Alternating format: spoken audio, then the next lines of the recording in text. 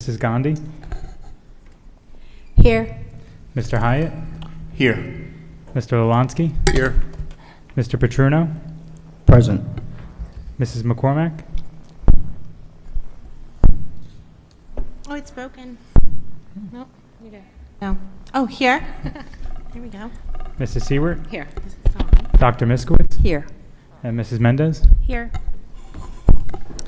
We're just going to draw your attention to Sunshine Law, statement of videotaping of the public portion of Board of Education meetings, and the public comment statement. It's on the agenda. We won't read it in full, but it's there if you'd like to review it. There's also the no smoking or vaping on school grounds. Can we please now stand for the Pledge of Allegiance? To the flag of the United States of America, and to the republic for which it stands, one nation, under God, indivisible, with liberty and justice for all.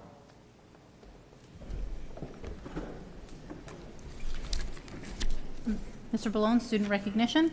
Thank you. Fifth grade students at Asher Holmes Elementary School have the opportunity to become student ambassadors for their last year as Asher Colts. Tonight, some of the 2023-2024 Asher Holmes student ambassadors are present to share what they like most about the program. We also have a short video to illustrate how important our student ambassadors are to the culture of the school and the positive impact they have as they work alongside their elementary school peers. So let's watch the short video, and then we will introduce our Asher Colts who are here in person.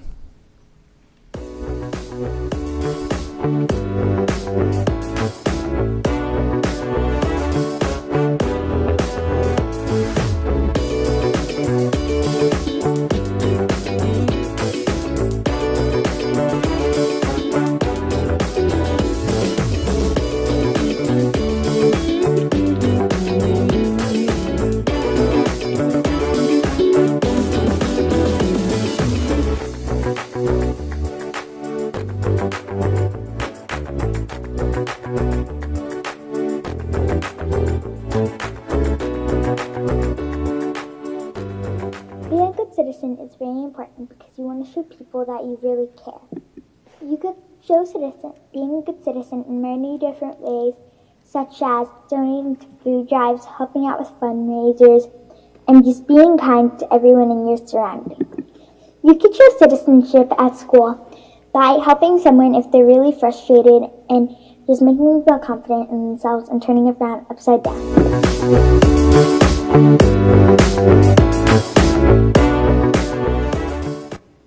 What it means to be a good citizen is by following the law, showing respect for others, having each other's back, and showing courtesy. How I show citizenship is by, in a couple weeks from now, I'm going to go pick up trash on the side of the road in Old Bridge to help my team out.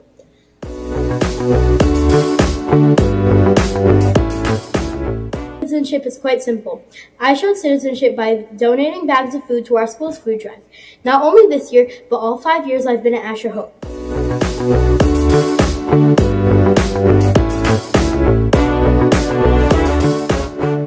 I believe citizenship is being a leader, a respectful, and an honest person when you are around younger kids and in the community. I feel they will look up to me and try to take responsibility. One way I could show citizenship is by going in the community and trying to do whatever I can to help out.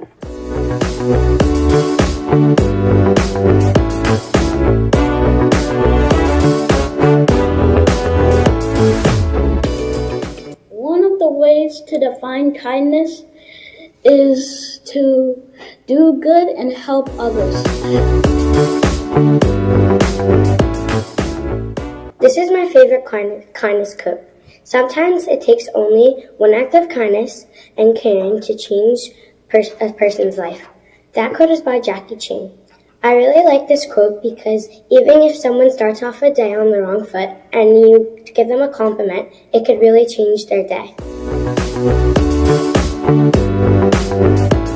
Wherever there's a human being, there's a chance to show kindness, by Seneca. In my perspective, you can be kind to everyone.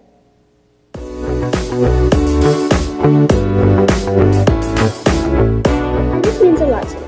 My favorite quote about it is, "Kindness is a universal language regardless of age, nationality, or religion." This quote is by Alex Ferguson. I like this quote because it explains that anyone can be kind no matter who they are. Anyone can speak kindly and act kindly. An act of kindness can never be futile. Thank you.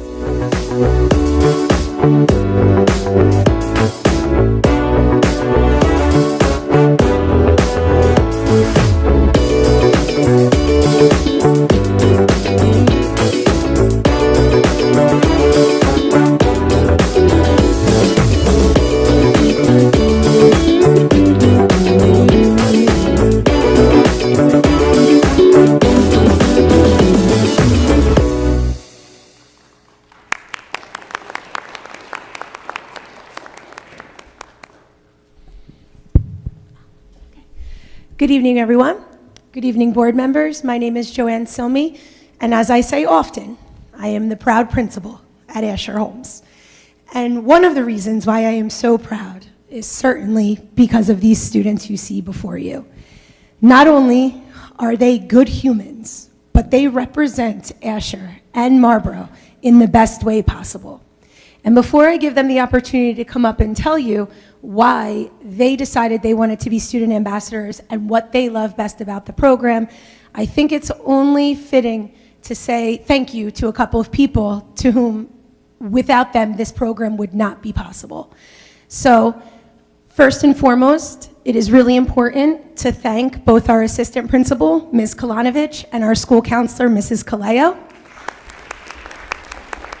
Beyond the normal duties every day, they certainly are instrumental in making sure that our students are getting good lessons and that they are always involved in projects that are going on in school. And we have some of our 5th grade teachers here, and without them, the growth that you see before you would certainly not happen. So we have Mrs. Carr, Mrs. McGinnis, Ms. Lysandra, and our student teacher, Ms. O'Connor.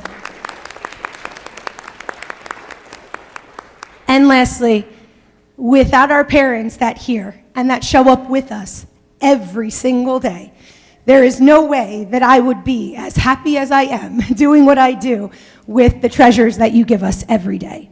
And it's so sad, and I say it every time that we have a 5th grade event, and you're going to hear it again and again, but these are such great kids, and the growth that they have shown since 1st grade is just amazing. And they wouldn't be so great if it wasn't for you. So we appreciate you as parents. We appreciate you as partners. Thank you so much. And now the most important part of tonight. I would like to welcome our 2023-2024 5th grade student ambassadors.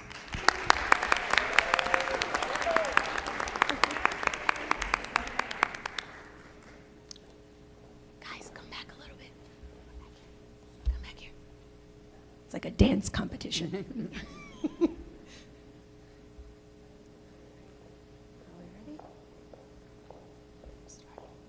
Okay, here we go.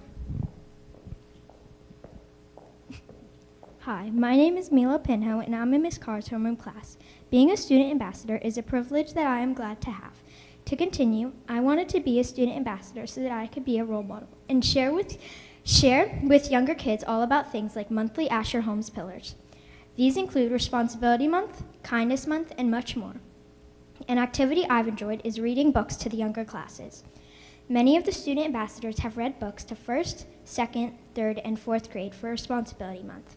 I enjoyed being a part of this. It was a way to spread the knowledge of responsibility and kindness to younger kids. Thank you for listening to my presentation. I am honored to be a student ambassador. It is a chance to make a difference by helping others. Thank you. Mrs. Silmy, do they want to turn around so that their parents can record them? Do you want to turn around the other way and face the audience? It's okay to have your back if you just turn so everybody can record you. Yeah, absolutely. Whatever works best for you. We just might, or the families want to come back here. I just want to make sure you have the opportunity to record your children. On camera if they're that way. Yeah, right? if you want to turn around. I just want to make sure their families can enjoy that as well. Good evening. My name is Mackenzie Nurnberg from Miss Lysandra's homeroom class. I think being a student ambassador is a wonderful opportunity to have. Some people fill our worlds with rude sayings, but I want to help make the world a better place. One of my favorite things I did is reading to the little kids, because with the topic of responsibility, I want people to know they can do anything. But this opportunity is a dream come true. Thank you for being here tonight. Good evening. My name is Sophia Orrin, and I'm a student at Asher Holmes Elementary School. I'm in Miss Silva and Miss Meckler's homeroom class. I'm honored to be a student ambassador. I decided to sign up as a student ambassador because I wanted to set an example for the incoming 5th graders, and because I believe in the Colts core values. One of my favorite things I have done as a student ambassador is the holiday food drive. My responsibility was to donate food and also count up food. Also check expiration dates. It made me happy to see how the Asher community came together to help others. Being a student ambassador might come with a lot of responsibilities, but it's also so fun. Thank you. Good evening. My name is Brooke Morelli, coming from Mrs. Silva and Miss Meckler's homeroom class. I'm very honored to be a student ambassador, and I'm so excited for the things to come. The reason I wanted to be a student ambassador is because I wanted to show the younger grades the right way to treat others and how to be an amazing Asher Colt. We had lots of fun activities to do as student ambassadors, but my favorite was reading to a younger class during Responsibility Month. This is because it gave me a chance to show responsibility. In conclusion, it's an honor being a student ambassador and being a role model to the younger grades. Thank you and have an amazing day. Hi, my name is Addie Greenberg, and I'm in Miss Long's homeroom. I wanted to be a student ambassador because I wanted to serve as a role model and contribute to the Asher Holmes community. Being a student ambassador has shown me what leadership really means. The activities I have enjoyed while being a student ambassador are reading to a younger class and helping out with the turkey trot food drive. I chose reading to a younger class because the lesson taught them about responsibility. I chose helping out with the turkey trot food drive because it is a very kind thing to do. Lastly, I am very lucky to be a student ambassador. Good evening. My name is Hannah McConville, and I am an Asher Holmes 5th grade student in Miss Lysandra's homeroom class. I am proud to be a student ambassador for many reasons. One of the many reasons why I'm honored to be a student ambassador is because I really enjoy being a role model and a big help when it comes to assisting the little ones in the lower grades. Another important reason is that when I was chosen, I feel I proved that I am capable of fulfilling these important activities, including being a role model. I want to be a positive role model and show it's cool to live by the Golden Rule. I feel the most important element of the Golden Rule is to treat others the way you want to be treated. It is so important to be kind. My top 2 favorite activities that I participated in as a student ambassador were reading to the younger grades and sharing my feelings on why I wanted to be a student ambassador on the morning announcements. In conclusion, I am so honored to be a student ambassador. Hi, my name is Arun Silva, and I'm from Mrs. Silva and Mrs. Meckler's class. I wanted to be a student ambassador because you are able to teach younger grades important lessons. Furthermore, I wanted to show them being kind wherever and whenever someone needs some kindness can be life-changing. Some activities I enjoyed is reading to younger grades and door decorating. I value spending time listening to my presentation.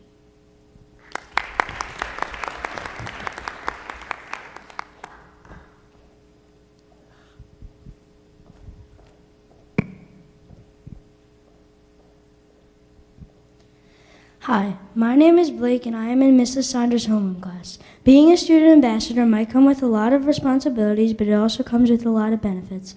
The reason why I wanted to be a student ambassador was to become a better person and help the younger grades as they go through elementary school. One of the activities that I enjoyed so far was reading to the younger grades. I like this activity because I was able to read a book teaching them of what responsibility is. The other activity that I enjoyed so far was introducing myself on the school announcements. I like this activity because I got to tell the whole school about myself and why I wanted to be a student ambassador. I hope this helps younger grades also want to become a student ambassador in the future. Thank you, Marlboro Board of Ed, for allowing us to tell you about our program.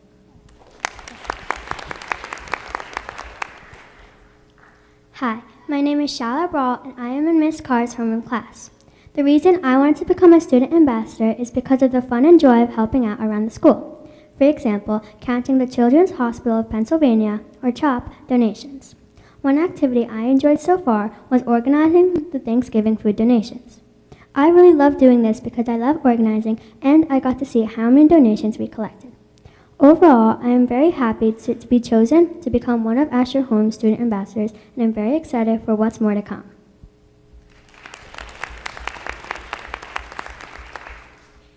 Good evening.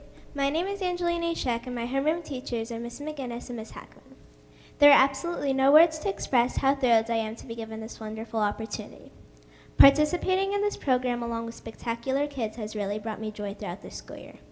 I am truly amazed by how much effort and determination is put into being a student ambassador at Asher Holmes. I've met new people and developed strong friendships with some along the way. An activity I enjoyed very much was the introduction to the morning announcements. We had the advantage of introducing ourselves to the school. This helped the people have a better understanding of who we were individually. I have decided to become a student ambassador not to be recognized by other people, but to make sure the community we live in is respectful and compassionate. The environment we live in today is unfortunately filled with negativity and impolite comments. I certainly believe spreading generosity can make a humongous difference, even if it means it will only impact one human being. With a hardworking counselor and loving staff members, I know we can encourage others to lead more people in the right direction. Thank you so much for taking time out of your day to come here and listen to us present tonight.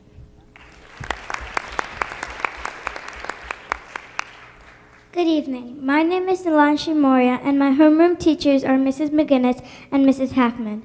It is an honor to talk to you all. I love being a student ambassador because it is a way to help out our community, sorting out food cans, and even doing fun activities in our school. One of my favorite activities was reading to younger children. Spreading kindness is really important. Saying one kind thing can make someone's day. You can show respect in school by spreading a positive attitude and using polite words. Thank you, everyone, and I'm really looking forward to doing some more activities as a student ambassador. Good evening, and thank you for taking the time today to come to listen to our presentations. My name is Mercy, and I'm coming from Miss Silva and Miss Meckler's class. I wanted to be a student ambassador because I believe the younger kids would look up to me and all the other student ambassadors to be their role model. My favorite activities so far were reading to other classes and making the friends I have today. Thank you again for coming, and have a wonderful night. Hi, my name is Nicole Murdo. I'm in Miss Carr's homeroom class of Asher Holmes Elementary School. I can't even begin to tell you how excited I am to be one of this year's student ambassadors. Why is this so exciting, you may ask? Well, for the years I've been in the school, a lot of my older friends have been student ambassadors. I never really thought about how much I wanted to take part in that until this year. When I heard my friend's name called, I was happy for them, even though I had no clue what she was chosen for, and up until this year, I never did. Once my teacher handed out the form, I was obligated to get picked. I tried really hard to fill out the form perfectly, and luckily the school leaders thought that it was. But what do you do as a student ambassador? Well, you get to take part in fun activities. These include making crafts to hang up around the school, getting to read to younger kids, helping count all the food donations, and making videos on Flipgrid that are shared with classes, and so much more. Each activity gets more fun by the day, and it's really hard to pick a favorite. I just wanted you to see how thankful and lucky I am to be one of this year's student ambassadors, and I promise to handle the power responsibly. Thank you for listening to our presentations, and have a great day.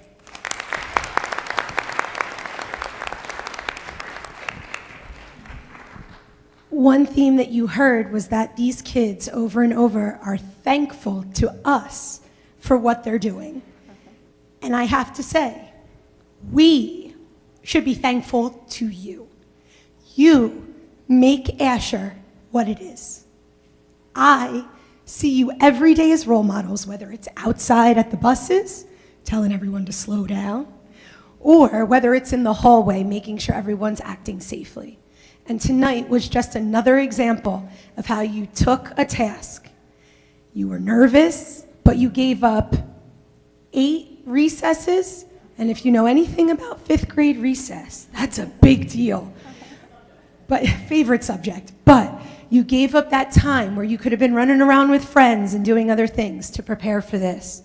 So once again, we appreciate how grateful you are for the program and giving you this opportunity, but we need to make it very clear to you that you are the reason why this is so successful. So we are grateful to you. Congratulations and great job tonight.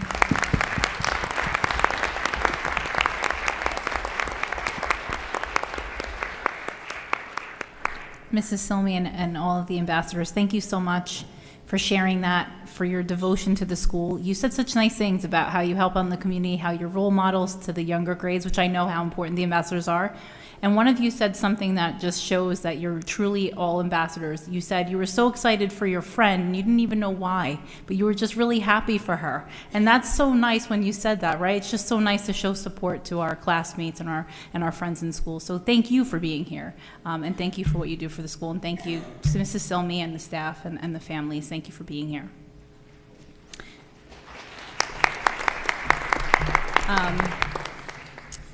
Artwork on display? I'm sorry, student impact? Physical education is an important component of a student's overall education. Throughout this month, physical education classes focused on speed stacking. If you're not sure what that is, we'll have a short video. I learned what it is, and I tried it at Robertsville, and it is addictive, certainly. I'm not very good at it, though.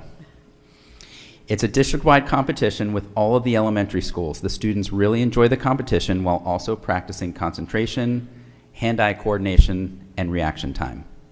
They were able to achieve personal goals while also cheering on their peers. Let's take a look.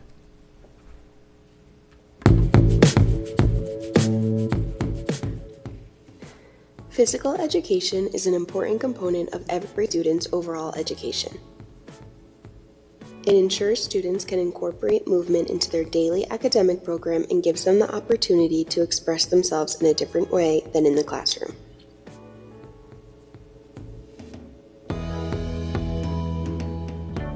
Throughout this month, classes focused on speed stacking. It is a district-wide competition with all of the elementary schools. The students really enjoy the competition while also practicing concentration, hand-eye coordination, and reaction time. They were able to achieve personal goals while also cheering on their peers.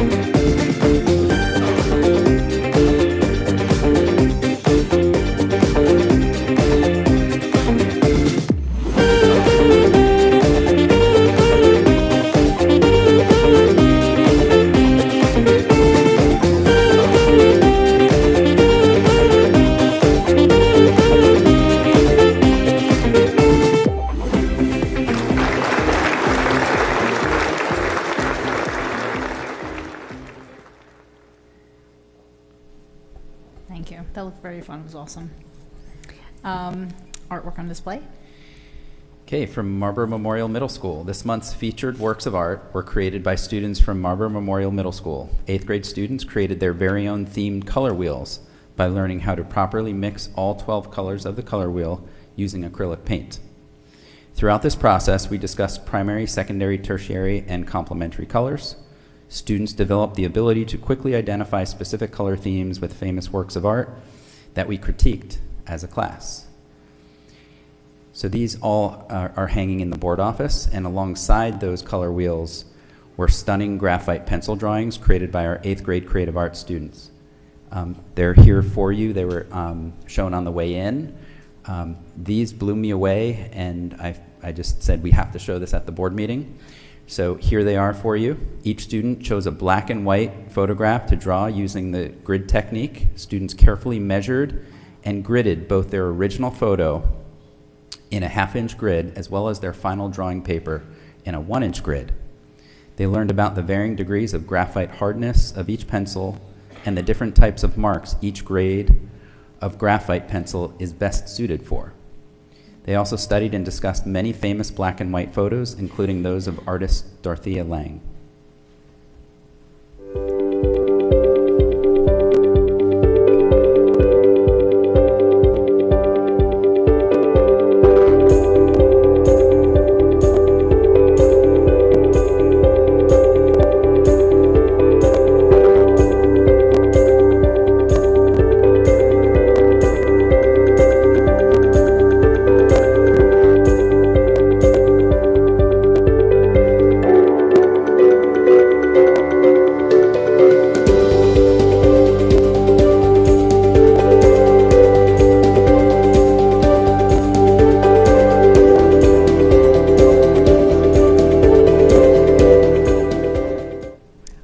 Great job, 8th grade artists.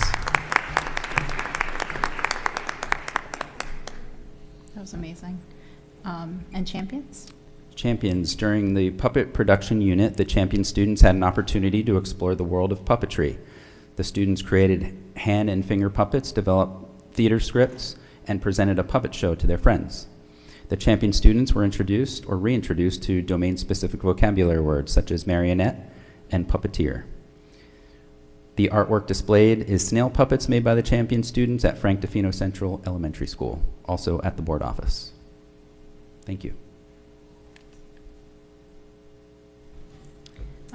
Well, thank you for everybody, all students and families for being here. You are more than welcome to stay, but if you don't want to stay, we're going to take a 5-minute break right now to allow any families that want to leave or anybody who wants to leave. If not, you are welcome to stay for the remainder of the board meeting. But thank you everybody for coming out. We really appreciate it. Can I have a motion for a 5-minute recess? All in favor? Aye. Anybody opposed? Okay, 5-minute recess.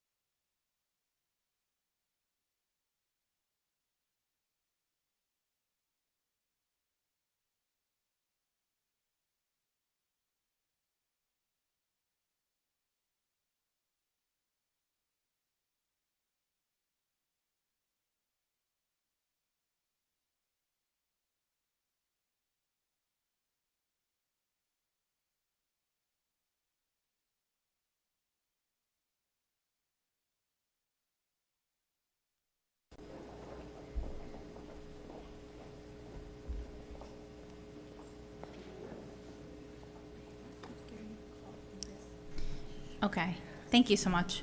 We're going to get started. We're at announcements. I thought you said. Roll call. Mrs. Palomo? Here. Mrs. Gandhi? Here. Mr. Hyatt? Here.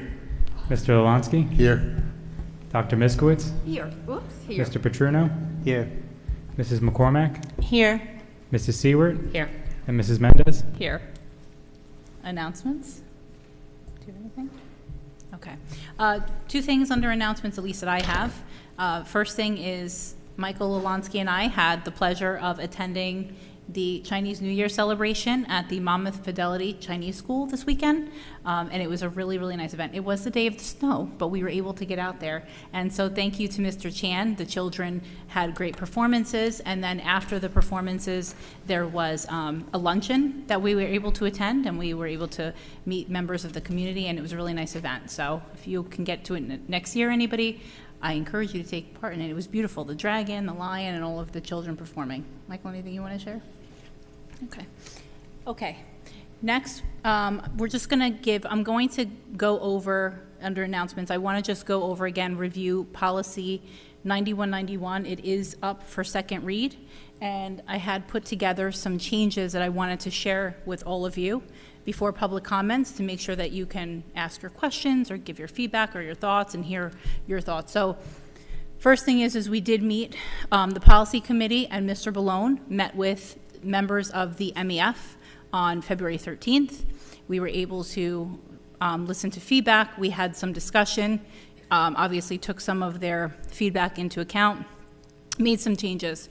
So when you look at the policy, I know you already had it and maybe you read it or not, but what I wanted to show you, what you're going to see is that it says there's sections that say first read review from January 16th to kind of just bring your attention back to here's what it said, and then here's what it says now at second read. And you can ask your questions. I just wanted to make sure that you remembered in case you didn't remember from January 16th to today. So that's what we're going to go over now.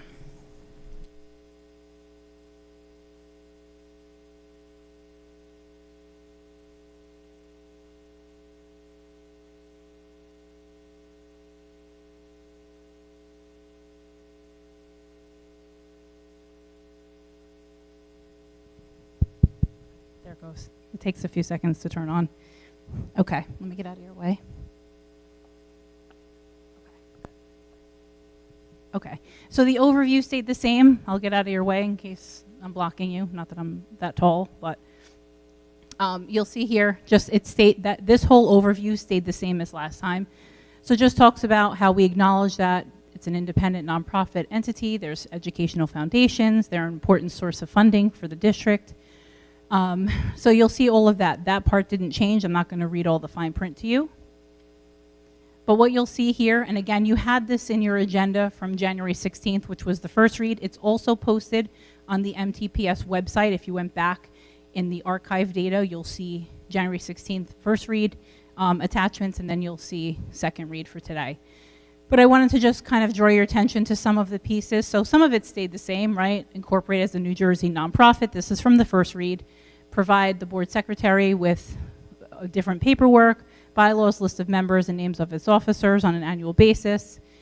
There's the piece in there about getting approval from the superintendent prior to using the district logo.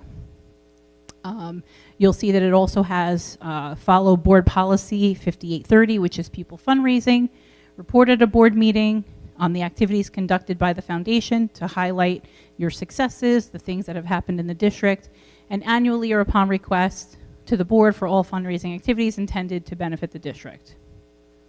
Moving to second read, the list did get a little bit smaller, so there were some changes. We do have still, obviously, requirements. They have to be incorporated. Again, this is about foundations. As a nonprofit, provide the board secretary. It has different documentation there.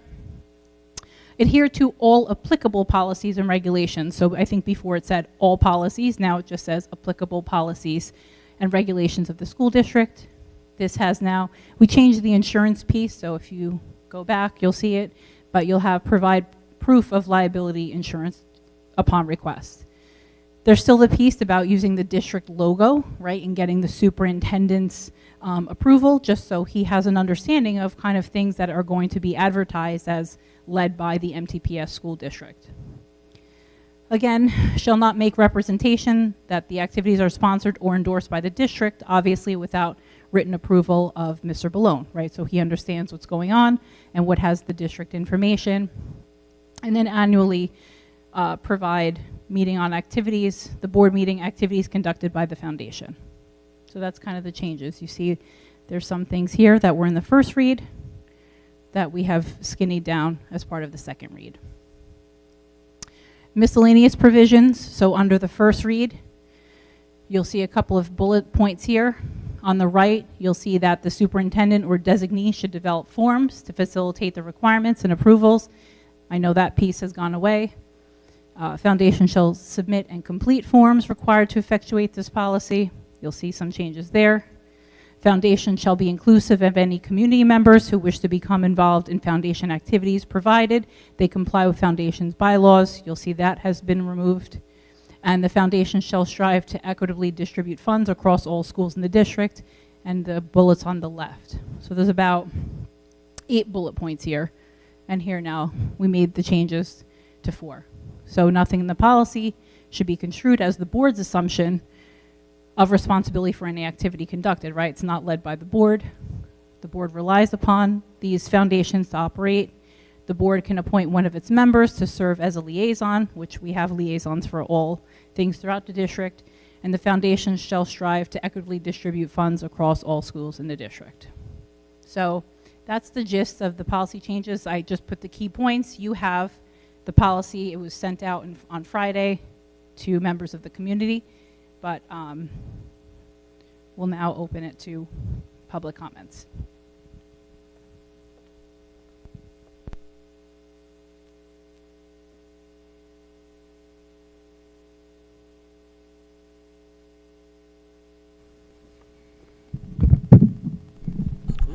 Thanks so much. I didn't say any name yet. He has to call your name. All right, give You, Mr. Michael Baker? Yep, that's me. Okay. Oh, okay, you were the Come on first up. one. I was like, he didn't call a name yet. I know. And I didn't know what your face was. I signed up first, right? You saw me on the phone. I Yes, saw you on the that's phone. right, exactly. Yeah, thank you. Yeah, no, it was great as I was walking in. I've only come as a guest to share what we've done as trustees and present to the board. And I think that was before COVID. So when I came in and signed up my name, I think there was a woman who was from Asher, and she was saying how appreciative she was of MEF for what we've done over the years. So it was nice. It was nice to hear. It's interesting. MEF celebrated its 24th anniversary on February 17th of being in existence, and we've been an important partner of the school district. And from what I read, I'm supposed to address my remarks directly to you, Madam President. So I'm not talking to anybody else, right? So that way we can do that. And thank you for taking the time to collaborate with us on the 13th and go through. So we did talk for quite a while and to go through all of those and to look at all those changes that we made. As I look at the clock, do I have a timer? Okay, so I get 5 minutes. I like that. All right. So I've been a resident here since 1999. Children have gone through the school district. So when I think about citizenship and what we just saw with those kids and how all of them talked about giving back, Marlboro schools are doing a good job. And the MEF has been a partner of that. And we're a proud partner of that. What you've done in your changes, you've gotten 95% of the way. You're not 100% of the way, the changes in policy 9191. That's acceptable with us. And I think you know the bullet that needs to be removed, or you need to take out or use the suggestion that we had suggested that day, which we're surprised that you didn't. And provide the board secretary with a copy of the 501c3 recognition from the IRS, along with the bylaws and the names of board of directors on an annual basis. That bullet point needs to be removed, or just remove the recognition from the IRS and the bylaws. You can get boards of directors from the website, I think, as we spoke about. Any nonprofit, any foundation that's going to give you money, I've been in the nonprofit sector for over 30 years, they're not giving you their bylaws. I don't know why you ask for bylaws. There's not an entity not a family foundation, not a nonprofit. It's going to say, here you go. We're giving you money. Here's our bylaws because you wrote it in a policy. They're going to say, why is this there? This is written from inexperience. This is written from a position of weakness. And the Educational Foundation, we want to be a partner collaboratively. We want to help you. And I've seen Dr. Abbott, I've seen Dr. Hibbs, and the new superintendent that we want to collaborate with. And we want to collaborate with this board as well. However, with this policy, it's going to make it almost impossible for us to collaborate. And this, I would encourage you not to vote on Educational Foundation's policy 9191. Because if you do, it's going to be troublesome. And as I've said, we've been a great partner of Marlboro Township Public Schools for 24 years. We've given over $600,000 to the public school system. I'm actually the largest donor, so I'm proud of that. And we want to continue to do that. Now, continue to do that, you need to change what you've written in the bylaws and the policy. Thanks so much for your time. Appreciate that. Mr. Baker, just so you know, you can stand there, and if you want, I'm going to ask you a question, and then we can have one thing, if that's okay, if you don't mind answering, or you don't have to. But I want to make sure I address the piece that you had said. So first of all, thank you. Go for it. Yeah, thank you. I'm glad we had the opportunity to meet. I'm glad that you felt that 95% of the policy kind of addressed our meeting that we all had that night. So thank you for that piece. We do appreciate you being the largest donor, and we do appreciate the MEF. Clearly, that's why we wanted to meet with all of you. It is important for us to continue that and to work on that partnership with Mr. Blown. One thing I do want to genuinely ask the question of is when you said the policy will make it almost difficult or impossible to work on, but you said it was 95% there, and the thing you had the issue with was the bylaws. Can you tell me what part of the policy makes it impossible to collaborate? So you're asking for something that's not necessary. And as an organization, as the board of directors, we sat down and discussed it, and all of us felt that it's not necessary for us to share bylaws with anyone, frankly. So the bylaws were filed when they were originally submitted with the IRS. So that's who they are submitted to. That's who we felt that it was necessary to file them with. Understood. Thank you. You're welcome. Good evening. So we were taken a little bit aback by the pushback on the issue of the bylaws because pursuant to federal code... I'm sorry, who are you? I'm the board attorney. Oh, what's your name? Mark Zittimer. Oh, okay. I've never met you before. Nice to meet you. Anyway, the bylaws have to be made available for public inspection anyway. They're a public record. So that's why we were taken a little bit aback by the concern that we were being asked, or that there's tap back on the issue of being asked to provide something that's, quite frankly, a public record anyway.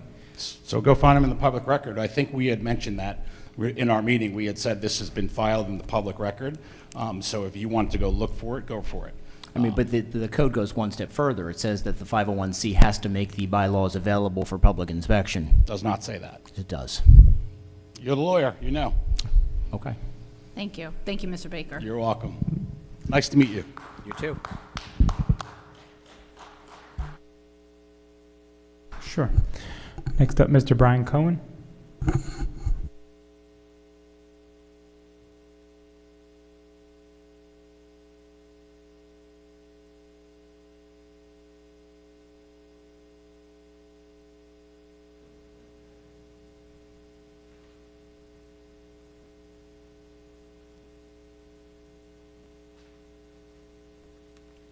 So good evening, I'm Brian Cohen. I am from Marlboro.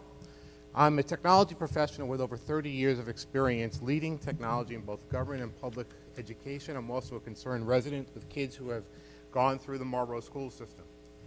I'm here today to discuss a matter of importance to former, current, and future student parents and employees. Sorry, can you speak into the microphone? Sorry.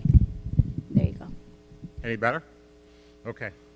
Considering the recent cyber attacks on our neighbor in the Freehold Township School District, I'm interested in the cyber readiness of the Marlboro Township Public Schools. When a child identity is stolen, it might be years before anyone knows about it, and then considerable damage may have been done. Virtually everything we do as a district, you do as a district, relies on a stable and reliable digital infrastructure, from delivery of educational services to security systems to human resources and to so much more. Cybersecurity isn't just about securing our data, it also includes these critical systems. If there is any compromise, you grind to a halt. In my submitted comments to you, you will see I shared a list of public schools that experienced cyber attacks in 2023. There are many more. These threats are real, and Marlboro Township Public Schools have a duty to mitigate the risk, so I have some questions. First, has there been a cyber attack against the Marlboro Public Schools? And if yes, please report out on your next board meeting about the details. Second, how is the district assessing and mitigating cyber risk? While I understand specific steps should not be discussed in public, how are you identifying vulnerabilities and building a resilient infrastructure? How are you identifying, do you have cyber insurance? If so, is it funded in next year's budget? If you do not have cyber insurance, are you getting it? Why not? Third, does the district have a comprehensive cybersecurity program? Please provide the details of any cyber training you have provided to your administrators and to your staff. How many have been trained to date? What are you doing to teach our students how to be better digital citizens? In this particular area, parents are not experts, and they are at risk themselves. How many of you have been attacked or victims of cyber? Fourth, what is the role of our superintendent and the administrators in our cyber readiness? Do you have a CIO or a Chief Information Security Officer? And if so, who are these persons? Please provide their names. And if you do not, who functions in these roles? Fifth, and this question is directly to the board, how is the board meeting its fiduciary role to provide oversight of these issues? Please describe the actions you have taken so far. How is the board assessing the district's cybersecurity plan? Who on the board is qualified and tasked with the scope of responsibility? Is there a committee assessing and reporting on these issues? And if so, which one? And lastly, may I finish? Lastly, transparency is key in fostering trust within our community. Where is the district's cybersecurity policy published? Because I could not find it online. Please provide details of the district's cybersecurity budget for the last fiscal years, and I'd like to know what the plan is for the next fiscal year. I urge the board to prioritize cyber readiness as a critical component of our district's operational educational excellence. Marlboro Township Public Schools must remain safe, secure, and require forward-thinking leaders to get this done. Thank you. Thank you, Mr. Cohen. Did you want to address anything first? Did you want to answer anything or say anything? Thank you, Mr. Cohen. To your point, we do prioritize cybersecurity out of respect for our security, much like any other safety and security. We're not going to discuss anything in public here. You do have a lot of questions, so we can certainly meet with our team and we can answer as many of these questions as we can to you. Certainly can't do it in the moment, but we will take every question that we're able to answer for you and respond to you accordingly. Thank you. I don't expect you to be able to be prepared tonight, and I certainly fully understand what can and cannot be discussed in a public setting. But some of those questions that I asked, most of those questions are a matter of really understanding the cyber program and your own readiness and understanding for what you need to do here in the district. Thank you. Thank you. Thank you. And Mr. Cohen, I just wanted to say these are really good questions, and I want to thank you for bringing them. Would you mind, it's okay if you can't, but if you can email it also. I'm happy with this copy, but this way we have it, that's fine. No, I was going to plan to send it to you anyway because there were good questions there, and quite frankly, you don't want to have to go back to the videotape to try to figure out what I said. I read it very quickly. Yeah, thank you so much. Appreciate you coming out. Can I speak to this? Sorry, yes, absolutely.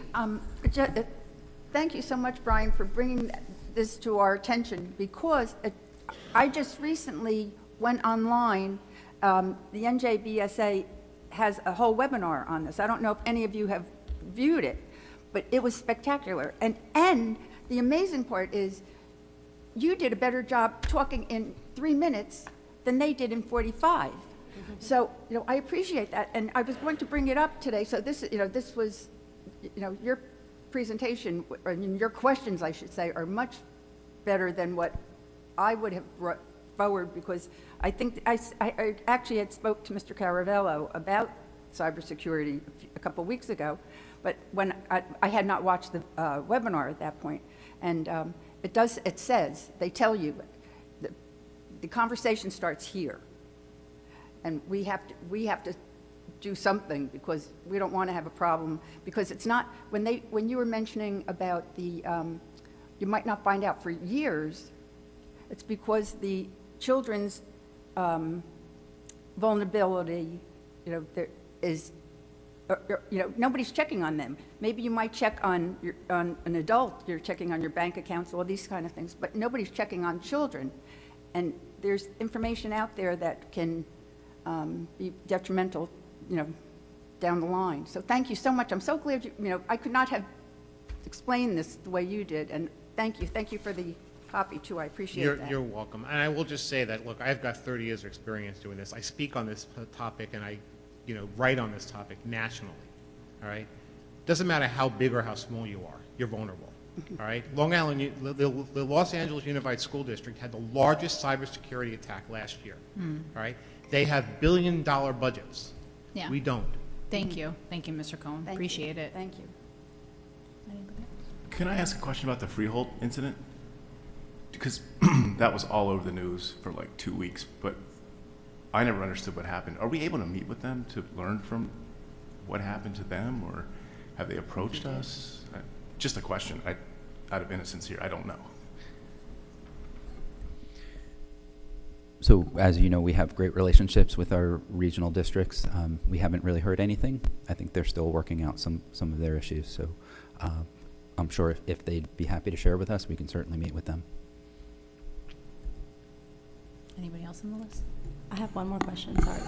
The only thing I wanted to kind of piggyback off what Mr. Cohen just said, he mentioned that he couldn't find the policy. I haven't looked for it, but do we have a policy for cybersecurity? I'm going to go through my Rolodex in my head of all the policies. I have to look, and I can get back to it. I know that we address different security levels, and I think there is one on cybersecurity. We just did one also, just so you know, a couple of months ago. I feel like it was 5116, which was electronic communications and devices. That was more on the children's side of the house. Anything in the 5,000s is our students, but you should absolutely look that one up, because that talks about keeping kids safe. We added in social media pieces to some of our policies. There are things out there regarding some level of security on the cyber side, but I have to look up and see exactly what the number is. But I know the one you should look at too is that one. 5116 is electronic communication and devices. Next up, Robin Bornstein.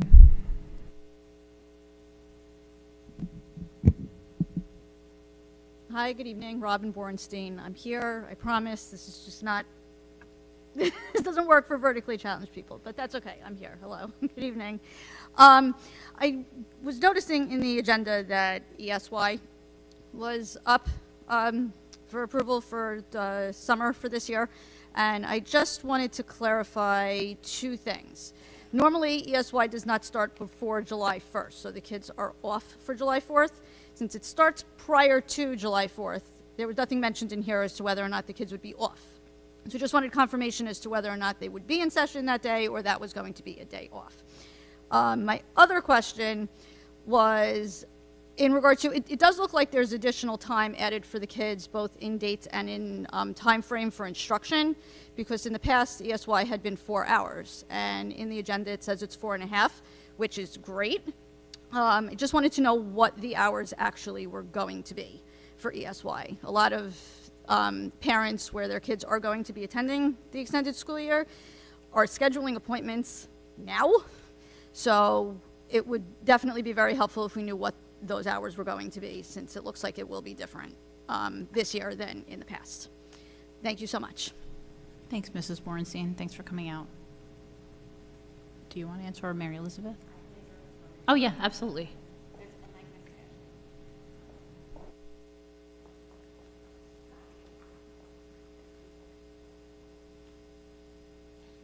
Doesn't work, but... Is it on? Okay. So ESY is going to start on the 1st, and then the 4th of July they will be off. The hours right now are projected to be 8:45 to 1:15. Is that good? Okay. Thank you so much. Anybody else? Actually, yeah, sorry, just one quick follow-up. Yeah, of course. I know I believe it was last year that we, was The it last year tuition? that we extended ESY? Is that, are we continuing with the same, like the number of days? Is that the same for this?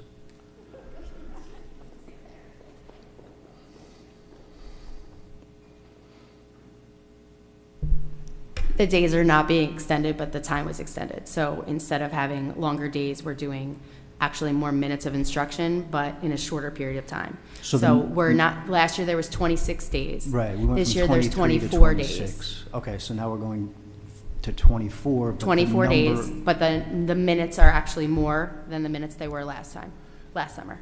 Right. So they're getting. So last So a time half was- hour more every day. So it ends up being an extra 4 hours longer than last year's. Okay, and In last instructional time they time. were at 4 hours a day. Now they're Mhm. going to be at 4.5 for Yes. 24 instead of 26. Okay. Yes. I know we spoke about it in the special ed meeting, so I just wanted to make sure I wasn't misinformed, but are you closed Fridays? Is that still happening? Yes. Yes, summer Fridays? There will be no ESY on Fridays. Yes. Thank you. I'm very grateful for the extra half hour. Thank you for that. I missed the first special ed committee meeting, but I think it's a great idea.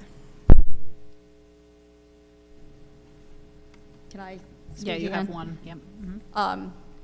That wasn't made apparent to anyone. Even CPAG did not know about that. And I mean, I'm one of the co-leaders of CPAG. This is actually the first time we're hearing about that there's no ESY on Friday. Is there any way of tabling the approval of ESY so that maybe CPAC could go ahead and talk with special services about this? Because I think that's an issue. I think that's potentially an issue. Some of these kids go ahead and struggle with transitions to begin with, and going ahead and getting them to go after 2 days is difficult. Then going ahead and routinely doing 3 days is potentially problematic. And this was not, like, this information wasn't I understand. made apparent to anyone until basically just now. Understood. Thank you. Let me, we'll talk about that piece. Sorry, I'm just one more question. So last year there was the program on Fridays. This year it's not on Fridays.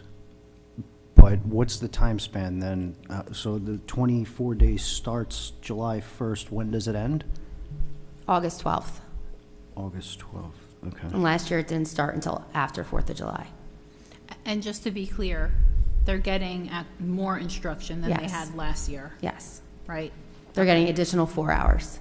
So I think for me, I'm just trying to understand, like, I want to make sure I'm hearing the voice of the community, and I want to hear what you're saying too. I think the concern is the no Friday, but they're still getting more instruction time than before, correct? Correct.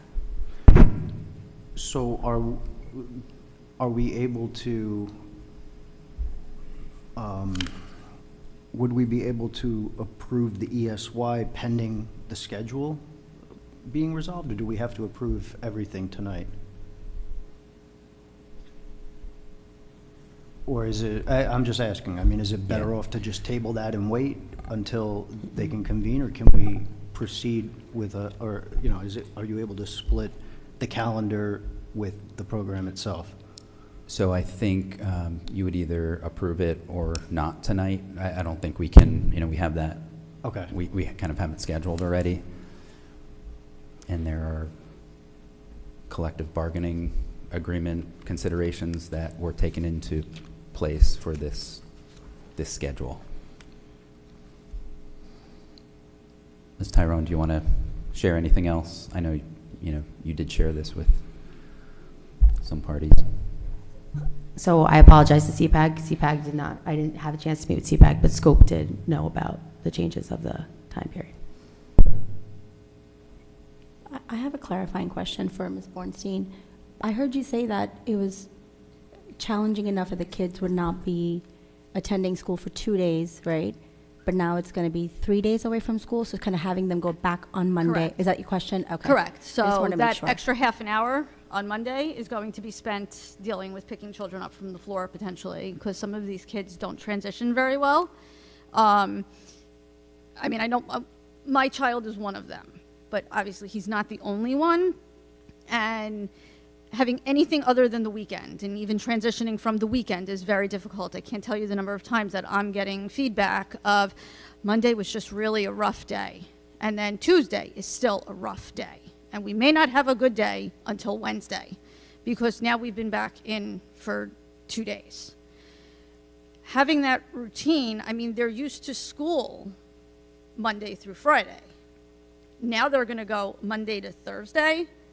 Then I'm going to explain to him for school, when now he's also transitioning to a different school. Well, no, now you're back to Monday to Friday.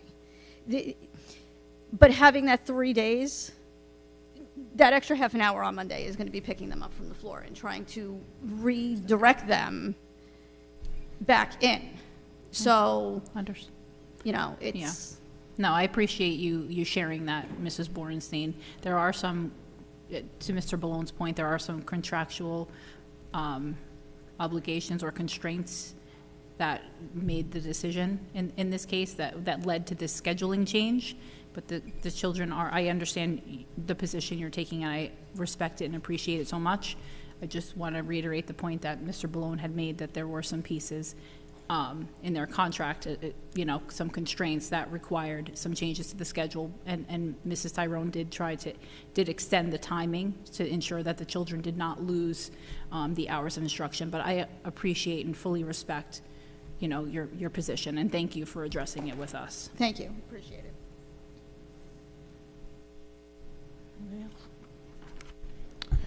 Next, Mrs. Alicia Thor.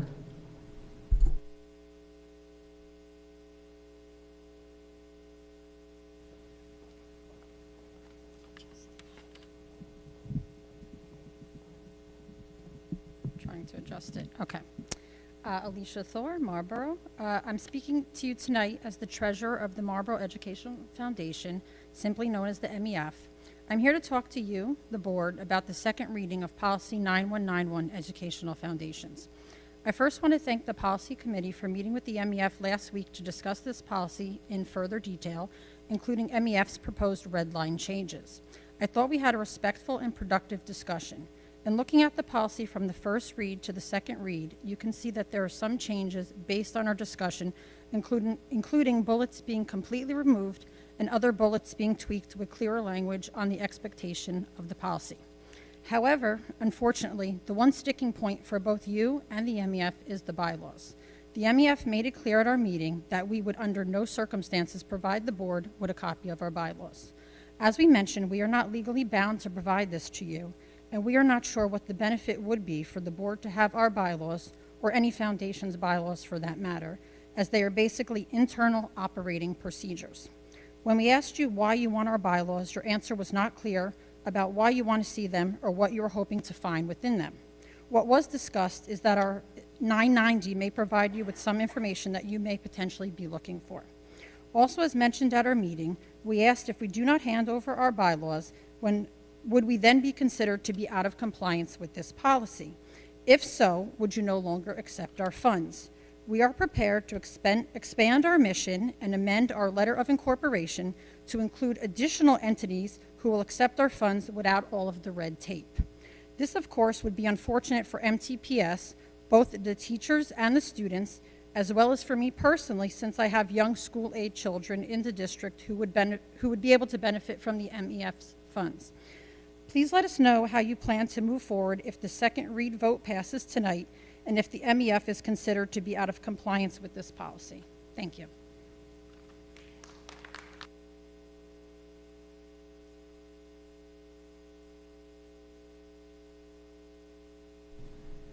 Any other comments? No. Any other comments? Karen Sanacese. You're not going to speak, right? Okay. Angela Colby.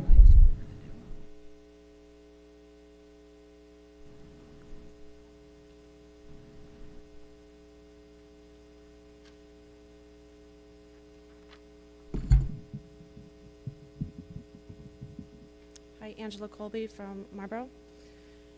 I am concerned about the ESY that was on the agenda for today.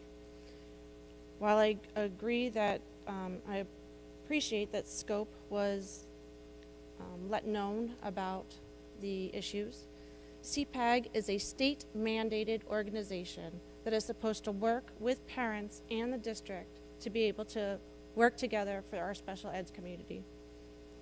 There are a lot of parents that will have concerns about this. They're losing a full a day of learning. Learning loss is a huge concern. This is for remediation, for kids to be able to continue their education while they're out of school for the summer. Parents already have issues with summer camps. Kids that go to ESY have no summer help. There are no half-day summer camps available for students with special needs. Parents are already taking off of work. Work schedules need to be accommodated by the parents, which means Fridays, parents will have to take off of work, which means they're losing money for their home income. I think this is a very, a decision that should have been brought up prior to it being voted on tonight. Parents of CPAG will have main concerns, huge concerns over this for their families. And I would really appreciate that you table this vote so we can bring some parental concerns and work with the district to be able to make some accommodations. Also, I would like to know what changes in the collective bargaining has changed from this year to last year, because there was no issues with collective bargaining when we were doing Monday through Fridays. Thank you.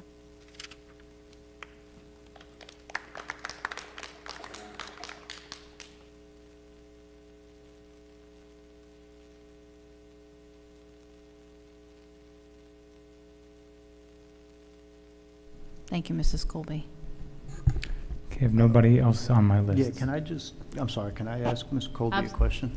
Yeah, absolutely. Ms. Colby, I'm sorry, I'm not too familiar with like the ESY program itself, but based on how it was run last year, would, and I have no idea what the stipulations of the collective bargaining agreement are. I'm just trying to wrap my head around all of it.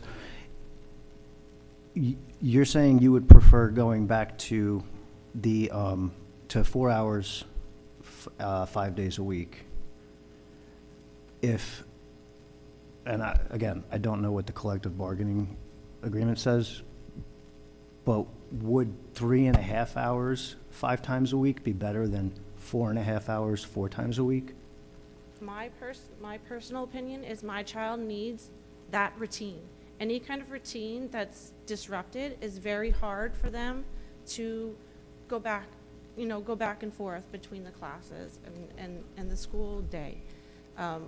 We already have 4 weeks off. We have almost all of August off where the kids are not going to be in school. They're not going to be retaining the information. It's not a catch-up, right? Summer school is not a catch-up. It's to help them to retain the information. And with kids that are going from grade to grade, they need that routine. So yes, even if it's less educational time, that structure of having full days is good for them, in my personal opinion. I'm sure that if we went back to CPAG and we brought this up to them, we will have more voices of concern that we could bring back to the board, bring back to special services, and maybe talk about this and what the issue is with the collective bargaining with the teachers. Okay, I thank you for your response. Just one more question. Is there any downside that I would need to know about if we were to perhaps table this to next month, to the next meeting? Is there something that, like a time? So not approving it tonight would, in my opinion, would be detrimental because we're planning, right? We're planning, we're getting schedules set up. I did say it before, we are unable to staff this on Fridays. That's really what it comes down to. Ms. Tyrone, I don't know if you can speak to this off the top of your head. Would we be the only school district in the area with 4 days? So everyone else has 4 days of ESY. We would be the only one with 5. So this would not be atypical, right? This is, and the bottom line is we cannot staff it. So if we can't staff it, I can't open. Understood. All right, thank you.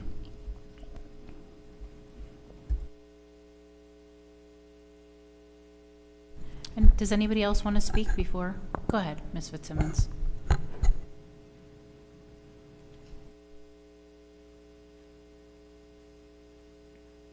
Good evening. Good evening. Megan Fitzsimmons, Atlantic Highlands. I'm up here tonight. I'm the president of the Marlboro Township Education Association. And Mrs. Colby and the board, since it was mentioned, I just want to just clarify. The contract for the MTEA with the school district does not specify anything about the hours for teacher staff during ESY. I just want to make that very clear, that there's nothing covering under the teachers part of the day. Also, I'm sure most of you know this, but all the negotiated contracts are available through the district's website. So you can see all the different contracts. There's several, but I just wanted to let people know. There is something that was negotiated for our secretarial staff to be off for a very short period of time in the summer on Fridays, but that's it. Doesn't have anything to do with the rest of the staff. Okay? Thank you. Thank you, Ms. Fitzsimmons. Wait, I had a question. So are you, sorry. Do you mind just standing up? Oh, sorry. Just so I understand, so you're saying that, and Mr. Ballone, if you can confirm, there's nothing that prevents teachers from being there in the classrooms on Friday? That has nothing to do with the MTEA. Okay. Our contract covers, the school year for our 10-month employees. The 12-month employees are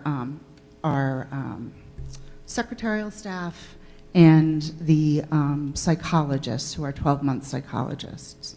So that's all that's covered under our contract. Okay. It's a separate program, the extended school year. Okay? Thank you. Thank you. So I still see a little confusion, right? So just so everyone understands, while the MTEA contract does deal with 10-month employees, our teaching staff also deals with support staff, secretarial staff, bus drivers, instructional assistants. So if there is a provision, which there is, that secretaries do not work on Fridays, we cannot successfully open our buildings because they are an integral part. Thank you, secretaries. You are an integral part of running our school district.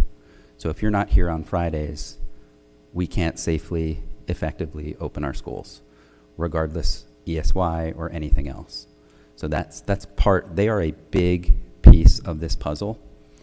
And I would be remiss if I didn't, again, reiterate that they are a huge part of our school district. And we thank them, we appreciate them, and without them, we cannot effectively run our school. How many students are in the program? What's the total number? 183.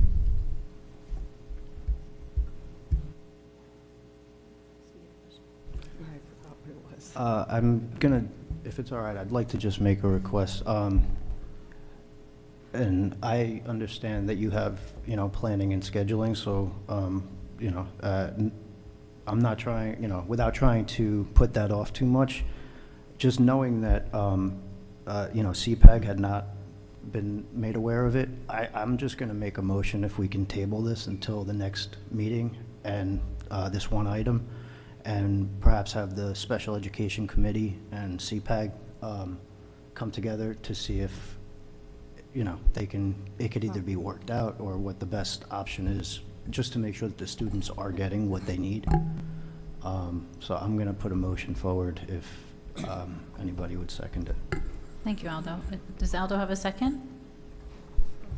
Danielle? No discussion on the motion to table. We go right to the roll call. It is on the table till the next meeting, I think is what Mr. Paterno said. Yeah, Yes. table onto the next meeting, obviously pending a, What's the date of the next meeting? Somebody, anybody? March go ahead. 5th. I just want to ask a question of administration. So I understand Aldo's proposal. If it goes to the next meeting, you can still effectively do the program if we okay it at the next meeting, one way or the other? I'm going to defer to Ms. Tyrone. I know she does all of the scheduling for that. Next meeting's in 2 weeks. No, we can vote no, at you a can workshop. vote, you could vote at a, you could vote at a special. It'd be 2 weeks because we'd vote Yeah. at the workshop meeting. You could vote at the workshop also.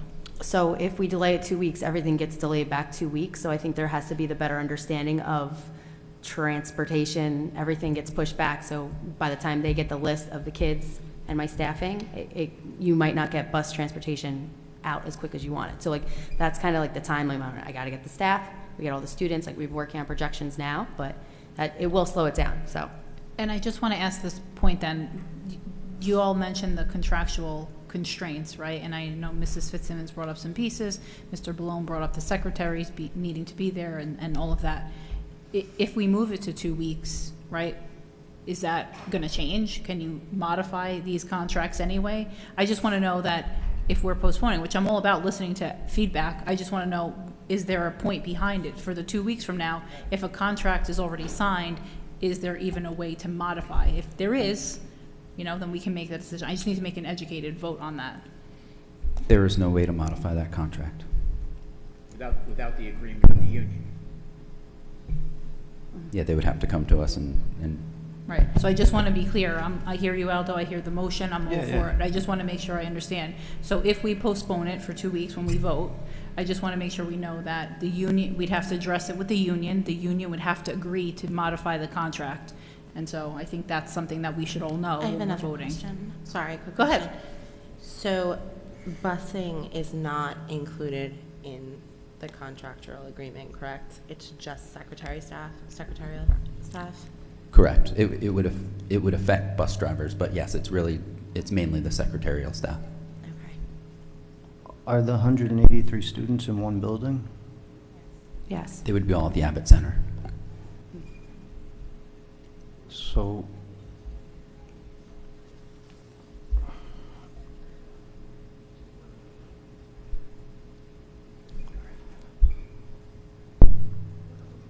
Really not supposed to be discussing it. It's just, but that's okay. Michael had a question. Just say, is there any? Any other comments before we vote on the motion to table this until our next meeting, which will be in 2 weeks at a workshop? No? Wait, I do have a question. Yeah, then. go ahead.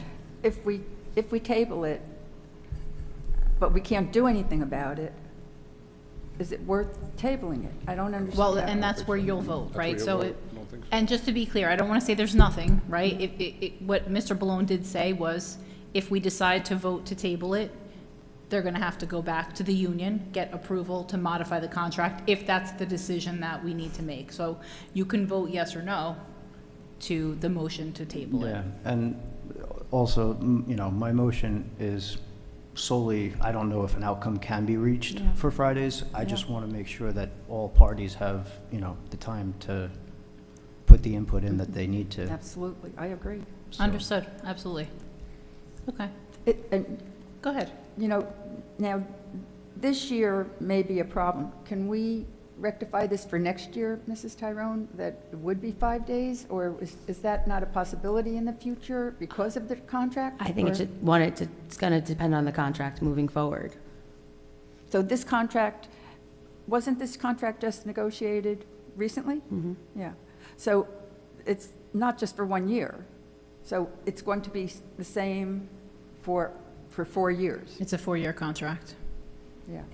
How long So- would it be to, again, just to, I know Aldo wants to do a motion to hold it, but my question was, you mentioned that you could go back to the union. Like, realistically, could anything be achieved in 2 weeks? Like, could they change the contract? Like, I'm sure it takes a long time 2 weeks. to go through everything, to reinstate a contract or update a contract, get everybody to sign. Could that be achieved in 2 weeks before we vote on it? That's, Yeah, ultimately, that wasn't even my main intention here is just hearing that. I'm not trying to pick apart the collective bargaining agreement. There was a lot of work that had gone into that.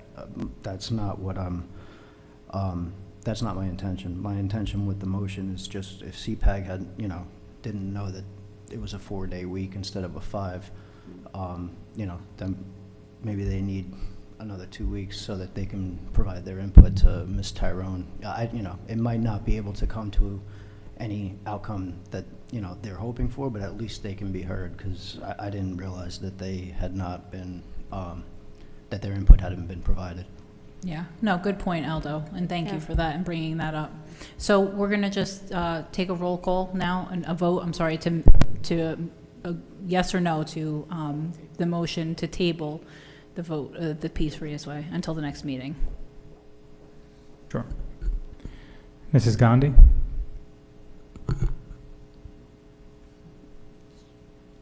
I know.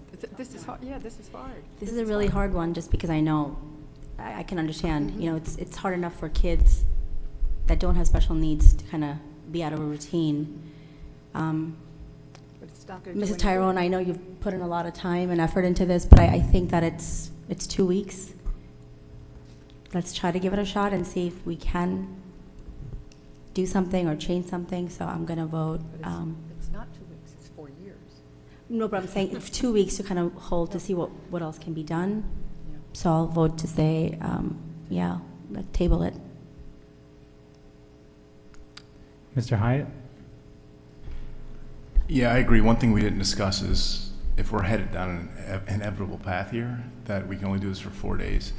Parents have 2 weeks less to prepare for 4 days versus 5. So I don't want to do this, but I also am a huge believer in community involvement. So if we need to push something back 2 weeks to get these stakeholders, I don't care who you are, I'm all for it, so I'm okay with it.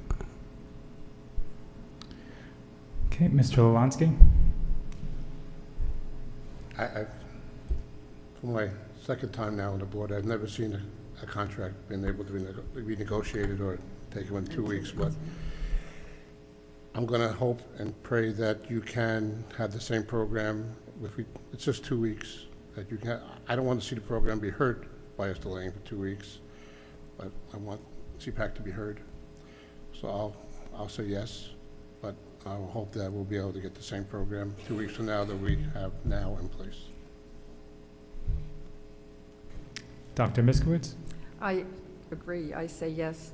I don't think it's going to change because this is a 4-year contract, and 2 weeks isn't going to make a difference, but maybe, at least let the CPAG people come, forward and speak their piece so that we can, if we can't rectify it for this year, maybe we could have time to do it for next year, because it's not fair to them. And I do understand, having a child with needs, that continuity is extremely important. It's my heart breaks for you.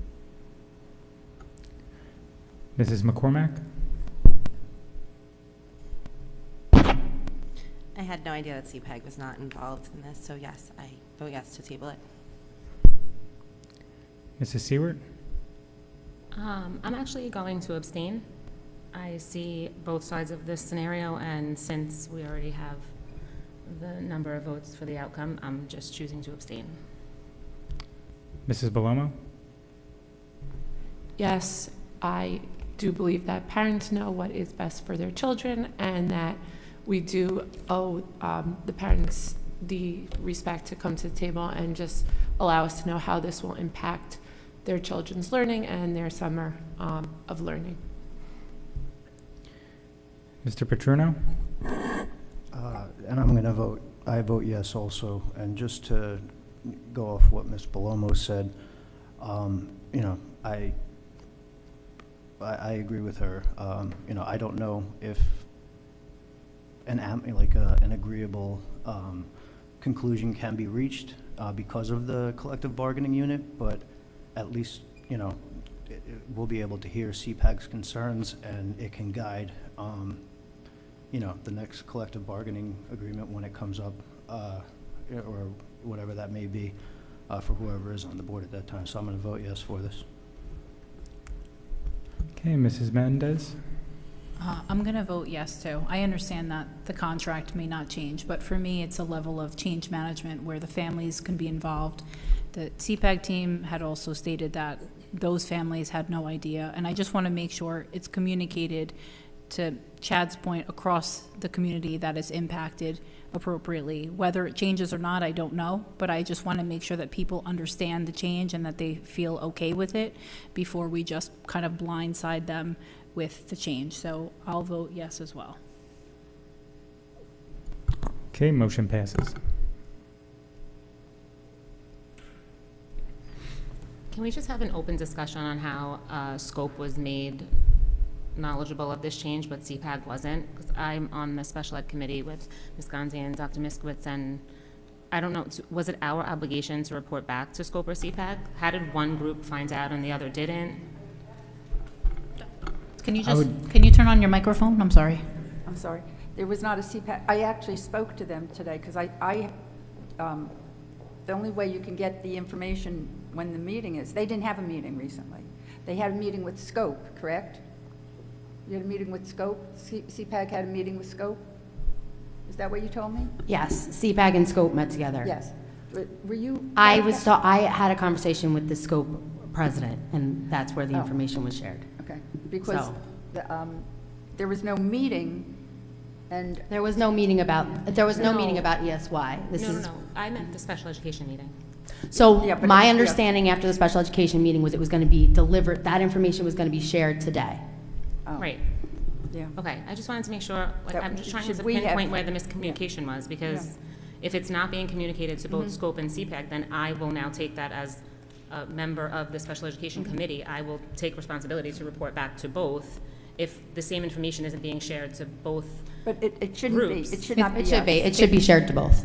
Yeah, it should be shared with both, but it should come from the administration, not us. Isn't this something that should be shared with the entire community of the 180 plus students? We just gotta be careful critiquing anybody in public. Yeah, so I think, we'll. No, I didn't. I'm not. I know you didn't. No, I think you were just saying who was responsible, and I think at this figure out point. how we could not let this happen again. Yeah, that's okay. We can table that piece, but the special education committee is not responsible for communicating to the other groups. I just want to put that point out there. So you brought up a valid point. Was it the committee of the board? No. Okay. Good question, but it was not. It's not. Just want to make sure it's I'm not not our responsibility. Right. Dr. Miskowitz, you and Aditi do not have to report that back. Just to reiterate. Yeah. Committee reports happen here. Like are we even, is it confidential information leading up to the board meeting? Like if we discuss something in a committee meeting? It depends on what, like, for example, The ESY Michael calendar. Olansky's safety piece wouldn't be something that he'd right, update, of right? course, But your course. question is valid. We can address those pieces here, the certain things that they don't fall under confidential. Okay. But you had a good question. Is it special ed committee that's responsible for telling the community? No. Okay, thank you. Okay. Communications? Anything? Do you have anything? Okay. HIB? For the period February 2nd, 2024 through February 15th, 2024, there was one incident. Michael, those numbers seem to be pretty consistent. Are you seeing a consistent decrease in HIB reports? We are back to pre-pandemic HIBs. Beautiful. So, Okay, yeah, thank during you. the pandemic, they were very high. Well, for us, not. Yeah, That's great. When But I we're back started down. showing up, I remember them sometimes in the low teens. So to see one for the last couple of months is refreshing. Okay. Meeting dates, upcoming meeting, Tuesday, March 5th is a special meeting, and Tuesday, March 19th is a regular meeting. Okay. Danielle, approval of minutes resolution? One, approval of minutes.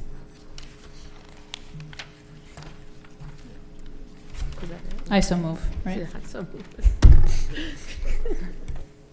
Okay. Second? Annette? Discussion? Roll call? Sure. Mrs. Gandhi? Here. Mr. Hyatt? No, where? Just yes or no, Aditi, are you voting on the meeting? I'm sorry, the approval of minutes? Yes. Thank you. Mr. Hyatt? Here, yes. No. Mr. Olonsky? Yes. Dr. Miskowitz? Yes. Mr. Petruno? Yes. Mrs. McCormack? I abstain as I wasn't here. Thank you. Mrs. Seward? Yes. Mrs. Palomo? I abstain. I was not here. Okay, thank you. And Mrs. Mendez? Yes. Secretary Business Administrators Report? This is the submission of the Board Secretary's monthly certification and the payroll certification for the month of January 2024. Thank you. Committee reports? Right on payroll. Sure. So the Building and Grounds Committee, over the span of the last 2 weeks, toured all of the school districts in the, all of the schools in the district, and also the administrative buildings and the new renovated B&G building. So we just took a tour of all the schools and saw up close and personal, behind the scenes, boiler rooms, things that were updated during the ESIP project, and also areas where we are looking to improve, and also what's on the horizon for improvement in the next year's budget cycle, and what we have been doing this year and in the previous year since I've been here. So thank you for the committee to joining us, and if you have anything else to add. I don't know. No, just thank you and Mr. Corvelli for walking us around and showing us everything. It was really informative and helpful, especially, when approaching budget season and making those decisions in Faldover. Yeah, I definitely want to just share also, thank you, Vin, Mike Crivelli, Danny, and everybody that made themselves available to us, the principals, and especially the staff. Honestly, seeing like the buildings and the way that, the way that they're operating, and like what a fluid operation each building is, and how much pride the principals take in their buildings. It was really awesome to see, and just thank you everyone, and keep up the good work. Thank you. Thank you so much. Communications, Annette? The Communications Committee met this afternoon virtually, and I am proud to announce that we have picked a date for our March coffee chat, Tuesday, March 25th, from 6 to 8 p.m. in the board building. We're going to go with a more structured schedule for this coffee chat since the topic is drug awareness. As we spoke in our previous meetings, we are complying with our district policy to offer drug awareness to our district. It was done by the township previously, but we are now honored to take on the responsibility. Thrilled to announce Officer Kelly Drum, along with Officer James Caulfield and Officer Frank Perini, will be presenting/hosting our drug awareness presentation. We are going to resurrect, I should say. We'll resurrect our YouTube oh my gosh, I'm so sorry. Our YouTube resources that we have recorded from March of 2023 regarding mental health. This coffee chat will have a 1-hour presentation, but we'll also touch on the policy and the mental health awareness for the district. This one will require an RSVP more firmly, since it will be a more mature context. The kids might have to sit this one out. Although babysitting was a great success, we have a full 1-hour presentation on the schedule, and we saw the attention span of the kids was kind of weaning at the end of last coffee chat. So just for this one, we aren't able to offer the babysitting because of the context of the presentation. In executive, we'll discuss attendance. We also have a question from Mark regarding a quorum to see if we can have more than 4, since it's a presentation from an outside source. What else? We spoke about media management, since it's a big goal of our media team to work on recruitment and retention. We had some really interesting conversations on their presentation that they've prepared for us, which will be coming soon to all of you after we are able to go through it, fine-tooth it. It's really impressive what our social media team is doing for the district as far as shining light on what a great district Marlboro is to work in, not just to put your kids through the district. We have such a wonderful staff, and we are taking pride in spotlighting their strengths. We spoke about putting together and compiling Bring Your Child to Work Day collage so that students and parents at home can get an opportunity to see our staff as people, not just employees. And that was about it. So save the date, March 25th from 6 to 8 p.m. It's a Tuesday. Thank you, Annette, and the Communications Committee. Curriculum, Dr. Miskowitz. We had a very prosperous curriculum committee meeting on January 31st. And thank you to Mrs. Gross for hosting and really leading the charge there. We discussed, first we started out with the mission, reviewing the mission and vision. Then we discussed parent concerns and the parent links which are on the website. Then after that, we discussed the two programs at Rise and Power. Power is at the middle school. And the programs are being evaluated through a program called Exact Path Program, is that correct? Where the children are taking a pre-test and a post-test, so we'll be able to know how the success of the children as well as the success of the program. Then we went to the curriculum cycle. I asked about the 5-year curriculum cycle, so Mrs. Gross was able to fill me in on that component. The curriculum needs to be reevaluated at least every 5 years. So you take, it just goes through a complete cycle. So the secretaries, if I recall, you said the secretaries keep track of that so that they tell you when to continue to, which one needs revisions. Then we discussed the different grants, Title I, Title II, 3, and 4. And then the most exciting thing for me, but not necessarily for the district, is NJ CUSAC. That's where the evaluation of the district is going to be taking place. Now, I know Mr. Balone has already, I'm sure, been very instrumental in the past. Even though he's new at the superintendency, he's been heavily involved in CUSAC. And CUSAC is the evaluation system that the NJ Department of Education has put together. Before, when the districts would, when the Department of Ed would come into a school district, they would, it came in that they were looking for compliance. They were coming in looking for problems. Now, there's a new, with this CUSAC program, they are looking, the Department of Ed comes in to assist and see if how the department can help districts that are floundering.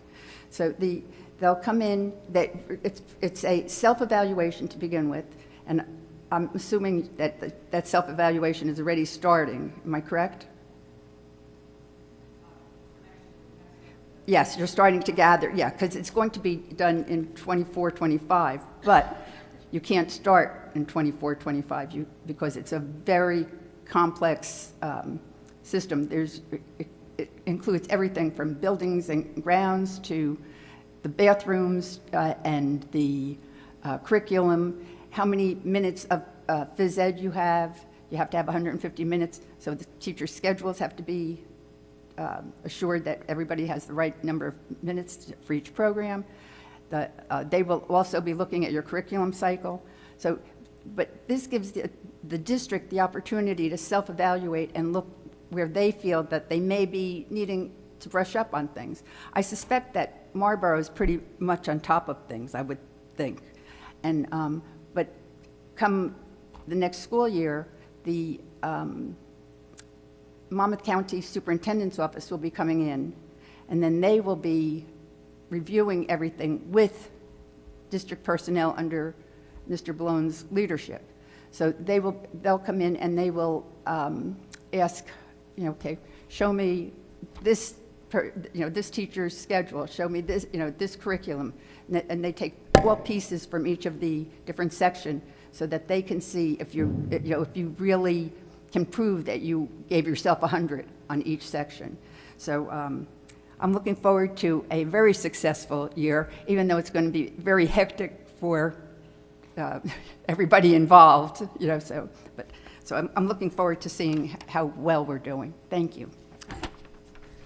Thank you, Dr. Miskowitz. Policy Committee, so we met a couple of times, and I know you all have the second read versions that are out there. You had it tied to the agenda, and we'll vote on those later. But a couple of things that I want to draw your attention to in first read that are important, will be an impact to people, is policy 7510, which is these that I'm reading right now are for first read, is use of school facilities. And so that's important because there's a lot of different groups that use our schools, whether it's a PTA, PTO, a foundation, it could be an outside group that uses it. Sometimes outside groups meet, the Girl Scouts meet in our facilities. And so there was an important piece that we added that you probably saw that was in your red line version, which was a security section. And so the security section is new. So Mr. Balone will, when we have an upcoming PTA, PTO meeting with the presidents, he's going to cover it with that. It gets communicated out to the schools themselves. But we added a piece about safety and security and designating people that are going to be at the entry or exit of the doors. We spent a lot of time.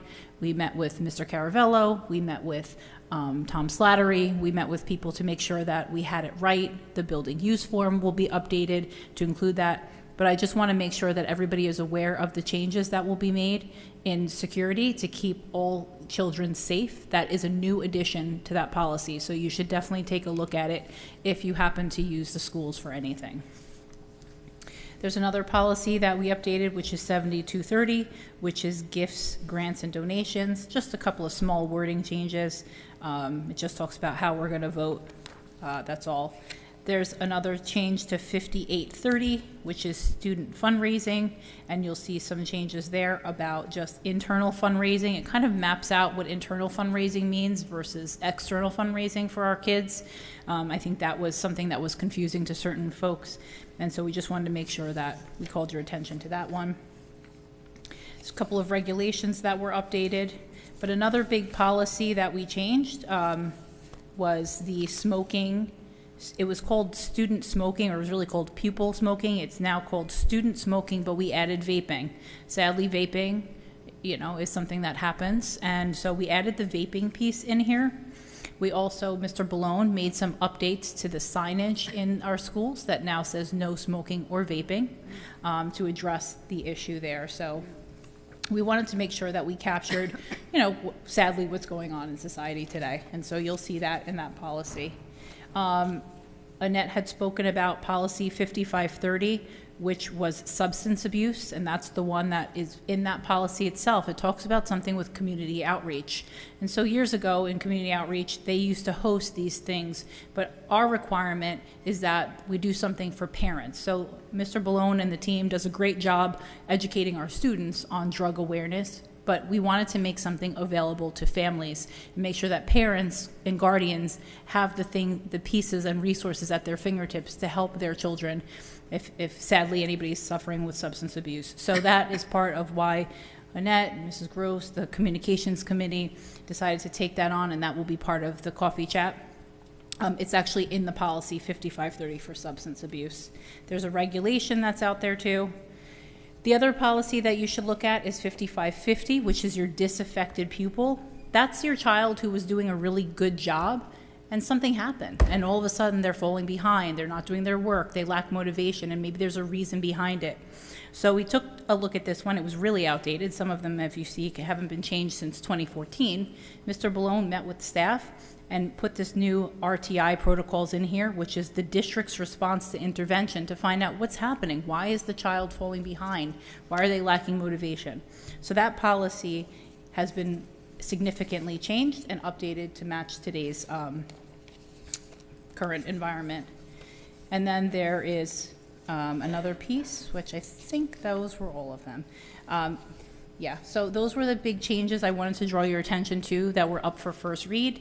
Again, you have the red line version, which means that you see the edits, but I wanted to make sure that you just kind of were aware of the changes. So that's the policy committee. And then special education committee. Can I actually make a comment for the of policy course. committee? Go ahead. I'm sorry. Yes. No, so I understand there's a whole bunch of policies that are being updated. What I'd like to request is, I think Mr. Ballone and Mr. Caravello, I believe you both keep track of any, you do, Mr. Ballone, right? It would be helpful that you share that with the entire board. So it's not just, because this is the first time we're just, sorry, so the policies that are going to be updated or that need renewal, would it be possible for you to send that, like that list to the entire board? Or does it have to only be sent to the policy committee? Yeah, so let me talk about the policy committee as a whole, and then and I want to make sure I answer your question. So the first thing is the committee meets, right, and we discuss what policies we want to review. So to be clear, we're doing a whole sweep of all of the policies that are out there. So we started last year with 5,000 section, which is impact students, right, and then we kind of move from there. So there's not really anything that we're like, there are some times that are required, but for the most part, what we do is we kind of look through and we look at the current environment and think, what would we change next? So typically when we meet in the committee, we'll kind of target what policies we're going to have. Now, there were a variety of changes. There was an alert that just came out from Strauss Esme the other day, which means that about 10 policies are impacted that came from our policy vendor, and that's who they are. So those will be reviewed in the next meeting just because they made a change. But typically, we'll talk about, we want to have safety and security. So we will decide which policies we want to change. So that's why I open it up to the community. I open it up to all board members. Are there policies you'd like us to look at? Now, if you're interested to know what happens, so the first thing is after we meet, we kind of go through all of them with a fine-tooth comb, as you all see, right? We make tons of changes, or not, depending, could be just a word.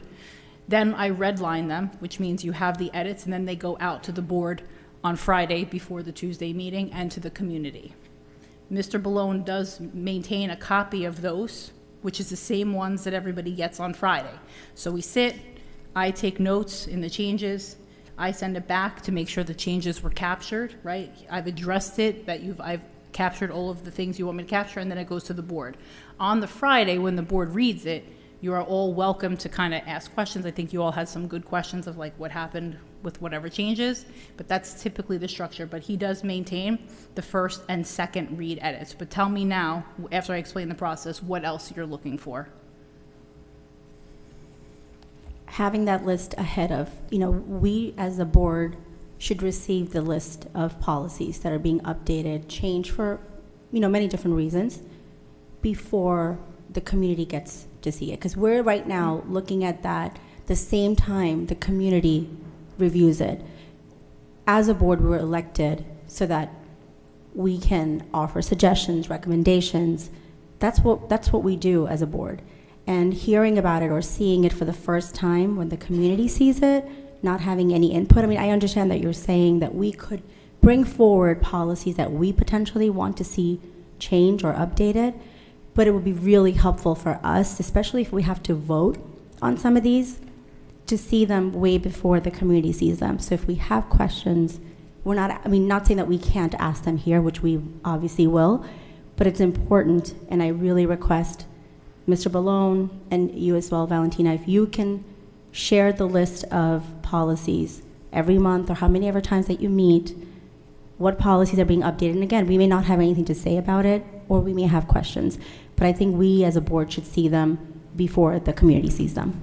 Yeah, and I appreciate that. And so we could talk through what that would look like. So it could be maybe that after the policy meeting, I'll send you all a list and say, these are the policies we reviewed, and you can read them in advance. But this board, I guess, was structured however long ago to function as committees, not a committee of a whole. So therefore, which means that some school districts have a committee of a whole, which means the whole board doesn't really have all of these committees, and they all weigh in on everything together.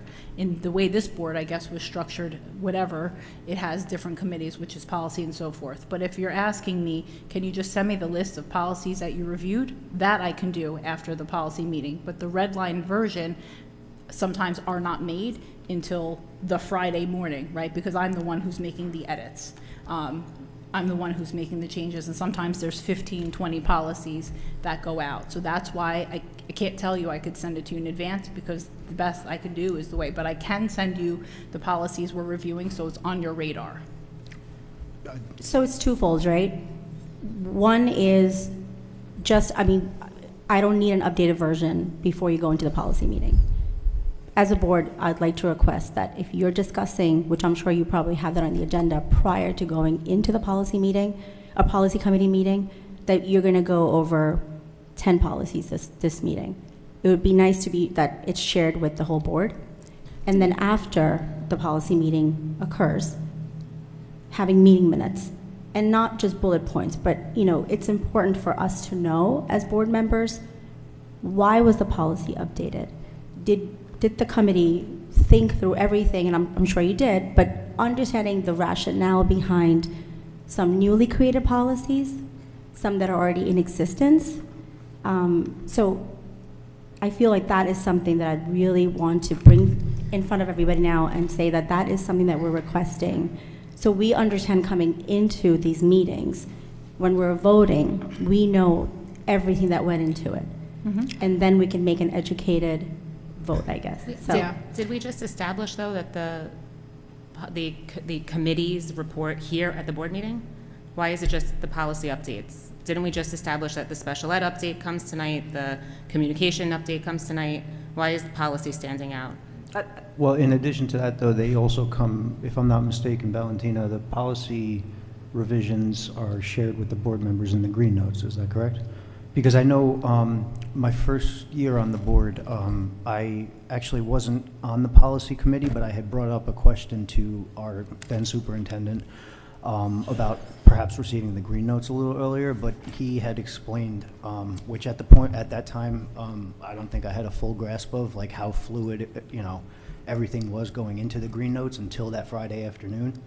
But Yeah, I just want to take note also, I've been coming to meetings for some time now. This is the first time I've ever seen the policy committee be this involved as a policy-making board. So I appreciate all the work that you're doing, because for the years that I sat in the audience, we had no reports, there were no updates, there were no policies being amended. This is the first time the board is even going through and amending policies to make them even more up to date. So Correct, and in past and that's years- great. So I think, I agree, but I feel that we can make it even better so that there's involvement from all the board members.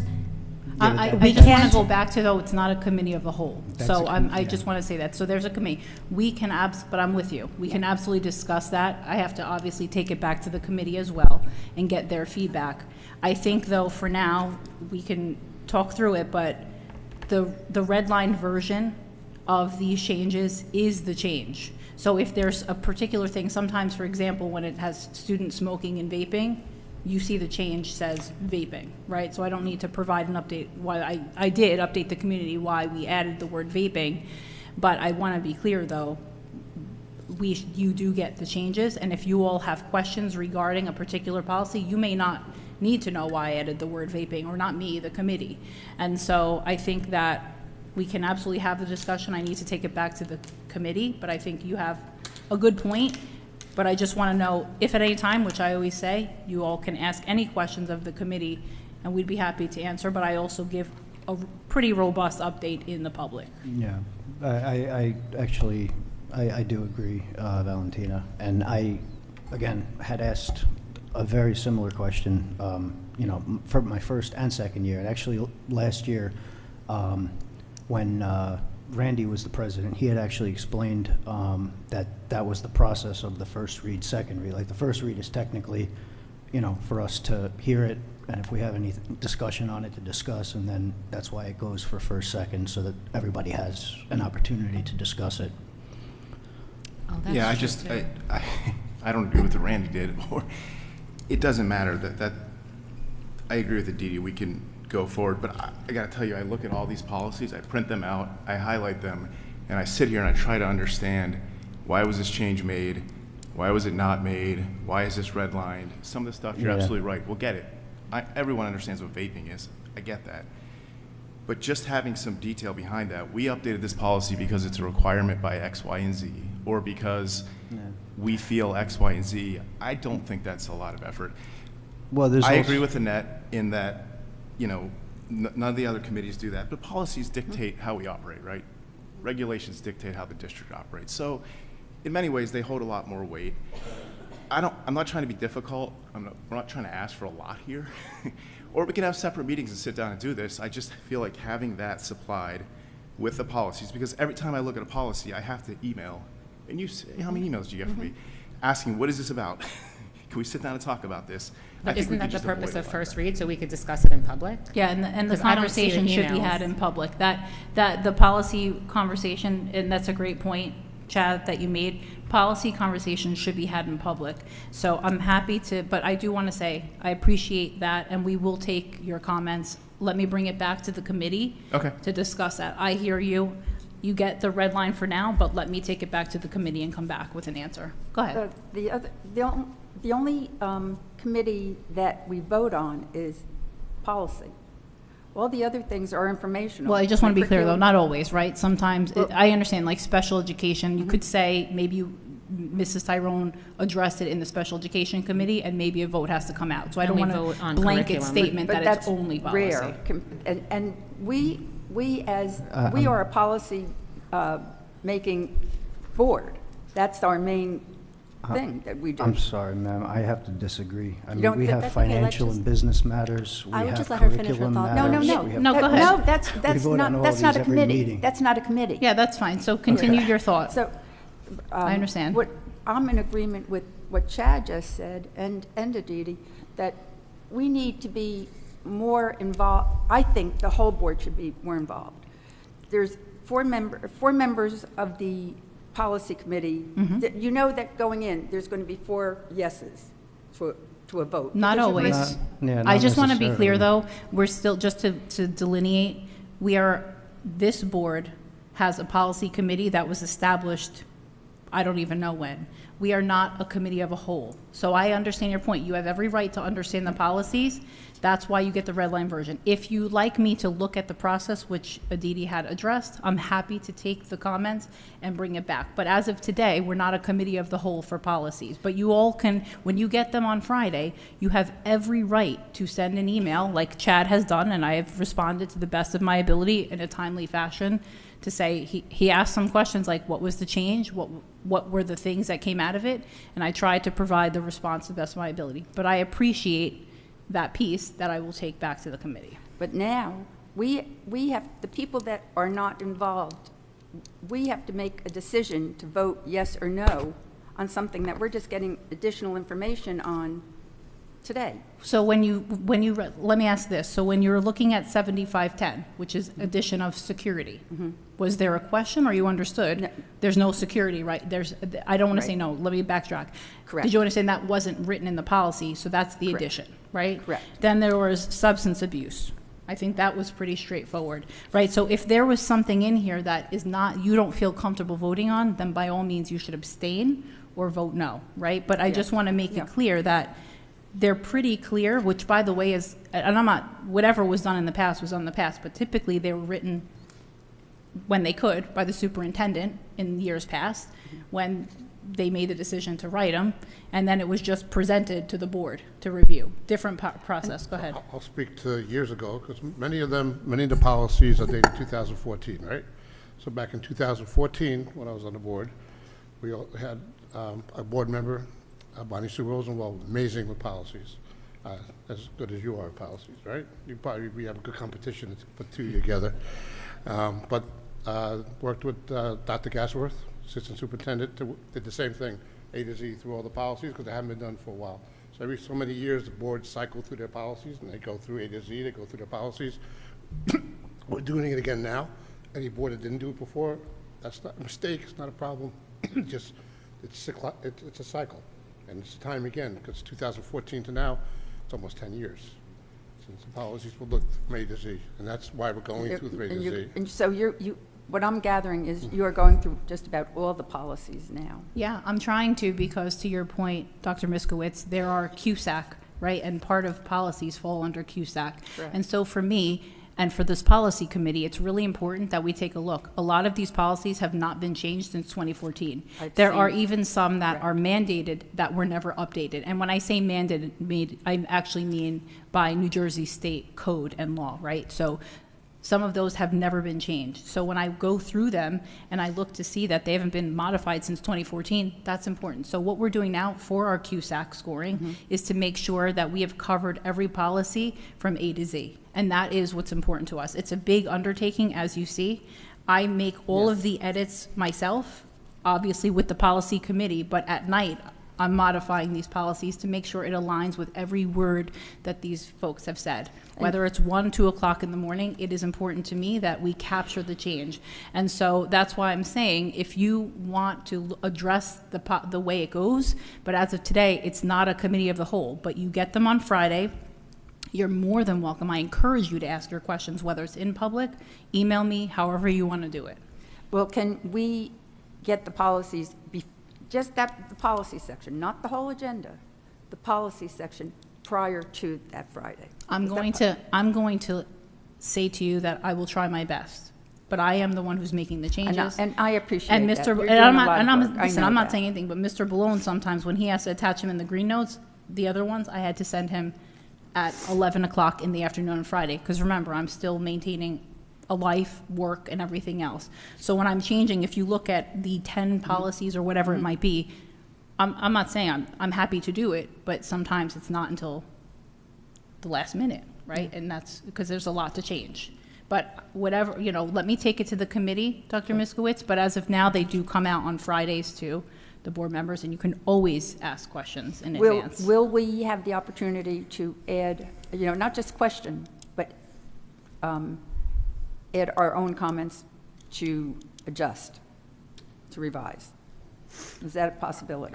Are you asking whether you can make a motion to amend policy language? Prior to us getting it here. Prior to the coming to the table. That would really be up to the chair. Yeah, so let me talk to the committee. Again, I don't want to make a decision without involving their feedback, right? It's not fair to them.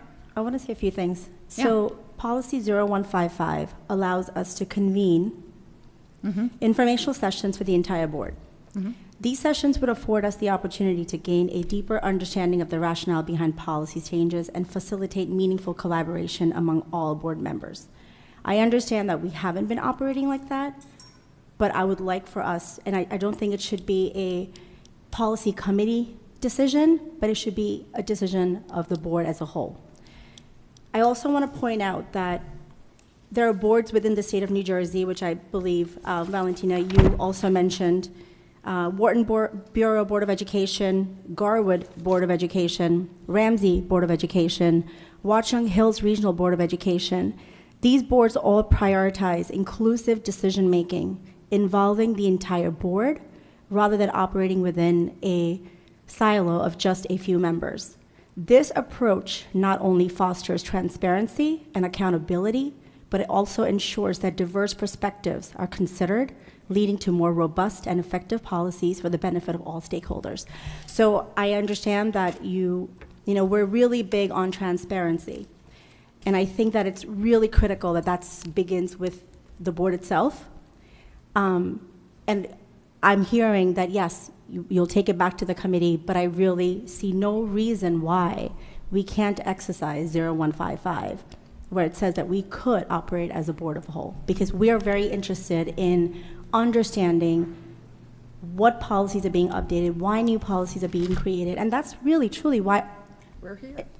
7 of us were elected to do. So, As somebody who represents a lot of boards, including Watchung Hills, by the way, I don't think they have a policy committee. I don't see how we could do policy as a committee of the whole. There is so much work involved, and we get so into the weeds on these. I mean, our board meetings would go till 2 in the morning if we did it as a committee of the whole, because a committee of the whole basically means we do it collectively. And you're right, that's a board decision. If you all want to do any of your committees as a committee of the whole, that's your choice. That's not one board member's decision. I'm just thinking logistically, I think it makes sense to have a policy committee and some of the other committees that we have to get into the fine points of these issues because of the amount of work that's involved, and I just can't see it being efficient to do it at a meeting. It's a different story to get the information. I get it, and I think the board president has said that we'll bring it back to the committee and figure out, logistically speaking, how to make sure that you're fully informed and have all the information you need to make an informed vote. So that's what I want to make sure of, that it's more of a logistical issue that you're going to address, and not so much getting permission from the policy committee to decide if that is what we're going to do. Because, again, I think as board members, I really do want to know why policies, like new policies are being written, what updates are being made.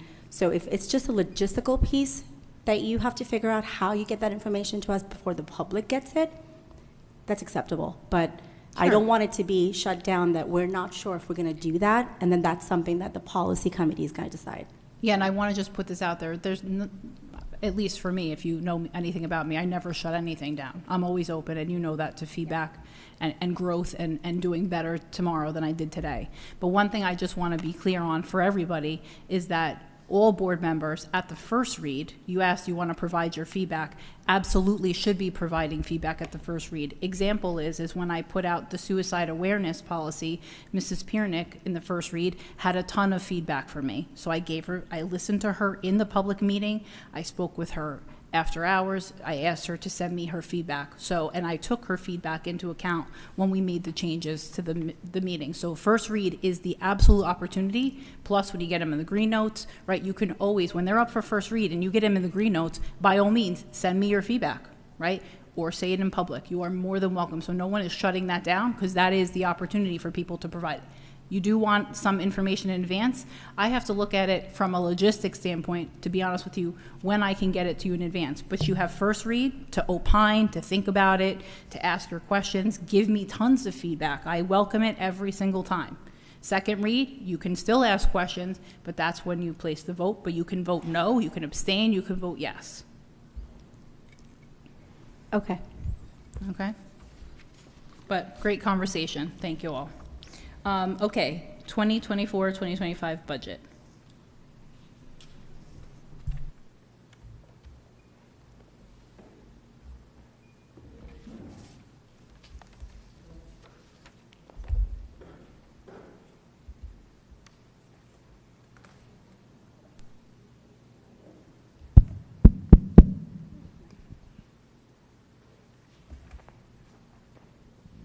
Okay, good evening, everybody.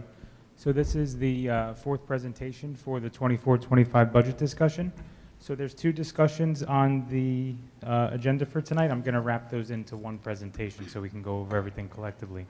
Again, as the first three presentations, just call out if you have a question, and we can stop midway and answer it. Okay, so tonight we're going to go over the Building and Grounds Department, and then we're just going to give basically a high-level overview of the budget in total, and we're going to give also some scenarios at the end for tax impact with the tax rate. So far what we know is February 27th is the budget address, or the governor's address, and so what will happen is he will basically announce the governor's address, and then state aid should be released 48 hours after that meeting. So I believe it's scheduled for February 27th, so February 29th we should actually get our state aid numbers. March 20th is when the budget is due to the county office, the tentative budget, and so we'll have that on our March 19th agenda to approve tentatively.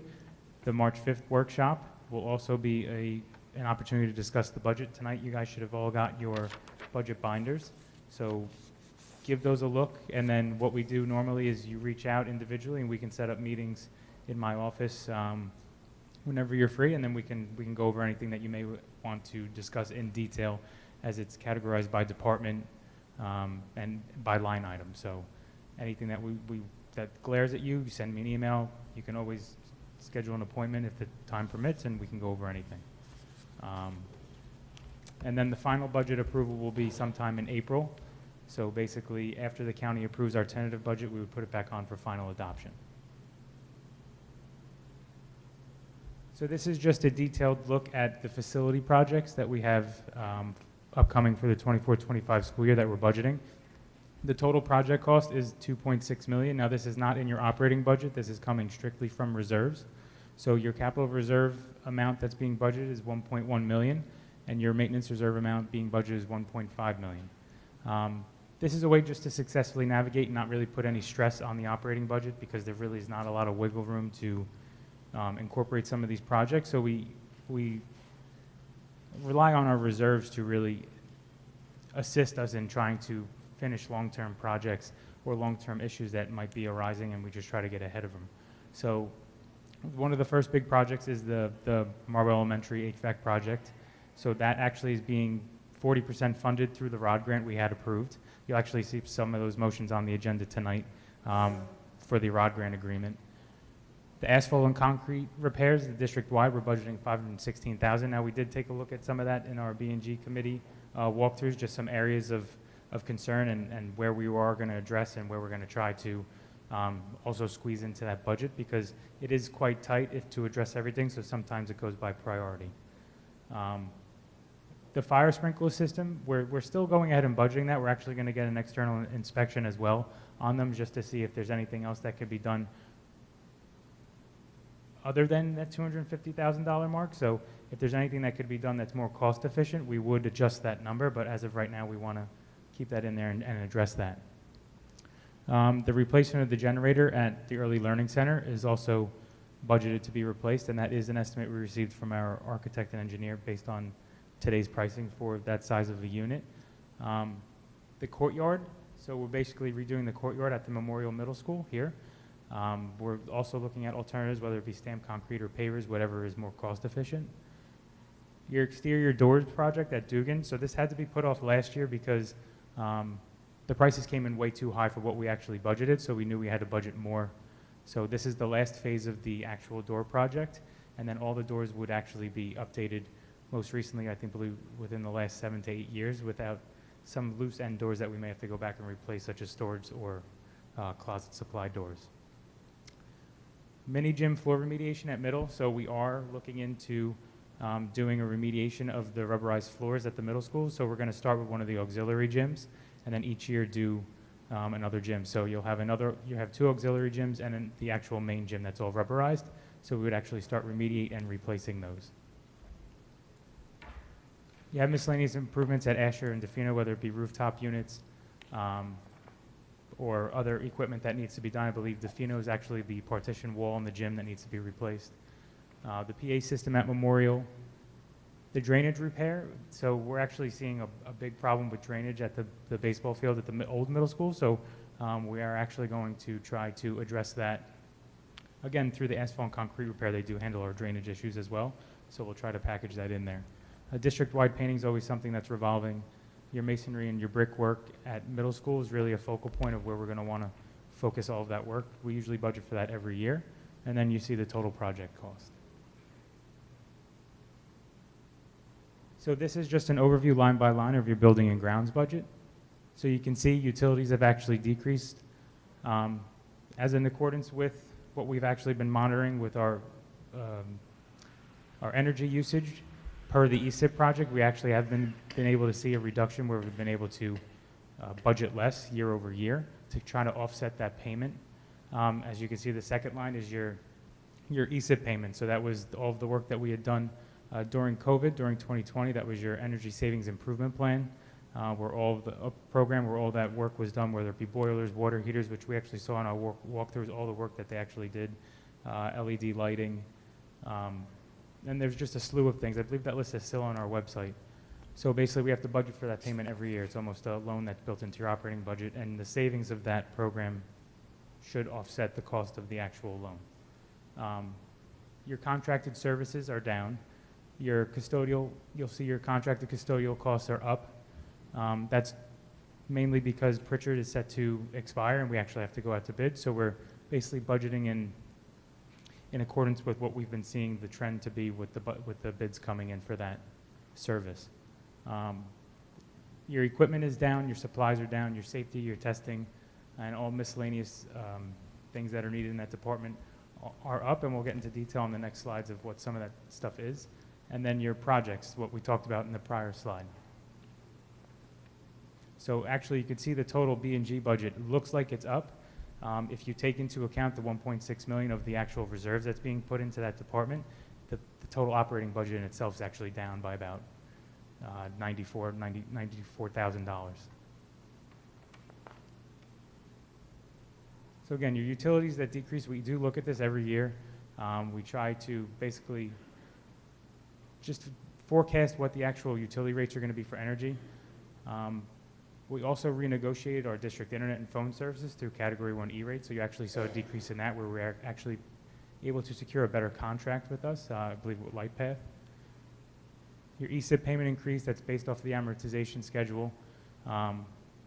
Your contracted services, This is really due to one-time expenses that we actually were able to accomplish in the 23-24 school year that we didn't have to budget now going forward in the 24-25 school year. And then your custodial services, again, it's a 5-year agreement. That agreement is up. We have to go out. We constantly look at trends to see if it's actually worth bringing them back in-house rather than contracting them. And right now, we're still not there yet where it actually is more affordable to continue to contract out our custodial staff. So your equipment and supplies, we really just, these are standard things, operating things that we really need to operate the district as a whole.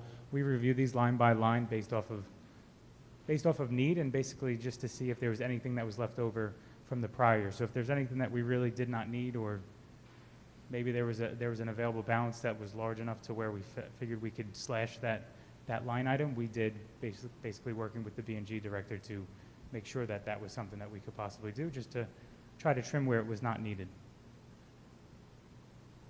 The increase for safety and testing is really due to the lead testing cost. That's on a 4-year cycle. So next year is actually the 4th year in which we have to update our lead testing results, so we will actually get the whole district tested again. Again, your projects, the increase of 1.6, that's mainly being supplied through the reserve accounts, and that's the list that we saw prior. And then the capital reserve account is the $1.1 million that we're responsible for, and then the ROD grant, I believe, is providing about $700,000 towards the project. Can I just ask a question Yeah. on the HVAC? Can you just give, I'm sorry, a 30-second update? Where are we? I know we have Morel up, but what's been done and just what's planned for the future? Yeah, so through our ESSER funds, we were actually able to kickstart doing DeFino and Dugan. Those have both been finished.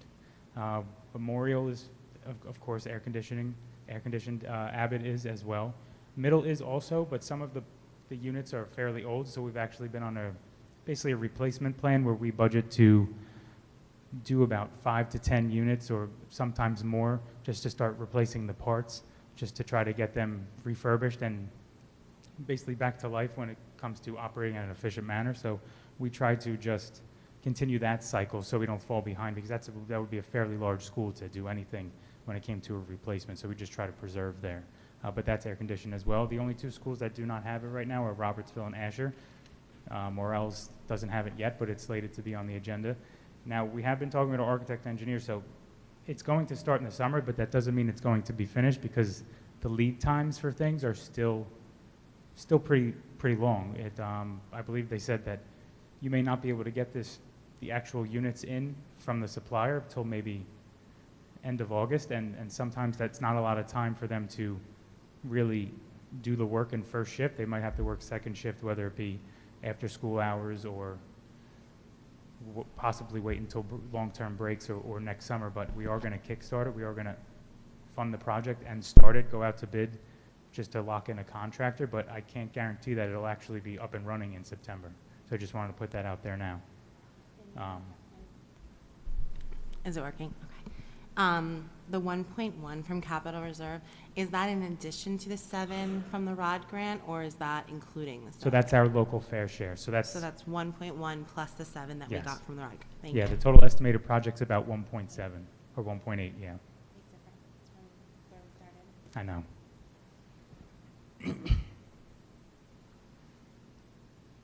Okay, so that was the Building and Grounds Department. Does anybody have any questions regarding that department? Yeah, just, if you don't have the figures now, it's not a big deal, but if you could just give us an update, perhaps at the next meeting, on what the ESIP payment looks like versus like a comparison of what our utility bill looks like, you know, on an average now versus before the program with all the changes that we made? Yeah, how far do you want to go back? Yeah, just like like a quick snapshot of what it, is it in the binder already? All right, then.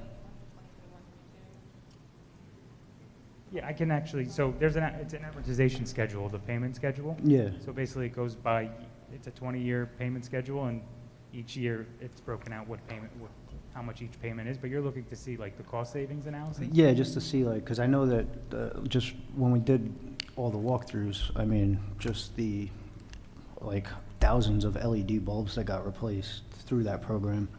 I'm just wondering what the savings is, if it's actually coming close to what the ESIP, payment plan, like what would our Yeah, we're definitely monthly- seeing savings, probably not as much as we like because of BPU always hiking the rates Yeah. for utilities ever since 2020, but we could definitely put that together for you. I actually have something.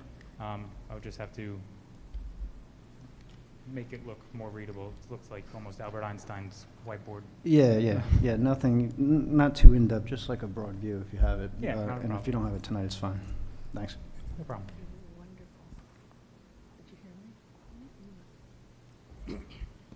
Okay, so this is going to tailor into the second part, which is the discussion for the integrated preschool tuition.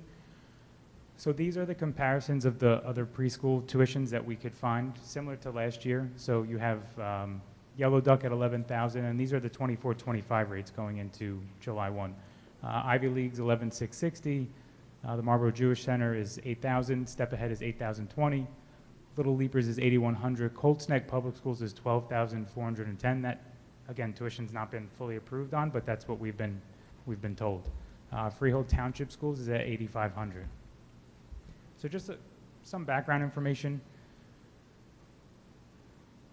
Our budgetary cost per pupil is $18,656. So for 24-25, just for salaries and benefits alone, the integrated program is factoring in about $11,700 per pupil. So when you take that breakdown, I did it.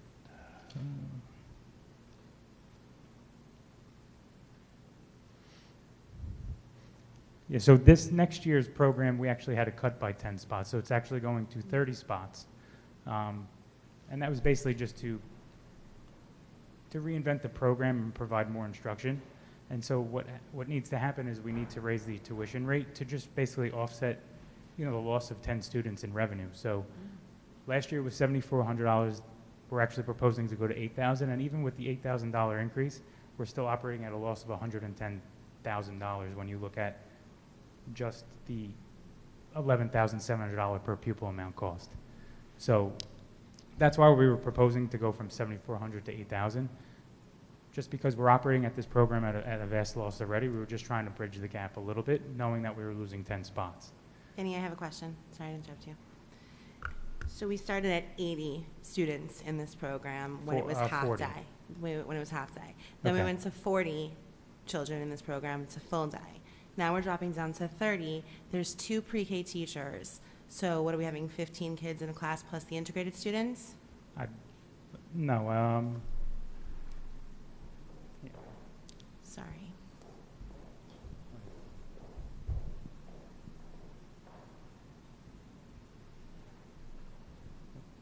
So there's 3 integrated classes. There's 3 Yeah. instead of 2, okay? Mhm. And then 10, 10, and 10. Okay. 10, 10, and 10, so we're at 30 instead of 40. Okay. And then can you just explain, just for me, really, why the decrease in the 10 spots? Just not enrollment, or we just went from 40 to 30? I'm just curious. I think the way the day was structured, we were trying to give more instructional time towards those students. We received a lot of complaints when it came to how the structure of the program was. So we were just trying to modify the program just to try to create more instructional time for those students. So that's why the only way to do that is you had to actually slash it by 10. Mathematically, that worked based on how much instruction time each child needed. So that's why we came up with the determination of 30. Did we have 40 students enrolled last year? We did, yeah. Yeah, the demand is usually not the problem because usually it goes by a lottery system and we actually have more than 40 that actually apply. Yeah, no, I get it. I know it's in demand, which is why I'm asking the question, right? And I understand the point. I'm just, sitting here that 10 children will now miss out on a program that they probably benefited from. That's just why I'm asking that question. So the program is based more on the special education needs. So Mhm. looking at our special education projections is why we created and went down to the 3 integrated, because we know we need to go up PSD. Okay. So, and that we showed that this year, like in the middle of the year that it happened. So we actually needed to open an additional PSD class and go down an integrated class. So since our preschool is a special education based preschool, we have to go off of the special education numbers and that. So this could fluctuate year by year, depending on the kids that we have coming in to the program. Understood. Thank you. I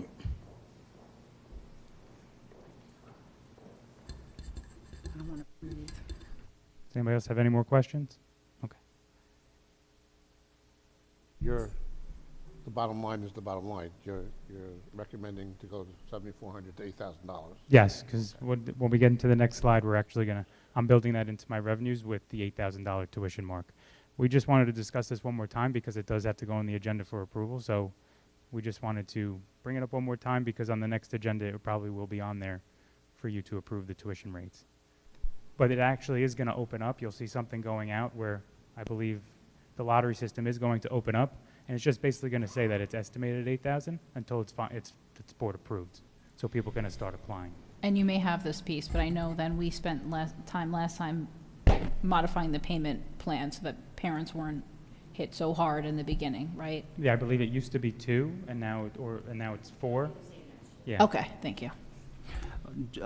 Just out of curiosity, Vin, I'm sorry, I know you have another slide, but you said that we're operating at about $110,000 loss on that? With raising it to 8,000. Right. What would the cost look like per student to break even? I think I didn't run that because I knew we weren't going to go that high, but I think to at least break even, you'd probably be looking at close to like 9,500, 9,000. Okay, thank I you. have another question too, I'm sorry. Vin, the deficit number for that per student, that is including what we get from the state to run the program, like per each special ed child as well? Or that's just based upon what the general ed child's cost? So that is just based off of the general ed child's cost. So are we truly in an upside down? Are we truly upside down when you factor in all the children in the integrated program? And I think you are, because the cost per pupil, that's what it actually costs to Across average for every to pupil. educate Okay. a child. That's why we didn't want to use the 18,000 number, because sometimes it can incorporate every child, not just maybe one that's classified as such, but that's why we went with, even with the $11,700 number, we're still 110,000 whole, and that was just really just with salaries and benefits. You're welcome. So when we were developing this budget, there were some strategies that were just taken to reduce expenditures. Some of the things that we actually looked at, so the position reductions, we really tried to accomplish this through attrition, really not cutting any positions, but any positions that may have not been filled and that no longer needed, we really just tried to hold off on filling them and reduce them from the budget to offset a saving. So when we were originally tasked with putting this budget together, we were already looking at a $1.5 million gap where your revenues just didn't match your expenditures. So we knew we had to make cuts somewhere. So that's why we started with just looking at that, because to obtain like a gap like 1.5 million, it's not really just going to be supplies and programs and equipment, and it's not even really the B&G projects, because a lot of those are funded through the reserves. So your reserves have nothing to do with what we had to actually slash through your operating budget. So in order to achieve that kind of number, you really had to look at positions first. We also requested all the departments to really just focus and own in on zero-based budgeting. Really, they just had to learn to do more with less and really figure out what's a need versus an actual want. We went to the schools and we reduced their budgets. They put in contingency plans to reduce it by 10%, which I can't thank them enough, because that really did help us tremendously in just trying to achieve our goal. Again, when we get the department budgets or the school budgets, we take a vast look at them and just to see is there anywhere that can be trimmed? Do we question? Do we follow up on, just to see, is this really needed compared to last year? And if it's not, we really just try to make the necessary reduction just to reduce the gap. Utilizing the reserves really helped us tremendously when it came to just trying to keep going forward with finishing projects and basically keeping our foot on the pedal when it came to just trying to continue to improve the facilities of the district without really having to hold off on anything because you couldn't fit in the operating budget. You'll see that in the revenue piece, we have a budgeted fund balance and a surplus that was really used to help offset any increases we saw inflationary-wise or CPI. I know the CPI last year was 5.86. Now I believe it was classified at 5.81 for 24-25. So it was vastly similar. There was really not that much change in there, but that's almost compounded at 11.67. They did give us a health benefit waiver again this year, basically based off our health benefit costs. Then I believe the waiver was not as much as last year, but it is about $205,000, and we are recommending to use that as well this year. So this is your total revenue sources. So your total revenue sources are about a little over 99 million. Your local tax levy makes up about 87% of your total revenue source, where your state aid makes up another almost 7.5%. So you're right there, you're already looking at 93% of your revenue source comes from either state aid or your local fair share. Your other revenue sources are your reserves. So you have almost another 2.2% there, which is about 95%. And then you have your extraordinary aid, your tuition, that's the number that's factored off of the 30 times the 8,000 per student. Rental income from renting our facilities, your special education Medicaid initiative, which we have to budget for every year. Per the state, they give us an allocation and we budget for it. Your interest earnings, which actually are higher because interest rates are higher and we are using investment tools to actually propel that to where we're actually making a good amount of interest in our accounts. Your student activity fees is something that we've been accustomed to budgeting as revenue, and that's basically your student activity funds from the school districts. And then your budgeted fund balance, which is comprised of your available fund balance and your surplus. So that basically serves as your base of your budget when you start building it.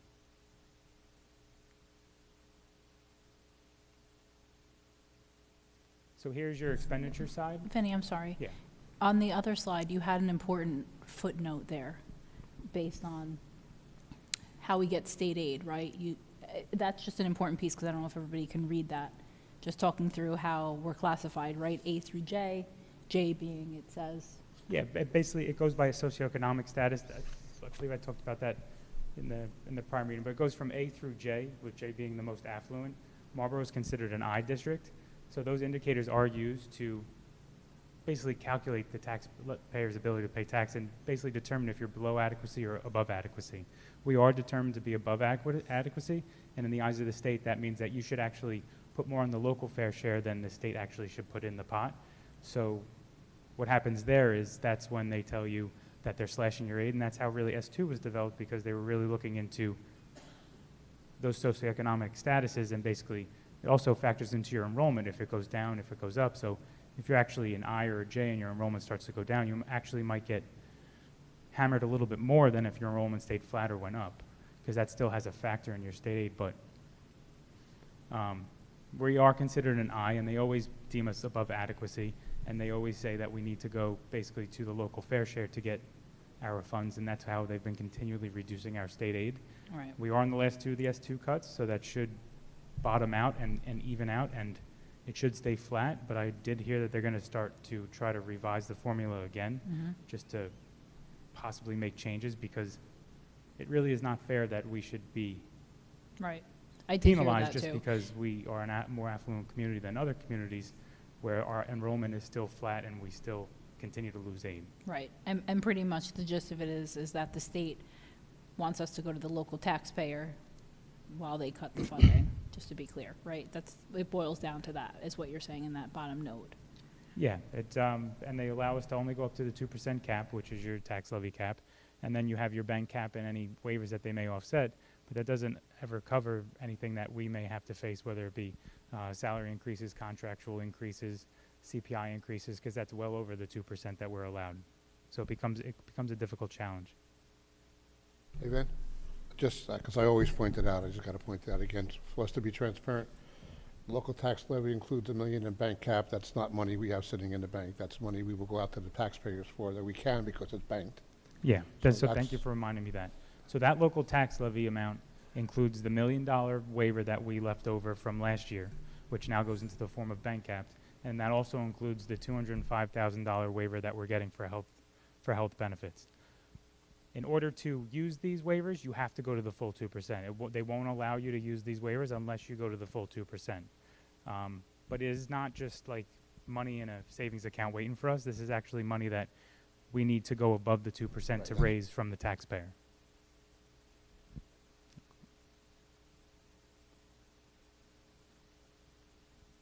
So here's your total expenditures, so the other side. So basically, it all has to balance, your revenues and your expenditures. As you can see, the two biggest increases are your benefits and your salaries. So this actually is really where the predominant increase is coming, about 2.4 million out of the 4 million that you've seen increased. Now salaries and benefits actually make up or comprise 80% of the total budget on the appropriation side. So that is a huge chunk, but it's a necessary chunk. That's how we function. That's why people come to Marlboro for our education. It's because of the staff and the services and the quality of work that we provide. So you can see building and grounds increased. Again, that increased partially because the reserve accounts that are being funded through there are budgeted in there as well. A lot of the departments did go down because we did go through in depth with every department just to see what we can cut. So you see that, curriculum was reduced, special education was reduced, and transportation really went up just because of the contractual services that we faced with and the out-of district placements. We're just trying to keep up with the increases. We knew we had to budget more because it's just an uptick in services that are needed and an uptick in pricing. Your technology increased, and I believe that was for the technology. I believe that was for the Chromebooks. So we did not budget for Chromebooks last year because it was funded through the stabilization aid that we received. So this year we actually are getting back on the horse and just continuing to replace them. Your HR and your contracted substitutes, basically this is where ESS is budgeted. So this is increased just basically due to the contractual increase that we see that we're going to get. We're basically based off of need also, where we look at usage of how much subs we've been using, and then we budget accordingly. Your school-wide budgets are reduced, and that was based off the 10% contingency plan. Your business office that's where your insurance is included. So basically, mainly the increase is based off of the insurance estimates we've been receiving. They're not finalized, but they're looking at anywhere from 7 to 10% for most of the policies that we have. Your security slightly increased. That was really just nominal increases based off of supplies and equipment that are needed. So that's pretty standard. And then your office of superintendent was reduced by $5,000.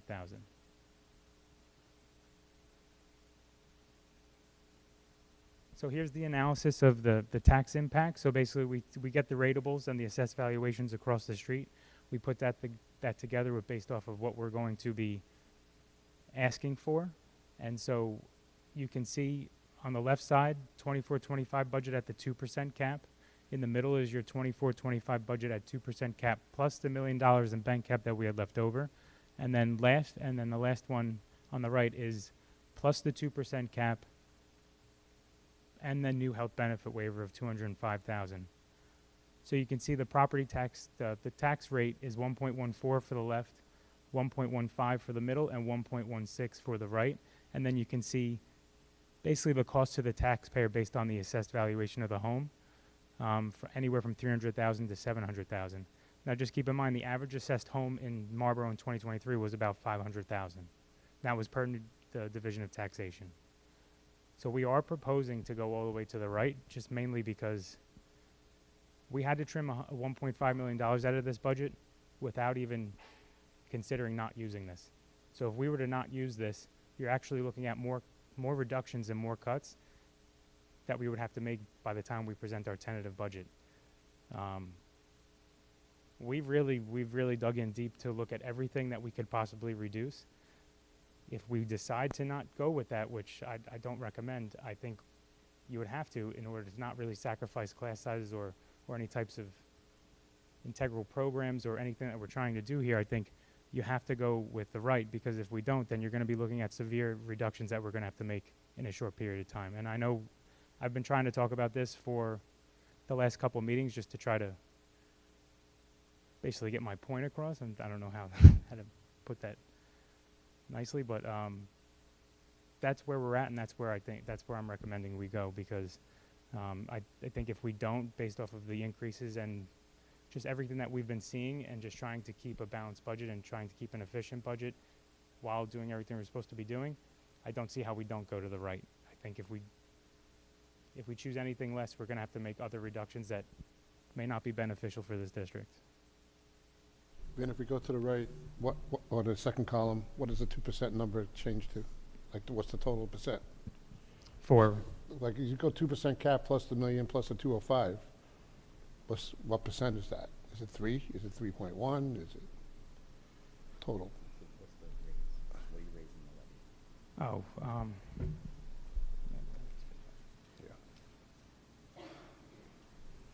Your question, Michael, right, is what's the increase in taxes, like by percent-wise, is what you meant? Seeing two different numbers. You're Yeah. seeing 2% then a million. So I want to know what that all Right. adds up to. Does it equate to 3, 3.5, 4, right? Yeah. I don't want to give you the wrong number because I don't have that specific sheet with me. I believe it was like because last year's was 2.77, and then if we included the million, it was about 4.03. So I believe with everything included, it was about like 3.5, 3.6 with everything. But let me just double check, and I will email everybody that correct number. But that's where I believe that's where we factored it into. Now, you know, the 2% is the 2%. If you add the million in, you're probably looking at about, I think it was like 3.2, and then when you add the other 200,000, it was about 3.4 or 3.5-ish. But I will definitely get that for you. Thank you. You're welcome.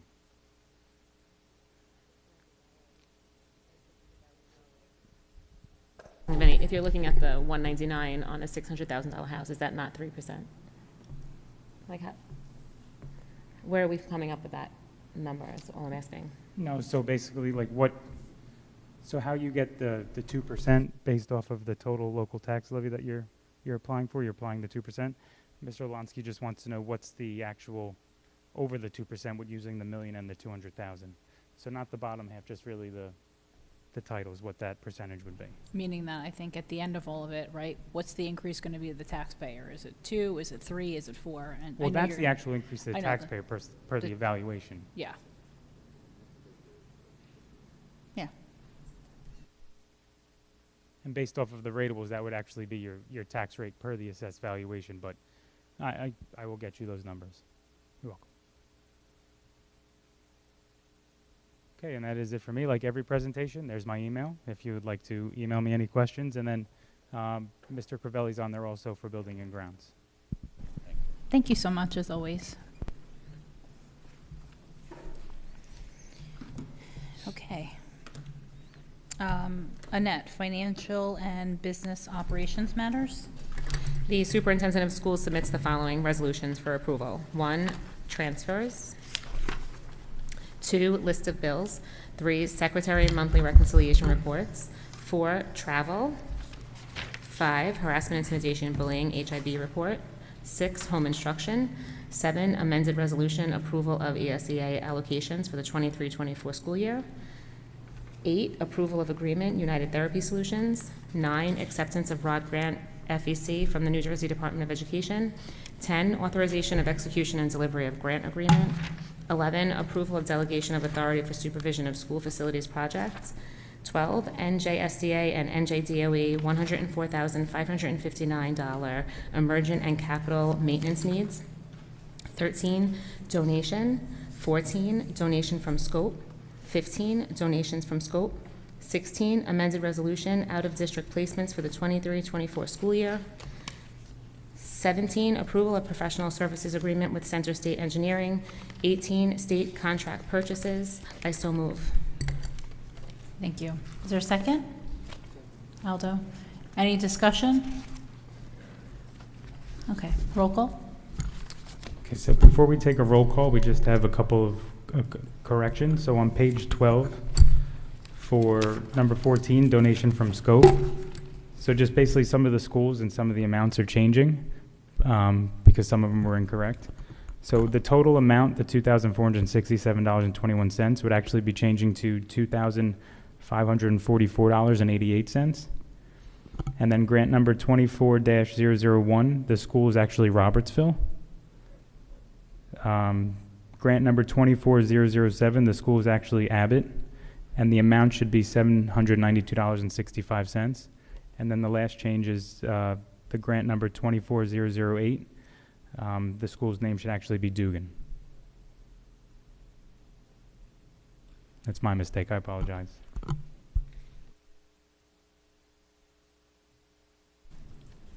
Okay, roll call?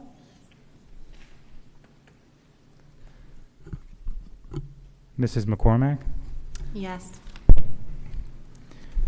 Mrs. Belomo? Yes to all, abstain from 4. Mrs. Gandhi? Yes. Mr. Hyatt? Yes, sir. Mr. Olansky? Yes. Dr. Miskowitz? Yes. Mr. Petruno? Hang on 1 second. Just going back to number 4, just the board member should be deemed to abstain on themselves there.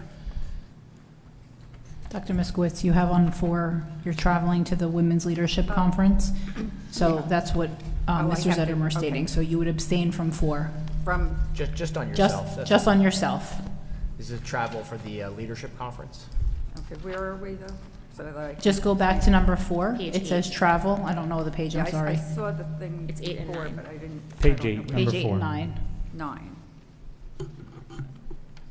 Okay, well, I abstain from that one. I'm not going to look for it. I'm abstaining. Just on yourself. Just on For yourself. me, just for Yes. me. Thank you. Mr. Petruno?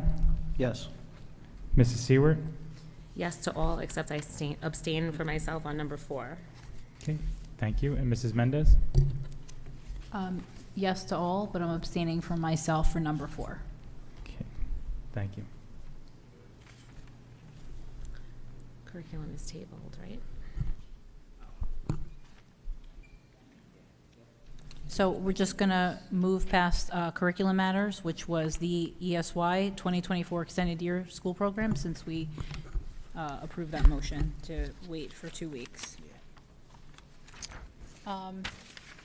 Chad, personnel matters, please. The superintendent of schools submits the following resolutions for approval. 1, retirements. 2, resignations. 3, rescinded employment offer. 4, employment certified staff. 5, employment maintenance mechanic. 6, employment additional assignment. 7, amended salaries, non-certified staff. 8, stipend, non-certified staff. 9, extracurricular activity advisor. 10, curriculum amended LEAP nurse. 11, curriculum station facilitators for Power Program Parent Academy. 12, curriculum Power Program Parent Academy Planning Committee. 13, student observation. 14, amended substitute rates, non-certified position. 15, substitute teacher. 16, substitute instructional assistant. 17, paid medical disability leave. 18, unpaid leave of absence. 19, amended resolution leave dates. I believe that's it, right? Just Chad, I so move. Is your last statement is I so move? I so move. Thank you. Second? Danielle? Discussion? Go ahead. On number 14, amended substitute rate non-certificate position. I don't remember discussing that. I don't know, is that a contracted position? What was the reason for that? Yeah, so that's our substitute school monitors that fill in for our regular school monitors. So basically, that is not a contracted position. That's basically part of our substitute hourly rate. We feel the need to increase it due to not being able to find anybody. And what's happening is our school safety supervisor is actually filling in for those monitors when they're not in, taking him away from, other duties he could be doing. So we're just trying to be competitive with other districts in what they pay their sub-monitors, just to try to find staff and find people that would be able to fill those positions without having to take the supervisor away from his. Are there any shared services we can look at into joining to have a pool of people maybe with other districts? Yeah, so we asked our substitute service, and they don't provide anything of that nature. we actually will look into looking at maybe a floater monitor, just try to have somebody long-term in the district that can fill in as needed. But we can definitely ask other school districts as well. I don't know if they're having difficulties as much as we are, so we can definitely ask if there was any type of shared service we can go into, or maybe partner with somebody else's substitute pool. I think a floater monitor would be an excellent idea. I mean, security is number one, right? The most important thing, we don't have secure buildings for our students to be in. We don't want to be in the morning when we can't find a monitor.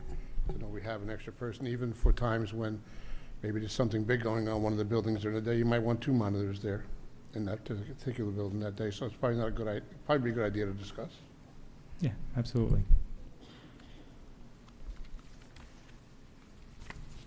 Roll call. Any other discussion? I'm sorry, before we move past it? Okay, roll call. Mrs. Gandhi? Here. No, Yes. yes or no? Mr. Lansky? Yes. Dr. Miskowitz? Yes. Mr. Petruno? Yes. Mrs. McCormack? Yes to all, abstain from number 8, stipend non-certificated staff. Thank you. Mrs. Seward? Yes. Mrs. Belomo? Yes. Mr. Hyatt? Yes. And Mrs. Mendez? Yes. Michael, Policy Development and Community Relations? Oh, I'm sorry. Hold on, I'm sorry, Michael. Mr. Balone hadn't, he did tell me he wants to make a statement. Then I'll come to you. Thank you. I have retirement comments. The first one is for Mrs. Kathy Lonnie. Mrs. Kathy Lonnie joined the staff in 2009 as the clerk typist at Marlboro Middle School. The following year, she moved into the position of main office secretary, where she has remained for the past 15 years. She quickly became essential to managing an efficient and community-centered front office. She handled all responsibilities with ease and purpose. She maintained calendars, discipline charts, and everyday tasks to support the administration's management of the school. Kathy held the major responsibility of building use forms, calendars, approvals, and coordination with the business office and building staff. Another major responsibility was the coordination of the annual graduation ceremony and all programs that precede the annual event. She handled this tremendous task with ease and humor. Kathy could be counted on to problem solve and take on the leadership role in the office.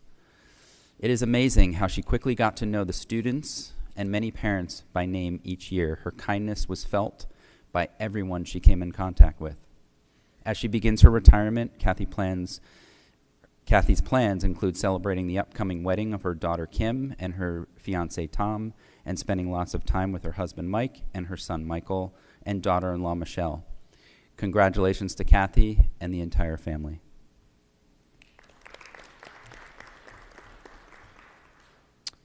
And the final comment is for Elizabeth Pepitone, also at Middle. Mrs. Beth Pepitone began her career as an adjunct writing teacher at Brookdale Community College. In September of 1999, she was hired as an 8th grade English teacher at Marlboro Middle School, where she has remained for 25 years. Over these many years, she has remained a devoted and admired educator, colleague, team member, friend, and teacher leader. With mixed feelings, we announce Beth's intention to retire at the end of this school year. She is the consummate professional educator. She is kind to everyone, patient, always calm, and collaborative. Most noteworthy, she has prepared over 2,500 8th grade students for the rigor of high school English courses and the academic challenges and expectations that our graduates will face in the future years. She served on school-based committees and mentored new teachers, joining the department and MMS community. She led a Sunshine Committee to organize and plan luncheons and other staff events for many years. She then introduced the Builders Club, a service organization for middle school students, to our middle school. We congratulate her on beginning her well-deserved retirement. She will now have more time to travel, tend to her garden, go to the beach, and spend time with her husband Mike, her children, and their spouses, and her grandchildren Everett, Bridget, Tess, and Sam. We wish her luck.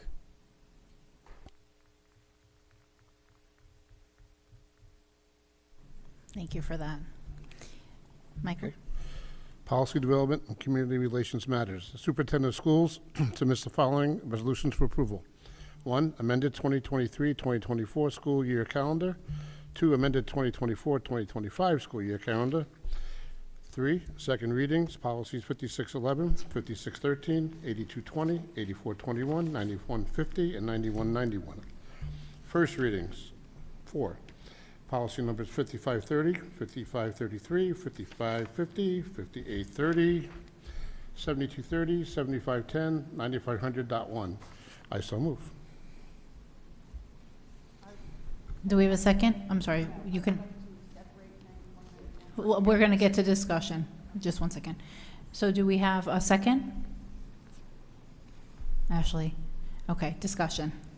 I would like to have So, 91, 91 separate. so when you vote, right, you can make your vote and you can say, I'm voting yes or no, whatever it might be, to these, and I'm voting no to these, or I'm abstaining, okay?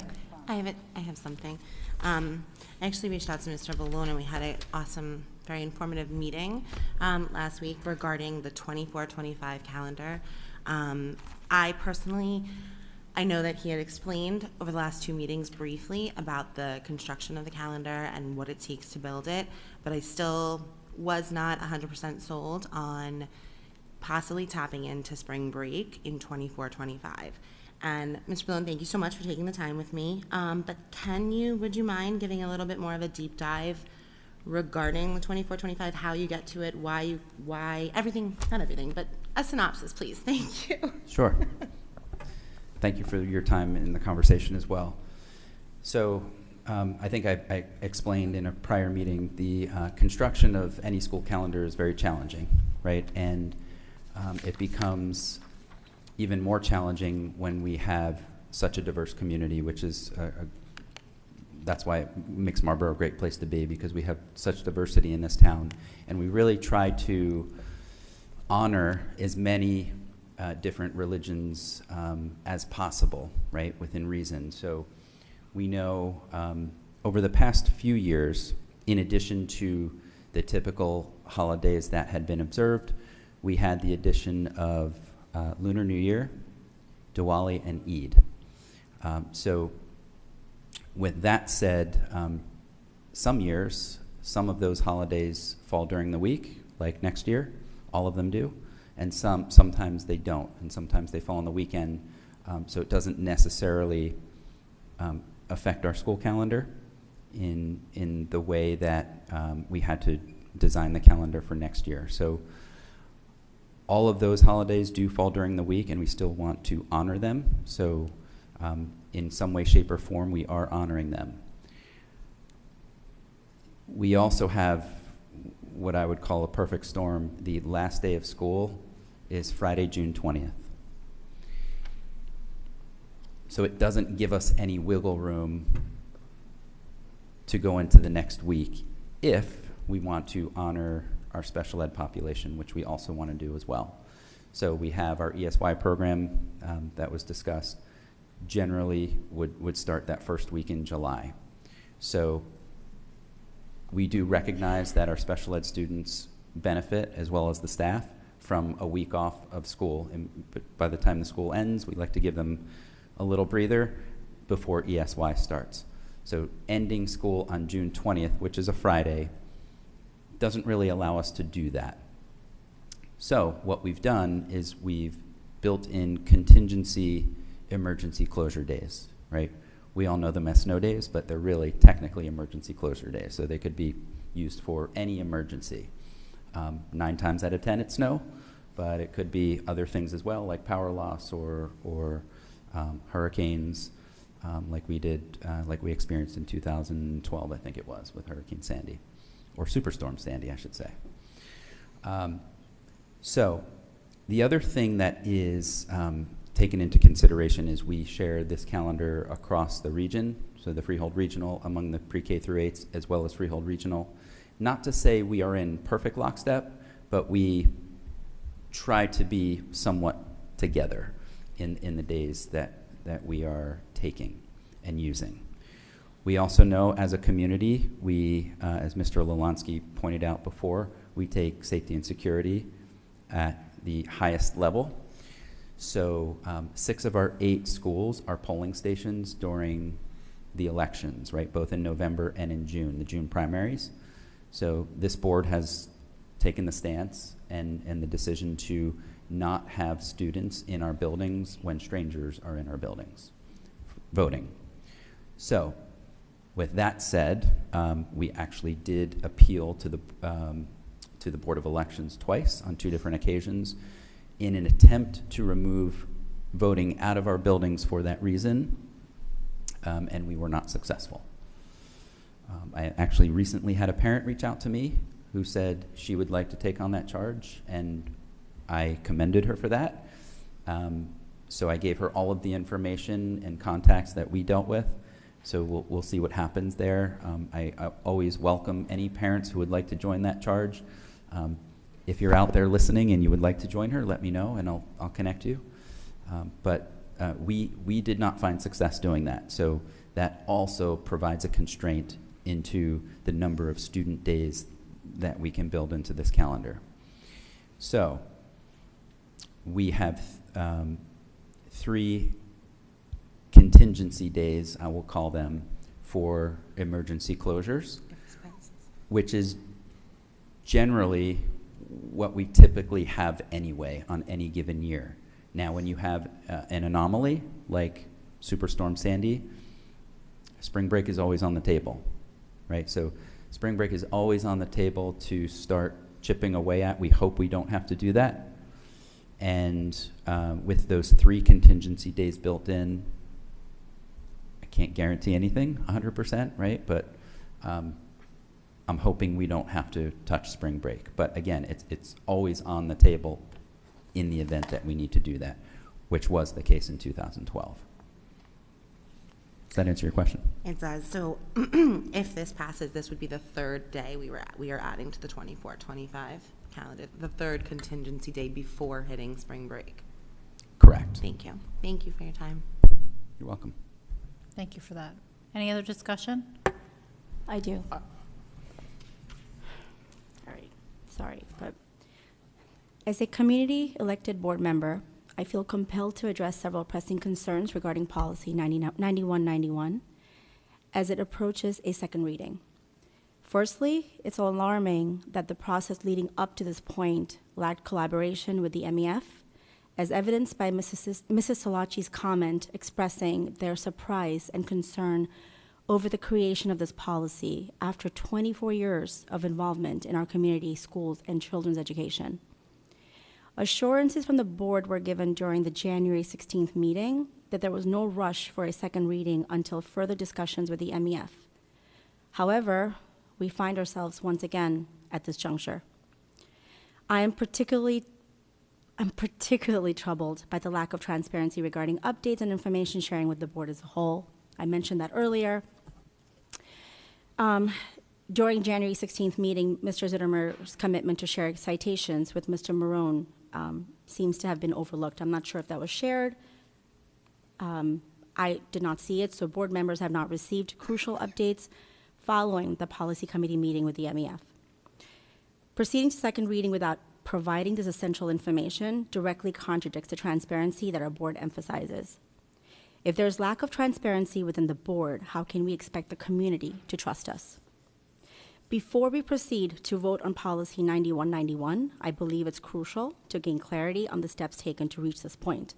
I understand, Ms. Valentina, you mentioned that in addition to meeting the MEF, I think there were some other policy committee meetings that took place to update this. We're not aware of conversations, what was discussed. So my other thing also is, was the community's voice heard? On January 16th, we saw a lot of members that came and spoke about the MEF policy. Were the concerns from the MEF trustees adequately addressed? I understand that, 90 to 95% was, but any deficiency in meaningful dialogue could potentially put at risk much needed funding for our schools and students. And we heard from both the treasurer of MEF as well as another trustee that came and spoke about it, that if we're going to request certain things that's not legally, I guess, that they need to provide, there is a risk of losing funding for our students and for our schools.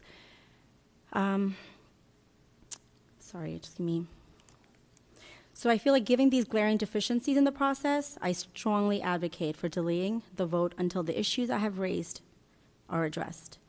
I think there needs to be more conversations with the MEF so that we can come to a better, a mutually agreed upon policy that is going to benefit the board, the MEF, and most importantly, our schools and our students. Thank you. I want to make sure I address, because I think you asked the question or you were asking for transparency. So I want to make sure I address most of the things that you said, and if I missed something, let me know. The first thing is that I believe, at least in my own opinion, we were very transparent. The first meeting, I gave a presentation. There were 2 rounds of public comments, and the first read went out for the public's feedback, which people came and lined up and gave their feedback. We then offered and promised to meet with the MEF, which we did on February 13th.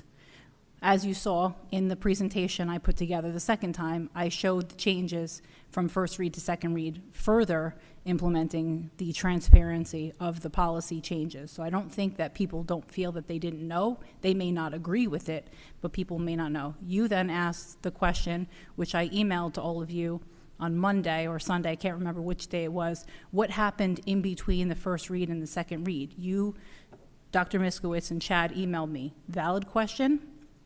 I gave you the changes that we made between the first read and second read, and also outlined kind of the bullets that we covered, right, in that meeting. I talked about the MEF liaison, I talked about the bylaws, which we've addressed, and I talked about just certain nuances of that policy, and then I gave you the edits in between the edits. And so I don't know how much more transparent I can be besides you attending the meeting, but I want to make sure I address that. The other piece is then you had the opportunity to provide me with your questions or your feedback, and you can do it here. This is a great place to do it, or you can do it by email. But either way, at least I believe, but you can all tell me, maybe it wasn't transparent enough. Now, when we met with the MEF, I think Mr. Baker and team thought it was a good meeting. We may not all agree on everything, but we were listening, and to his point, we did accomplish 95% of that. But again, it's not an MEF policy, it's a foundation policy, and how the district will accept funding. So we took a lot of their feedback, and as you saw, made a lot of changes. It doesn't mean, though, that every single thing that was asked to be changed didn't. The policy committee, and you can vote however you feel comfortable, because of the pieces that Mr. Zittimer had stated, felt that bylaws of some form, whether they were the original or whatever, when it was filed with the 501c3, and I cannot speak to the legality of it, and I will not attempt to do so, it is important for the board to have the bylaws, but the MEF feels that they don't want to provide it. It's 2 different things, but we still respect the MEF. We want to continue the partnership with them. We thank them for their service. There was just, I think, we're not agreeing on one point, and I appreciate that and understand it, and I get your point. But that, I think, if I'm missing something in transparency, I'm open to that. So the first reading, right? And I can't remember the number of the policy, but I believe that before a policy is created, the entity or the person that it's going to affect, that they're supposed to be notified. And it seemed in the first reading, when Mrs. Salachi came in and spoke, she was not aware this policy was even being put together. So that's number 1, right? We're out of policy on that, or are we not? It's a question. I think what you're talking about is the code of ethics that says that the board is a policy-making body and the board shall consult with those who are affected by them. I think that's what you're referring to. Yes. And the way the board does that is through their first reading and through second readings, because public comes up and gives their input on policy. So that's really what that contemplates. Not to say you couldn't have another meeting as they did, but I think that was the section you're referring to. Okay. Yeah. All right. Thank you for clarifying that. And again, in terms of, I guess, transparency, yes, you did email us, but it was, again, bullet points that didn't have why we got to this, why is the policy updated to what it is. Can I ask you a genuine question? And I'm being fully honest. Not one of the three of you requested to be on the policy committee, which is where this would have happened. So I've tried to accommodate the requests that came through. So I respect it, and I want you to be involved. My genuine question is if you want that level of input, which you should absolutely have it and email me anytime you want, and I did send you all back an email, then I ask that in the future, if you want to move to be involved in that committee, because it's not a committee of the whole. A committee of the whole would be completely ineffective for this board, only because you see the level of detail. We're looking at statutes, laws, codes. To do that, and sometimes the meeting is long, right? And sometimes it requires us to go back multiple times.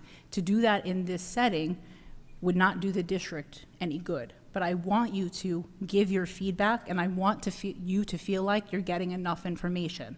So in that meeting, when I gave you the bullets of the MEF, I gave you the discussion, I gave you the edits in between. I'm not much how much more I could give you besides the recorded session, because in that meeting, I was also taking notes to make sure I captured their feedback from that on a piece of paper, which you then saw in the edits that translated in between Monday, the meeting, and then now.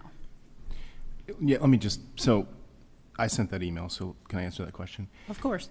I heard from the MEF today, from their largest donor and their treasurer, that they are not giving up their bylaws. And as such, they will potentially pursue how they can take the money they raise through their established fundraising network, the only one we have focused on education in Marlboro, and figure out how to redirect that because they're not in compliance with the policy. These are the type of details I'm talking about. I looked at 3 bullets saying these 3 things were discussed. I looked at the revisions of the policy. I assumed everything was kosher, but then so now I've got to vote on this. And that's where I'm coming from. I don't want to be on the policy committee. But everyone has to vote on these policies. And you don't want to join us? No, I'm just kidding. I'll be a special guest one day. It's more to me, and I think to all 3 of us, about the context of these policies. So another example is I'm looking at 5530, right? And I looked at this again this morning, and I noticed a change. So this is, for you guys who aren't aware, it's the substance abuse policy, right? And every year that policy has to be revised. It's in there, and we changed the board shall solicit parents, guardians, experts in drug abuse and alcohol abuse for interventions when they revise that policy. We changed that to may. I don't know why we changed it to may, because I believe that we should consult experts when it comes to drug and alcohol abuse when we revise these policies, because God knows it is an epidemic in the United States. And thankfully in Marlboro, we are somewhat insulated, but we're not. So in my mind, I'm thinking to myself, should I vote no against this? Because I truly believe we should consult the community. And I truly believe, but I don't know what shall and may means. And these things take time to process and come up with that. So I think that's the context that we're looking for when we talk about these policies. Absolutely. And you should absolutely ask those questions when you get these at first read, at second read, however you want to ask them. I welcome the questions. But I just want to explain the nuances between the words may and shall. One day, we may not all be sitting here. And so somebody has to enforce the shall. And so talking about QSAC, if they don't do it, right, if they don't get parental involvement or the community involvement for 1 year, they can get dinged on their QSAC score. So therefore, the words may, I am with you, Chad. I'm actually the one who worked with Annette to make sure that there was a community outreach for families, because that hasn't happened in years, right? So I agree and that it's happening. community, right, it's happening now, right? So community involvement is super important. But one day when we're not sitting here, the word shall can really ding the district if somebody doesn't get community involvement 1 year. And so to do that, it is important, right? So may means we will always ask for community. That's why we do this. But we want to make sure we're protecting the district as well. That's the context I need. Right? So, and I agree, and that's a great question that you can ask here, you can send me in an email. But that's why when sometimes you see those wording changes, think of the difference between may and shall and how it can impact the district if they don't do it or if they do it, right? So that's a good question. I also feel that way slightly about 9191 not being about the MEF. We always have the hypothetical conversation about us not being here and the MEF not being here. So any future educational foundation or a generalized PTO, which some other districts have, I know my friends in Millstone have a general PTO for the entire district, not just for each school. So I think that having these type of parameters in place for the future boards and the future of the district isn't personal for the MEF if someone comes along and says, yeah, we're a 501c3, but we don't have to prove it. Like, we have to think about the hypothetical if it wasn't this one specific educational foundation. Or like, yeah, we have bylaws, but you don't need to see them. Like, in the future, that should be important to us. The MEF has the right to refuse, but for future educational foundations or future generalized PTOs. Annette, I'm gonna kind of piggyback off you. I have a couple of thoughts here. So I also sit on a PTO as an executive member, and we are a 501c3 as well. And we're always urged to provide our bylaws if asked. If building admin asked, if the district, Mr. Balone asked, if the community member asked, we've always been urged to keep them up to date. Every member is to be aware of them, and they are to be provided to the public. I don't know if that changes between each nonprofit or not, but that was kind of like the blanketed information that we were provided. That's for one. Two, I listen to the community. I'm sitting on this side now, right? So I'm here, and I will definitely always listen to everyone's concerns. The one thing that I took when Mr. Baker stood up and he had mentioned that in the past, Dr. Hibbs and Dr. Abbott were both worked collaboratively with them. I believe they were both actually executive officers, so they would have had access to the bylaws. If Mr. Balone was sitting as an executive officer, I would assume he would have access to the bylaws. I just don't see what the main concern is with the bylaws. Like, I also propose that policy take a look at. I also propose that policy committee take a look at or either amend or create one for all the nonprofits, including the PTOs and PTAs in the future, which I know there is one, but if you could amend it to include. It's actually going to be updated in our next policy meeting to make Perfect. sure that we are aligned, so that's We on would our- have no problem. I mean, I can't speak on behalf of every PTO, but I know the one I sit on, I've spoken to the president, they have no problem handing over bylaws. Insurance we hand over with every BU anyway. So that's it. I don't think it's black and white, and that's the problem. We wouldn't be having this conversation if the MEF hadn't come up here 3 different times in public speaking saying they're not happy with how this policy is progressing. Something's not right. I mean, the bylaws are one thing. If we could table this policy and remove Chad, the bylaws, I'd happily vote for it because the MEF's okay with it. But if I voted yes for this today and the MEF pulled their funding and teachers can't get money, I don't feel good about myself for that. And you guys specifically, well, anyway, it doesn't matter, but we all said there's no rush for this. So it's on the policy to vote for today. We've got to vote for it. I think I've made my voice very clear that I do not agree with how the policy was conceived, handled, and I don't agree with where it sits on the second reading. So it is what it is. It's not black and white. We're not comparing it to PTOs. We're not comparing it to other nonprofits. They are their own organization who has been around for 24 years who are able to do their own thing. And that's how I'm treating them. Yeah, I have a very And I know they're not another nonprofit. I know there are other foundations can come along, and if they do come along, we can revisit this policy for other foundations. But all the nonprofits that support the schools in our district have the same designation. They're all 501c3s. So what is standing apart or delineating between all the different organizations? Why is there delineation and discrepancies from one to another when we're all designated by the state of New Jersey as the same designation, 501c3? Because we have a policy on the table specifically called Educational Foundation. But that'll apply to any foundation, not Marlboro Educational Foundation, just education. Right, but right now we only have one foundation in the district. And then just to your point about the 501c that that you mentioned, that anyone can come and say that we have one. How do we? They have to report that to the IRS, correct? Okay, so it's easily accessible. People are not going to come.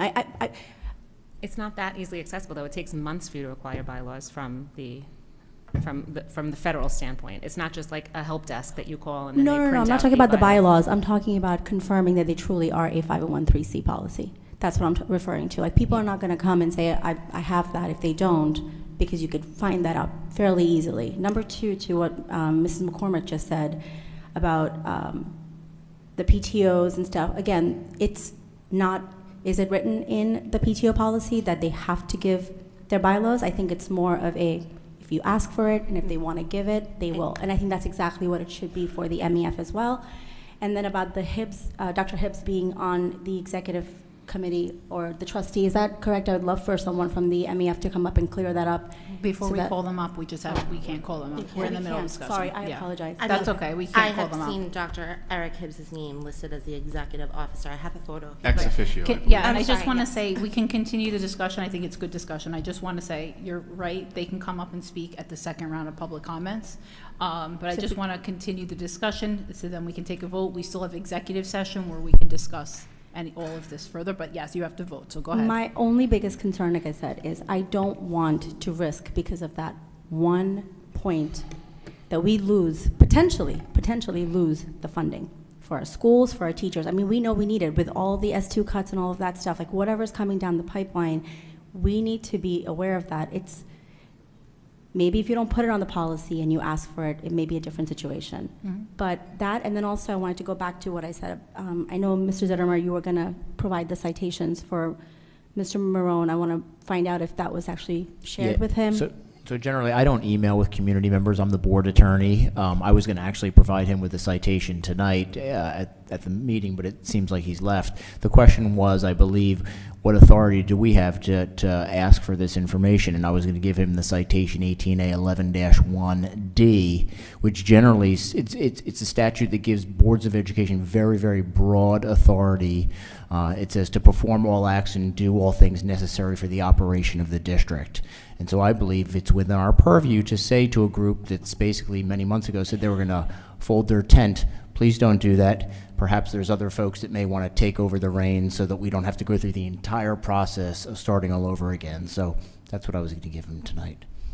And sorry, what was the 18A. 18A, okay. 11-1D, as in David. And I think just to wrap, unless somebody else has another piece. I just want to say one final thing. I don't want to take up more time on this.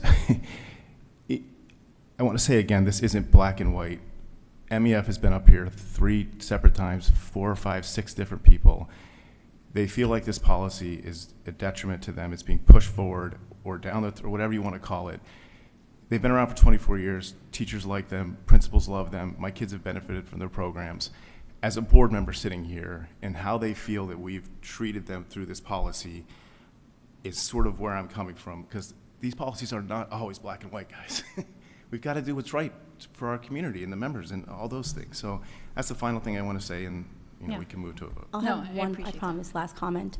Mr. Zittermer, you just mentioned right now as well that if down the road, the trustees are not there, I know we're thinking about 10 years ahead, but I think we need to think about today first. Because if we keep this policy the way it is with the bylaws, forget about 10 years down the road, we're going to lose funding now. So that's the one thing that again, I'm not saying that they're going to pull back and not fund, but there is a risk. And even if there's a 1% risk, we can't take that chance, because for 24 years, and I thought it was 20, so Mr. Baker, thank you for confirming it was 24 years, they've been doing a good job. I just don't understand why we're risking it. With all due respect, Ms. Gandhi, I mean, we received a letter 2 weeks before school starting that they were dissolving, and that's where this all stemmed from. So, agreed, but the point is they're so not. So you can understand why we would want to understand how the organization Regarding works. that letter, though, I had Ms. Salachi tell me that she wasn't expecting it either. So there's transparency issues on all grounds. If you want to talk about transparency, providing the bylaws would be transparent. But that's buying a gift card for Dr. Hibbs for all the support of the MEF, and then not having our current super as an ex officio is not transparent. Yeah, there's a long history here. So I think we can continue the discussion. I just want to say this piece, right? I just want to make sure we're clear on this. The policy is regarding foundations in general. We met with the MEF. We wanted to take their feedback. To Mr. Baker's point, I thought it was a good meeting, and at least on my end, I thought we had a nice conversation. We don't have to agree on everything. We appreciate the work the MEF has done. The policy, though, is about foundations in general. We presented to the community multiple times. We heard their feedback. We're grateful for them. And I just want to say, no one is saying that we don't want to continue a partnership. That's actually why we met with the MEF, to continue and collaborate moving forward. And so I think if the policy is voted in, if it's not, whatever it happens, I want to discuss the path forward with the MEF after this to say what happens next. But we have to get to that point first. But I think we all had valid conversation. So if you're going to, just so you know, when you get to the part, I just want to be clear on the votes, you can absolutely vote yes or no to certain policies. You can say, I'm voting yes to this and no to this. You can call it out, okay? You can abstain, whatever you're comfortable with. Oh, sorry, Valentina. Go ahead. To fully understand, you know, having been on the board of many nonprofits myself, I wouldn't understand why an organization that wants to work collaboratively wouldn't provide bylaws. It's a very basic, simple document that kind of outlines what they do, who they are, where their money comes from, and where their money goes. So it seems as if like that would be something that I don't know any of the history up until when I came here, but it's just a simple thing that every nonprofit does have to govern their organization. So why wouldn't someone want to share that? It doesn't. Thank you. I don't think it's about not sharing. Yes, partially, but it's also because of the way it's being asked. You're making it an official document. So I've been hearing It is from an different, official document. But I've been hearing from different people. Like With the Aldo state of New mentioned that Jersey. it was, you know, that they were going to dissolve. That is true, yes. Annette was talking about the future, sort of Mr. Zittermer, and then you talked about the path moving forward. And I'm just thinking that all of that, instead of looking at the past or 3 months ago, the point is they're not dissolving. Look at the path forward. Why not do that after Because pausing on voting for this and having further conversations? Because Absolutely. clearly they came up today and they said they were not happy. Yeah. So if they're not happy, as a board, I mean, they're not just, you know, trustees of the MEF, but they're community members. Mhm. And if we don't listen to them, then there's an issue. There's Yeah. we And I have wanna to. be I think clear. a lot of us Wait, spent a lot I of just want time to say we're listening. gonna, yeah, we are, and We we're did gonna. spend a lot of time, Right, I hours. think I just want to say this so we can move forward. Ms. I think we Palomo, have- it doesn't matter if we spend time on this, but if there are board members that have something they want to discuss, I think it's Yeah, perfectly you okay all are to do welcome that. I to think that's discuss what we're it. doing, actually, I just right wanted now. Yes. I think you've discussed a lot, and I don't think that you've actually spent the time with the community members, or maybe you have, but not in this capacity. We did spend hours, we did hear everything that they had to bring to the table, we did understand it, and then we did make a decision with the policy committee that would best suit the district. So to this be is the for reason why I'm proposal. saying maybe having some information before we get to these meetings I think may prevent these Did you read the discussions from green note? happening. I just, Of course I excuse me, did, I'm but just- we need to have it I just want to before- bring it 2 days back. before the community actually Ms. gets. Gandhi Yes. and Ms. Palomo, I just want to bring it back. Okay? Just to be clear. I appreciate the conversation. I just want to say this. Again, tying it back and then we'll vote. The policy, I hear you. We met with the MEF because we appreciate them and we want to collaborate. It may not feel like that to everybody, but we got 95% of the way there. The other thing, though, is this, again, is not an MEF policy. It's a foundation policy, and that is the title, Educational Foundations. It is not Marlboro Educational Foundation. But it applies to them or any future foundation. The piece I want to say, I do not want to throw the word around lack of transparency, because I think I'm one of the first board members to ever create multiple presentations to the community on multiple times. Now, it could be done differently by other policies, committees, and that's fine by me. But you cannot say that there's a lack of transparency regarding this. All of you board members, including you, Dr. Miskowitz, and Chad, had multiple emails sent with the red line, with the changes in between, and with second read. But I hear your feedback. You don't agree with it, and that's why your vote matters. You can abstain, you can vote no, okay? All right, so thank you for the discussion. Let's move to roll call. Mr. Petruno? Yes. Mrs. Palomo? Yes. Mrs. Gandhi? No for policy 9191, yes for everything else. Mr. Hyatt? No for policy 9191. I'm going to also vote no for 5530 because I actually believe that if we are putting in place alcohol and drug abuse policies, we should consult. That should be a requirement. So, in my opinion, yes to everything else. Thank you. Dr. Miskowitz? I'm also going to vote no on 91, 91, and yes to all the rest. Okay, thank you. Mrs. Seward? Yes. Mrs. McCormack? Yes. Mr. Lalansky? Yes. Yes. And Mrs. Mendez? Yes. Liaison reports. Freehold Regional, Chad? Yes, just a couple updates. They received their annual report from their auditor. They have way too much surplus in the food service account.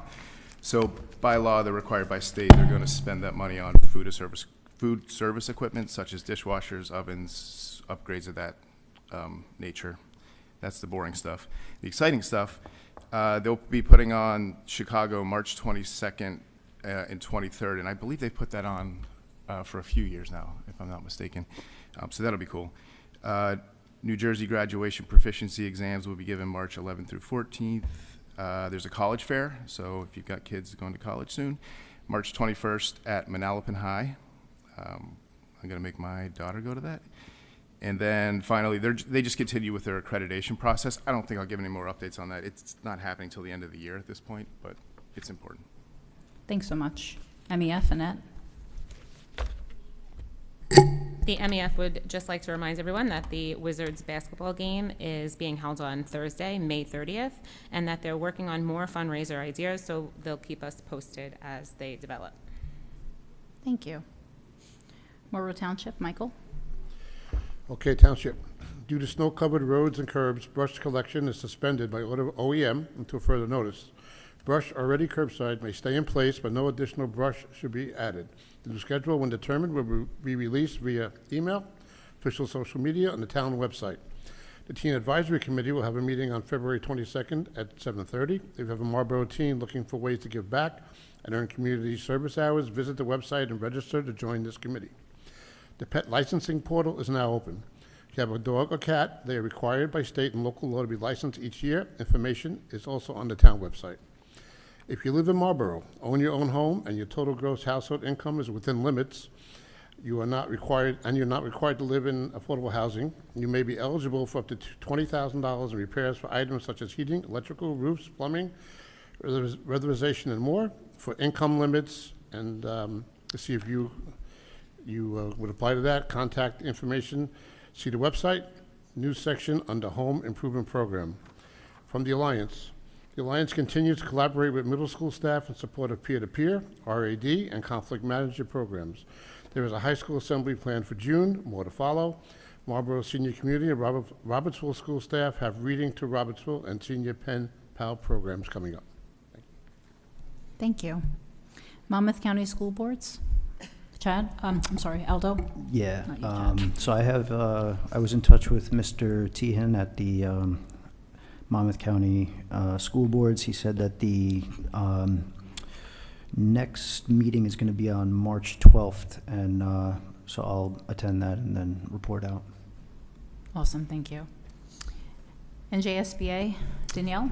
So the New Jersey School Board Association had their county meeting, unfortunately, on Tuesday the 6th, when we had our workshop meeting. So I was not able to attend, but I reached out to our contact, and he sent the meeting to me virtually, so I was able to watch that. From the New Jersey School Board Associations, they have rolled out a lot of different training workshops and programs, one of which 4 of our board members are going to take advantage of in April at the Women's Leadership Conference. So I will give more updates as I go to the meetings and learn more things. Wonderful, thank you. Okay, PTO, PTA. So I was on here. Chad Abbott? Yeah, I actually got an update from Mr. Perno. So they just finished their kindergarten winter concerts, which I believe last week. He said the turnout was fantastic, which is awesome. And they also finished their 100th day of school, which I know is big for all kids in kindergarten. Special thanks to Mrs. Sheehan, Physical Education, Mrs. Karadajova, Music, and Mrs. Fix, Art. They're the ones that sort of orchestrated all the 100-day activities, so that was good. And then upcoming for Abbott is they have Read Across America Week beginning first week in March 4th. The PTO is sponsoring a puppet presentation on March 15th. That should be pretty cool. And then spring class parties are March 25th through the 28th. They will be celebrating the arrival of spring, as will I. So that's awesome. There you go. Thank you. That's it. Defino, Aditi. Right. I have a bunch of updates. A big thank you to our Buildings and Grounds team for completing the installation of the electric mechanism on our new basketball hoops. Now students of all ages and abilities will be able to use our gym to its fullest potential. But I wanted to add and give a big shout out to Peter and Ted from the maintenance department that saved Defino $4,000 on the install. So just wanted to point that out. And then more updates. Give me 1 second. So for Valentine's Day, the PTO completed 2 fundraisers, a gram as well as Valentine's Day themed photo booth. The kids loved getting their photos taken. They also surprised the staff with a hot cocoa bomb bar this past Friday to show their love for the teachers and staff. Defino makes a difference. Now in its 3rd year, our families love this program designed to highlight all the small and big ways that the Defino teachers make a difference in our children's lives each day. All certificates will be printed and shared at the end of the month. Honestly, this is one of my favorite programs at Defino. I think it's really a nice way to point out to the staff what a great job they're doing. March is going to be a very busy month for our Dolphin families. They have Author Day on March 1st with Mike Dawson, and he will explain how comics work and demonstrate how the job of this cartoonist goes beyond drawing. Students will learn how writers and artists gain inspiration from creating work about the world around them and come away inspired to start telling their own stories using comics. On March 2nd, they have the 5th grade dance at DJ Got Me Fit. March 4th, they have Read Across America Week, filled with fun activities from Miss Atwood. March 8th, they have Bingo Bonanza. That's their largest and most fun fundraiser of the year. So if you want your tickets, please get them now. There are over 30,000 worth of prizes to be won that evening. 3/21, Spring Kickoff Cupcake Sale. March 22nd is the annual lip sync performance with 18 acts and 100+ children taking the stage. They're super excited, and so am I. And I just wanted to say that the PTO at Defino really, truly does an amazing job. Thank you, Aditi. Dugan, Danielle. So a couple of past things. The Valentine's Day dance was fantastic. It was on February 2nd. We had a great turnout. It was one of our largest grossing fundraising events that we've had as an after-school event. So that was really awesome. On Monday, we were able to provide breakfast and coffee for the teachers to get them through their half day, and they really appreciated that. We want to say thank you to Jersey Freeze for supporting our school once again with an excellent fundraiser, ice cream sandwiches, and then blind bags for Valentine's that the kids received on Valentine's Day. Coming up, we have our talent show. It's Thursday, February 22nd. We have over 50 acts and are looking forward to see the Dugan Dragons showcase their talent. Tickets are still available until tomorrow, February 21st, and can be purchased on PT Board. Due to the amount of children enrolled, we cannot offer tickets at the door this year. School Spirit Day is Friday, February 23rd. Students can show their school spirit by wearing Dugan apparel or wearing green. School Store is also on the 23rd and will take place during lunch. Students can bring cash or gift certificates that can be purchased on PT Board. Yearbooks are now available for purchase. They're $35 each until February 29th. To purchase a yearbook, you can see the e-blast that was sent out yesterday for the link, and boosters can also be purchased through that link. We have a late Route 9 card sale that's up and running on PT Board. I know a lot of people have been taking advantage of that, whether they lost them, didn't buy them in November, but we do have a bunch of those for sale. Coming into its 5th year is Dugan Makes a Difference, which is where you can celebrate someone at Dugan who made a difference by nominating them. Each nomination earns a special someone, a personalized certificate, and a spot on our bulletin board display in the main hallway. Nominations are closing soon and can be done through PT Board. Our next general membership meeting will be on Wednesday, February 28th at 7:30. Upcoming, we have our game show that coincides with Read Across America, as well as our book fair, and then our Read Across America daily activities and school-wide crafts, as well as the launch of our big apparel sale and our booster-thon, which will be comprised of several different events before and after school to support our PTO. Thank you very much. Asher, Aldo? It's going to be hard to follow, but let me try. We have, so on June 14th, actually, sorry, this is the last one. All right, so we have March 4th to March 8th is the PTA school cart.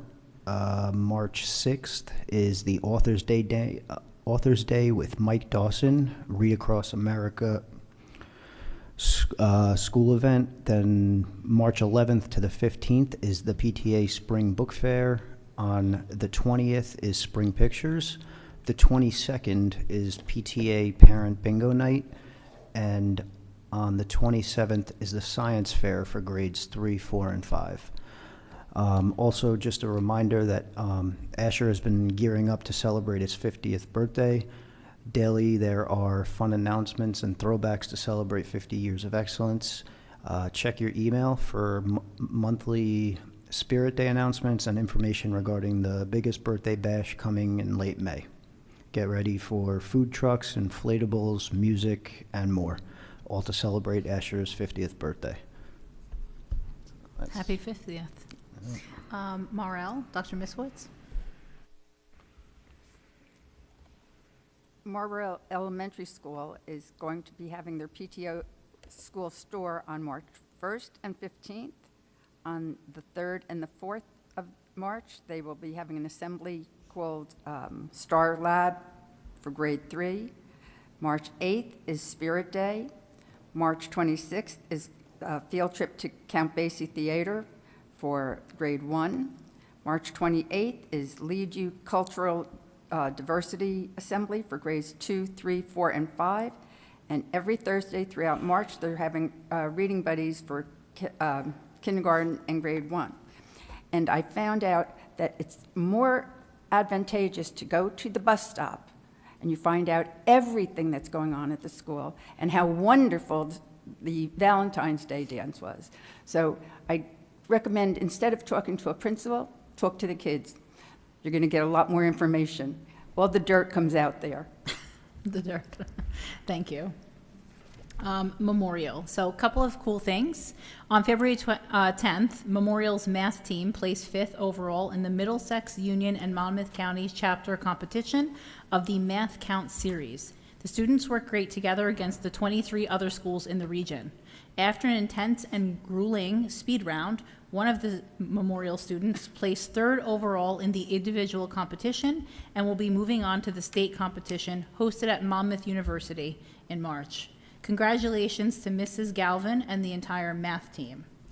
Also, Memorial's 6th and 7th grade boys basketball team capped an undefeated season by winning the Monmouth County Interscholastic Basketball League Championship. Congratulations to Coach Talley and the team. The PTA also completed the Valentine's Gram and helped the Builders Club with Valentine's Ducks and photo booth. The Spring Book Fair is coming in March, along with the Spring Clothing Drive and theater production of Mean Girls. If you consider donating, you can donate bikes, stuffed animals, and a variety of other things to the clothing drive, and the Route 9 cards are on sale and ongoing. Michael, Marlboro Middle. Just don't forget Robertsville. Oh, sorry. It's okay. Don't forget Robertsville. I'll go after Michael. Yes, Robertsville, that's her. Okay, good. Okay. Marlboro Middle celebrated Valentine's Day with treats from Chartwell's and ice cream from the PTO. It was a special lunch for all. The PTO also ran a fundraiser that actually today students got churros during lunch period. Churros. On February 9th, the 8th graders participated in a program entitled Lead You. This interactive program focused on leadership and collaboration. The musical Beauty and the Beast is set for March 8th at 7 p.m., March 9th at 12 noon, and 4 p.m. Tickets go on sale soon. It may also be purchased at the door. You don't want to miss that one. Yankee Game Fundraiser on May 5th. Yankee game tickets now on sale. We are thrilled to announce a fun family day at Yankee Stadium. We organized this event last year for the first time, and it was a huge success. We'll have our own section. It will be loads of fun watching with family and friends. Log on to PT Board to purchase tickets. Spirit wear. We still have some stock MMS class of T-shirts left. Only 7th grade T-shirts are left. Get them before they're gone. Route 9 discount cards. Route 9 discount cards are still for sale and can be purchased online. Attention parents of 8th graders. Please stay tuned for more information regarding the graduating class of 2024, end-of-year activities, and fundraisers. Continue to check PT Board for weekly updates. Thank you. Robertsville, Lynette. I have 2 updates, one from Ms. Green. The following school-based activity events are coming up: the Finding Nemo 5th grade performance, the 5th grade spelling bee, the senior reading program in collaboration with Marlboro Recreation Senior Center, pet therapy monthly visit in collaboration with the Monmouth County ASPCA, and the American Heart Association Challenge Kickoff. Sorry about that. And then I have one from Ms. Jacqueline Mazzarello, the PTO president. February was loaded with love at Robertsville. Class parties were a hit. Kids had a great time, and some were even photographed for the MTPS website. Students, staff, and families participated in a heart-shaped pizza kit fundraiser. A huge thank you to the Slice Pizzeria of the Marlboro Shopping Plaza. They made over 100 pies, and they were delicious. School store is February 22nd, followed by our March school store on March 21st. Our lip sync performance will be on March 15th at MMS. Tickets are available now at our PT Board site, and grab them while you can. This event does sell out. It's late, guys, sorry. Our next pretzel sale is March 28th. Early March, we'll be kicking off our 5th graders chocolate sale and celebrating the 5th graders with a hot chocolate bar as well. Lastly, save the date. Our Parents' Night Out, formerly known as Ladies' Night Out, is May 29th at the Grand Marquis. We're reaching out to community and local businesses that may be interested in donating or sponsoring items for auction. Please reach out to our events committee directly. Enjoy the next few weeks, and we look forward to more in March with plenty of fun updates to share. Robertsville PTO. Thank you. Scope? Ziti?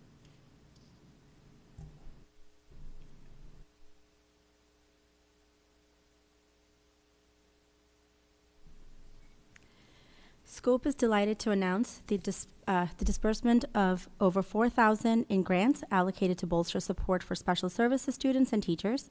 These grants encompass essential resources such as sensory equipment at Dugan, Abbott Early Learning Center, and Robertsville, fostering self-regulation. Additionally, scanning pens and headphones have been provided to 8 students facing reading challenges district-wide, while flexible seating in resource rooms aims to enhance student focus. Thank you to our dedicated teachers, staff, and administration. We really anticipate witnessing the impactful utilization of these resources in action to benefit the educational journey of our students. Scope is looking forward to their family bowling event that's coming up this Sunday, February 25th. Looking ahead to April, please join them for their first annual Walk for Change on April 19th. This is a district-wide celebration to collect donations for crucial inclusion and learning initiatives. Keep an eye out for 2024 t-shirt design, created in collaboration with Spectrum Design, a company dedicated to neurodiverse employment. This year's theme is Be the I in Kind. Donations and orders will be available through the Scope Marlboro PT Board webpage. Your support makes a meaningful impact to our students and education. Thank you. CPAC, Dr. Miskowitz. CPAC's only update is that we had a combined meeting with Special Services and Scope in February. Thank you. Old business? Any new business? I just want to thank the committee people that are on the committees. I want to thank you as liaisons. I know it takes some work to do all of the things you do, so I just want to thank you for that. And now we'll start with public comments. Anybody on the list? Did anybody sign up? We'll open it up to everybody, but did anybody Mrs. sign up? Farabono actually signed up.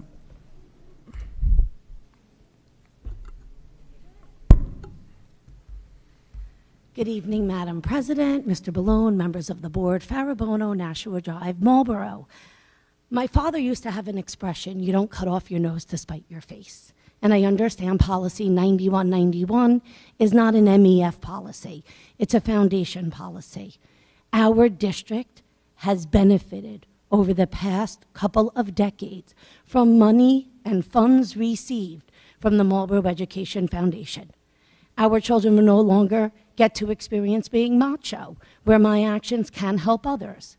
Children at the Early Learning Center watching eggs hatch into chicks, learning about life cycles, mad science grants and programs, $30,000 to $50,000 a year, every year, the district receives from this one particular foundation. And it's a shame. I spoke last meeting, hoping the board could come together with the community. As a community member, we have come out. You hear us.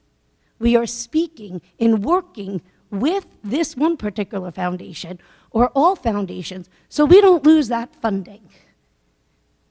Not one community member came out and said, don't work with them. The community has spoken. We want you to work with them. I understand it's going for a second reading, and it passed, because I could do math. However, I implore you, in executive session, do not cut off your nose to spite your face, because it is thousands upon thousands in funding. And speaking of funding, every year, I have, looking around this room, I can honestly say that amongst all the board members, Mr. Ballone, our superintendent, other district administrators, the union president, and my fellow community members, I am the face that you see every year at the podium. Mrs. Bornstein joined me about 12 years ago at the old board office when Mr. Lalansky sat on the board, I believe, as president, imploring you, go to CAP, take the waiver. The district needs the money. On an average home, going to CAP with the waiver this year is $13.83 a month.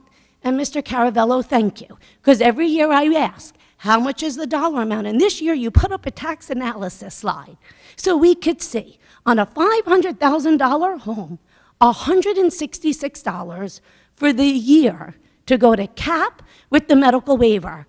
Many members of this board voted no to go to the full waiver last year, and we felt it. The district needs the money. Go to CAP. Thank you.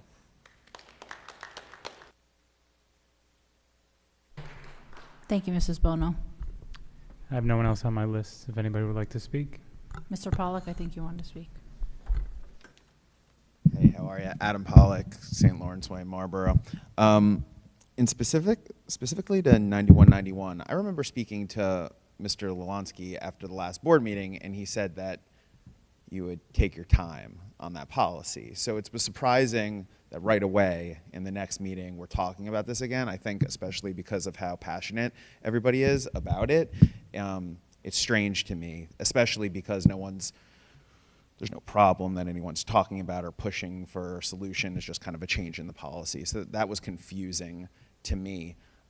It also just seems like that there's such an obvious compromise to be had here that would satisfy all of this. And there's like multiple compromises. One compromise could be to carve out the MEF because they're grandfathered in. That's one compromise. Another compromise would be to take the concept of the bylaws out, especially because I did not hear anyone explain, besides from a legal perspective, why you need to see the bylaws. Like, I understand from a legal perspective that you have the right to see them, or you believe you have the right to see them. And also it's public, right? So you can get them, right?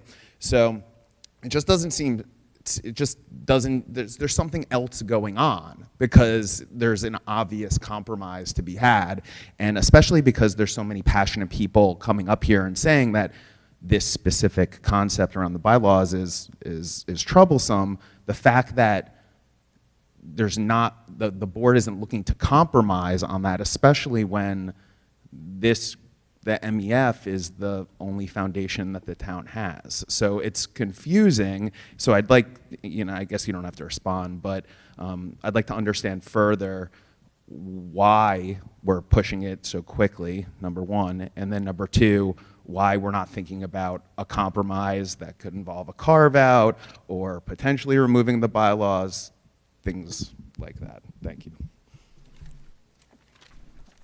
Sorry. I know we spent a lot of time talking about this, but I want to make sure I address the piece in there about the compromise. So thank you for coming up and speaking. At least the people that voted yes and the policy committee really felt that we did compromise majority of the way, right? We met with them. It was important to us. I understand the sticking point is the bylaws, and I understand your point. We will discuss it. Again, I will reiterate that we do not want to, we're not saying we want to cut ties with the MEF. I think that's a narrative that's being spun. That is not the case. Again, I understand what you're saying. It's not, it is a foundation policy. It's not the MEF policy. I get the point you made there too, but that was the point that we couldn't agree on, right? We did really, as a committee, meet with this group, and it looks like we agreed on a lot of the things. We took a ton of feedback from the MEF because they are a valuable partner to us. There was one point, but to your point, we're going to discuss it as a board. Do you want to come back up? There's one round of coming back up, so absolutely go ahead.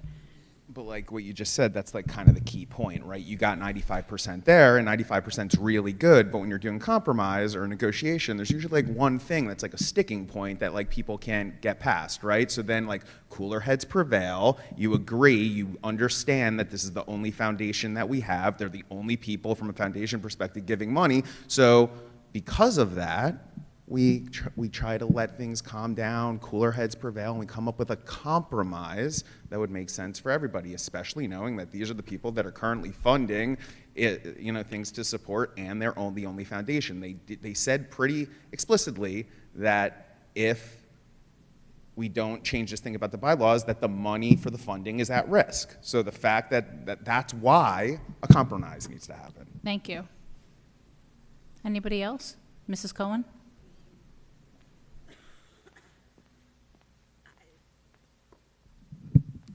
I sat here January 16th, and I sat here today listening. Ms. Cohen, I'm sorry, we can't hear you. Fran Cohen, Marlboro. I sat here on January 16th, and I heard everybody tell us that there was no rush to get to this decision.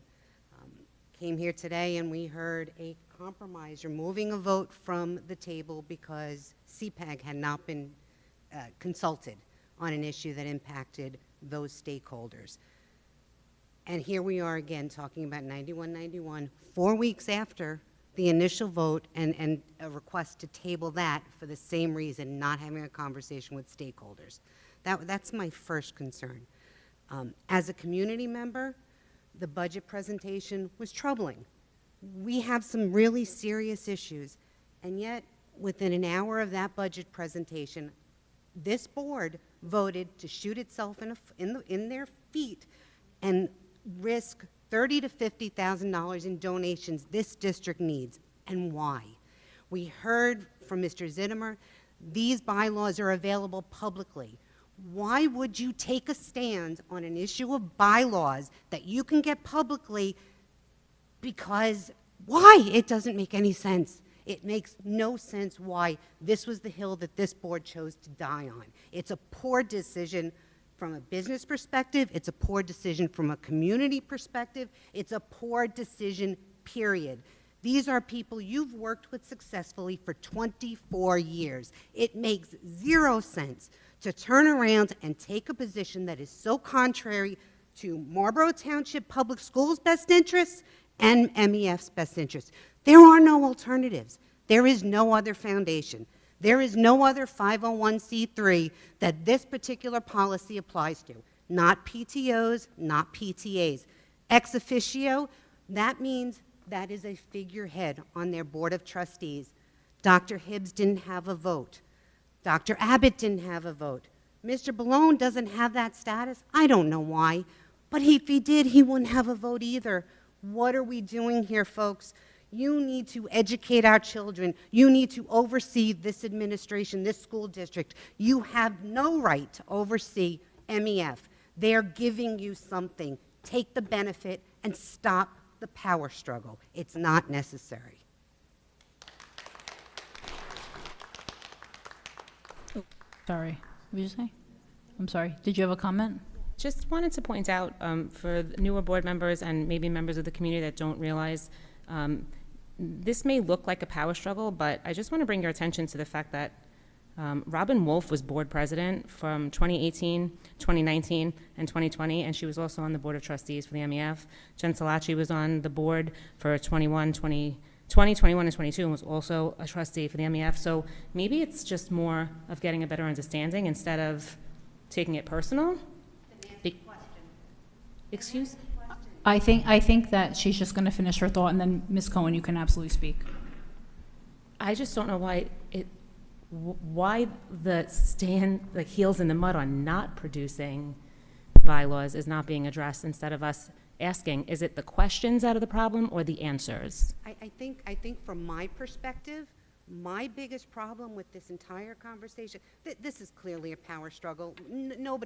Let's not kid ourselves. It is a power struggle. It certainly appears that way. It's got every hallmark of a power struggle, because the fact is, this is a Strauss-Esme policy. They write the policies for every school district pretty much in this state. They didn't write this policy, and there's not another school district in this state that has a policy similar to this one. This was something self-created by this board because it was a power struggle with MEF. Nobody is under any other illusion. And I take your point. I understand your point. Why are they standing on the hill with the bylaws? Honestly, because it's a power struggle. It's something you should not be digging your heels in, because your role is to get us these foundation So why not funds. focus on the 95% of the public- part of the policy that they're happy with? Excuse me? There's 95% of the policy that they're content with. Yeah, we can't go back and forth, so I just want to, Mrs. Cohen, we can't go back and forth, so I want to respect. Do you have anything else to add to this piece? My point here is very simple. There was a rational solution to this problem, and I just watched this board, in the midst of a difficult budget discussion, turn around and tell this community you are walking away from a benefit that our students have received every year for 24 years, and I see absolutely no rational basis for it. If you really want the bylaws, get them from the IRS, but don't take a position that is so contrary to our students' best interests. Thank you. Any other comments? Mr. Cohen? I know it's late and you guys would like to go home, so I'll try to make these quickly. Brian Cohen, Marlboro. So I just like to say that, you know, in my entire professional career, I've been a straight shooter. I observe, I watch, and I listen. And then when I have an opportunity, I share. And I have to say, as a taxpayer, as a citizen of Marlboro, as a voter, the dynamics of this board sometimes are really fascinating, right? And I really don't, you know, I personally don't think it's in the best interest of our town, our school system, or our students, all right? And I have to say, I commend the, you know, Chad and others who have asked questions about the policies, because the reality is that no one wants to sit here and dive into the weeds, and that's what the policy committee does. But if they're going to vote, and they have a fiduciary responsibility to me as a taxpayer and as a voter, they're going to vote on something, I hope they're educated. I hope they know what they're voting on and understand it thoroughly. And in fact, that they're asking questions before they come to this room, that to me shows they understand their role. Regarding policy 9191, you know, I know you've said this several times, and I just want to elaborate for a second. Actions speak louder than words. So as much as you can continue to say, we appreciate, the actions of this board speak differently, all right? Mr. Caravello, you did a wonderful presentation on the budget, but at the end of the day, you highlighted the fact that the areas we're cutting were curriculum, special ed, and school budgets, all right? 3 areas that are core to the function of this board and to this district, the 3 most important areas that we're trying to make sure we don't damage: special ed and curriculum. And you've actually attached those. Other things have gone up. Regarding the technology budget, all right, you said there was $700,000 in expenses this year, $500,000 or so last year. You indicated that that increase was a result of Chromebooks. Is that all Chromebooks, the whole $700,000? So the Chromebooks that we're budgeting last year, we supplemented that through stabilization aid. So part of that budget is just is that all Chromebooks? I think, I have to look, hold on. You don't have to answer that right now, but I just want to raise it. No, as I a just concern. got to familiarize myself with the actual number first, and then we'll be okay.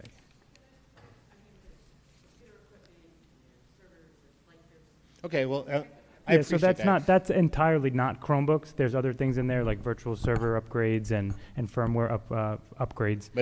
But we need to start budgeting for Chromebooks again because we did not So you last have a year. life cycle replacement that you. Yeah, and it's about 650 Chromebooks we recycle through every year, just try to replace, and then it goes to the upper grades and trickles down, just to keep that cycle going. Thank you. You're welcome. In regard to in the beginning, you talked about financial matters. There were some items that were actually where there were cost increases associated when you were doing fund transfers. Were those increases incorporated into next year's budget, the 24-25 budget? You're talking about the action items? Yeah, there were some. I mean, you don't have to answer it now, but I'm just highlighting the fact that in the action items early on, you had highlighted the fact that there was an increase in some. You had to do transfer of funds because of unexpected increases in costs associated with certain areas. I just want to say it's not. We can't have a back and forth. Okay, so I would just suggest that if that is not incorporated into your budget, obviously you'd want to. And then the last questions I have are regarding ESSER funds, right? At some point, I would appreciate if the board would at least brief us on the ESSER funds that you did get, how they were spent, what they were spent on, what your plan is to complete using the ESSER funds before the deadline expires, what you're going to do. I understood you're going to use some of the money for the HVAC systems. What happens if those projects don't complete on time? What's your contingency associated with the ESSER funds if you can't spend it? Because those are going to have budgetary impacts on you as well. Thank you, Mr. Cohen. Thank you.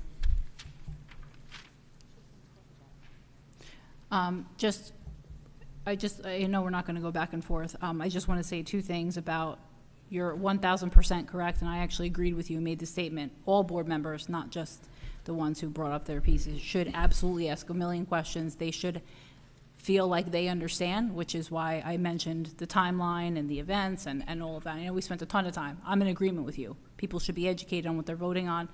If I didn't accomplish that, I have many emails or communications, first read, second read, presentations. So if people feel like they don't know enough, please let me know, but I feel like I've given you plenty of information.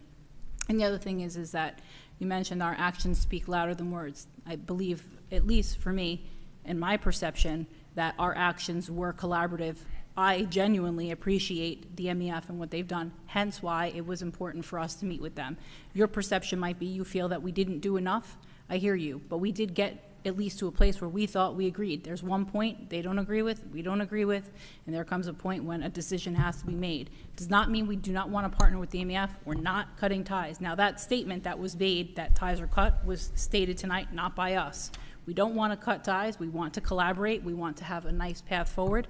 I thought our meeting went well, but that's kind of where I stand. But anyway, so with that note, I wanted to address some things as well. Oh, yes, go ahead. So regards to the ESSER funds, I can certainly find the presentation or the meeting date and share it with everybody where I did actually go over in detail what we've spent the money on.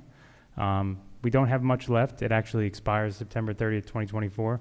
Most of that is dedicated towards programs that really have not happened yet, but the larger portions of it has been spent. The one was the Fino and Dugan's HVAC was a big portion of that. So none of the ESSER funds currently are being spent on HVAC. That's through the form of an SDA grant that's going to be for Marlboro Elementary.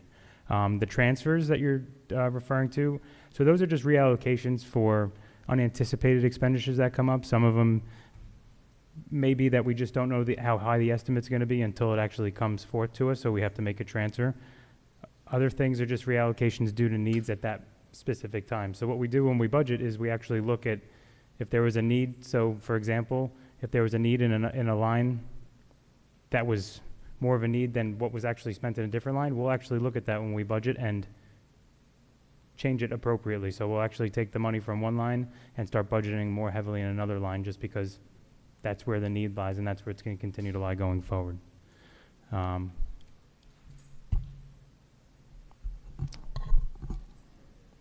Mrs. Mendez, do you mind if I Just, Oh, go ahead. Mr. Carabello, I just want everyone to understand. I know there were a few things that were said, and just want to provide some context. So, the fact that the curriculum budget is going down does not mean we're taking things away from kids necessarily, right? So, operating with a zero-based budget, we look every year. I'm actually proud to say that we reduce the budget without impacting students, right? A lot of times, one thing that can come to mind, I think it was the last meeting when the curriculum budget was discussed, and thank you for having those individual department meetings. I know Mr. Lelonsky was a big proponent of that. If you followed that, curriculum writing went down, right, because there's just not a need for it. So when you see reductions in budgets, specific budgets, we are a school district, and that's what we do. The fact that we reduced the curriculum budget doesn't mean we're taking curriculum away from children, right? So I just want to be clear on that. Same goes for special education, right? Special education, we're looking at bringing back programs into our school district, which could, you know, eventually cut our costs, provide a revenue stream at some point. So the fact that a special education budget decreases doesn't mean we're taking services away from children. I just want to be clear on that. So we've done, I think, a very good job in streamlining some of the departments and items that we provide to our children and to our school community at the most cost-effective fiscal way that we can. So thank you for presenting all of those specific departments to us. I just wanted to provide context to everyone out there in the audience here and maybe in the public who perhaps maybe just needed a little more context on that statement. Thank you.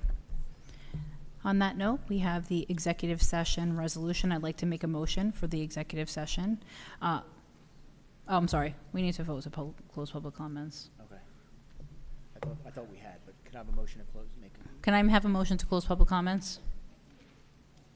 Oh, I'm sorry. Was somebody else going to speak? Did I miss somebody? No? Okay. Motion to close. Can I have a second? Okay. Annette? Any opposed? Discussion? Okay. All right, so I'm going to make a motion for the executive session resolution. Be it resolved that in accordance with the provisions of the Open Public Meetings Act, the Marlboro Township Board of Ed shall conduct a closed executive session pursuant to the exceptions prescribed by NJSA 10-4-12 for the purpose of discussing matters of attorney-client privilege and labor negotiation. It is anticipated that the length of time of this executive session will be 60 minutes and that no action will be taken in public after the executive session. Be it further resolved that the minutes of the executive session will be released when the need for confidentiality in accordance with NJSA 10-4-12 no longer applies. Can I have a second? Danielle? Any discussion? All in favor? Any opposed? Okay. Meeting, moving to executive. Thank you.